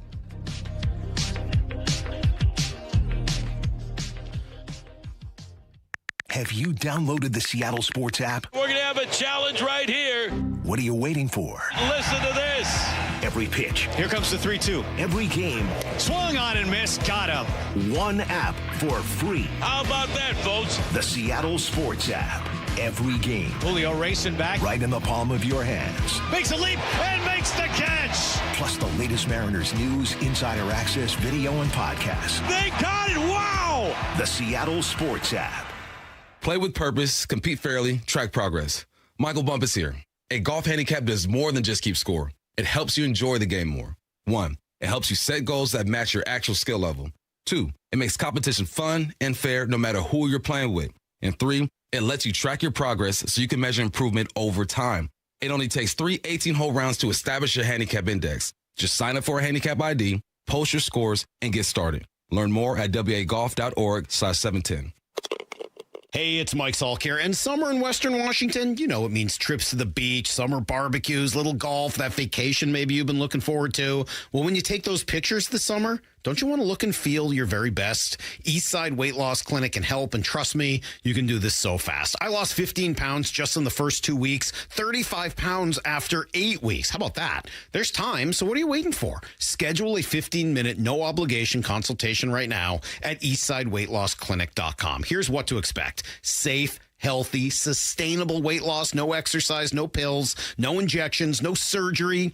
You're eating all real food that you buy at the grocery store. You will lose weight and you will look and feel your very best. That feeling, it's just on the other end of your 15-minute consult. What's the secret? You'll find out in only 15 minutes with Eastside Weight Loss Clinic. Schedule your quick intro today at eastsideweightlossclinic.com. That's eastsideweightlossclinic.com. Dr. Ryan Coogan, D.C. Results may vary. 70 and sunny this week, so get out on the water with ARC, the 100% electric boat. They're doing demos on Lake Union, Lake Washington, and Lake Sammamish. Book one and see what they're all about. I got to ride in the brand new ARC Sport, and it was unlike anything I've experienced. Think of a luxury EV on water, quiet, powerful, easy to operate, heated seats and seat backs, a large touchscreen display. Schedule your demo at arcboats.com/demo. If you can't make it to Kirkland, they'll pick you up.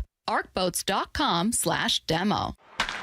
Hey, baseball fans, Rick Riz here. I'm excited to introduce you to my good friend Keith Dashafy, owner of Pella Windows and Doors of Western Washington. Keith? Thanks, Rick. Improve your play with 25% off windows and doors or 12 months, no interest and no payments. We're also giving back to the community with 2 $5,000 scholarships for our local youth sports teams. Upgrade your home today at PellaPNW.com. That's fantastic, Keith. Don't wait. Schedule your free appointment today at PellaPNW.com. Step inside and let the excitement take you places. This is Muckleshoot Casino Resort, the ultimate spot for action that reaches incredible heights, luxury that knows no bounds, and live entertainment that always thrills. It's all at one incredible destination. So when you look for the best, look nowhere else. Muckleshoot Casino Resort, the biggest and best in the Northwest. Muckleshoot.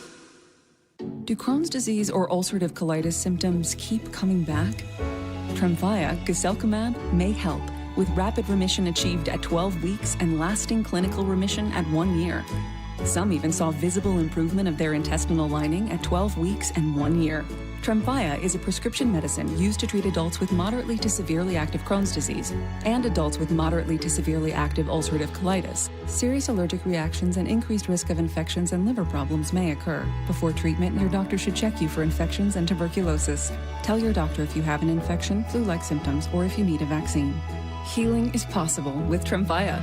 Approximately 3 out of 10 patients were in endoscopic remission at 1 year, based on areas visualized on colonoscopy, which may not represent the deeper bowel layer or entire GI tract. Individual results may vary. Ask your doctor about Tremfya today. Call 1-800-526-7736 to learn more or visit tremfyaradio.com. Do you owe $10,000 or more to the IRS like Will? When I was 50, my whole life fell apart. I lost my job, I lost my wife, I lost the house, I lost pretty much everything except for my life. When the IRS came calling, I just didn't have it in me. I felt like Wile E. Coyote, just waiting for that IRS anvil to drop. Then Will found tax relief advocates. I heard their advertisement on the radio, I wrote down the number, and I made the call that changed everything. The IRS gave me a bill for $40,000. Tax Relief Advocates got that down to $3,200. I've paid 9 cents on the dollar. Now that's a great deal in anybody's book. If you owe 10 or even hundreds of thousands of dollars to the IRS, don't lose hope. Do what Will did and call TRA for a consultation. But for me, the real win is I got my life back. Visit TRA.com or call 800-488-2578. 800-488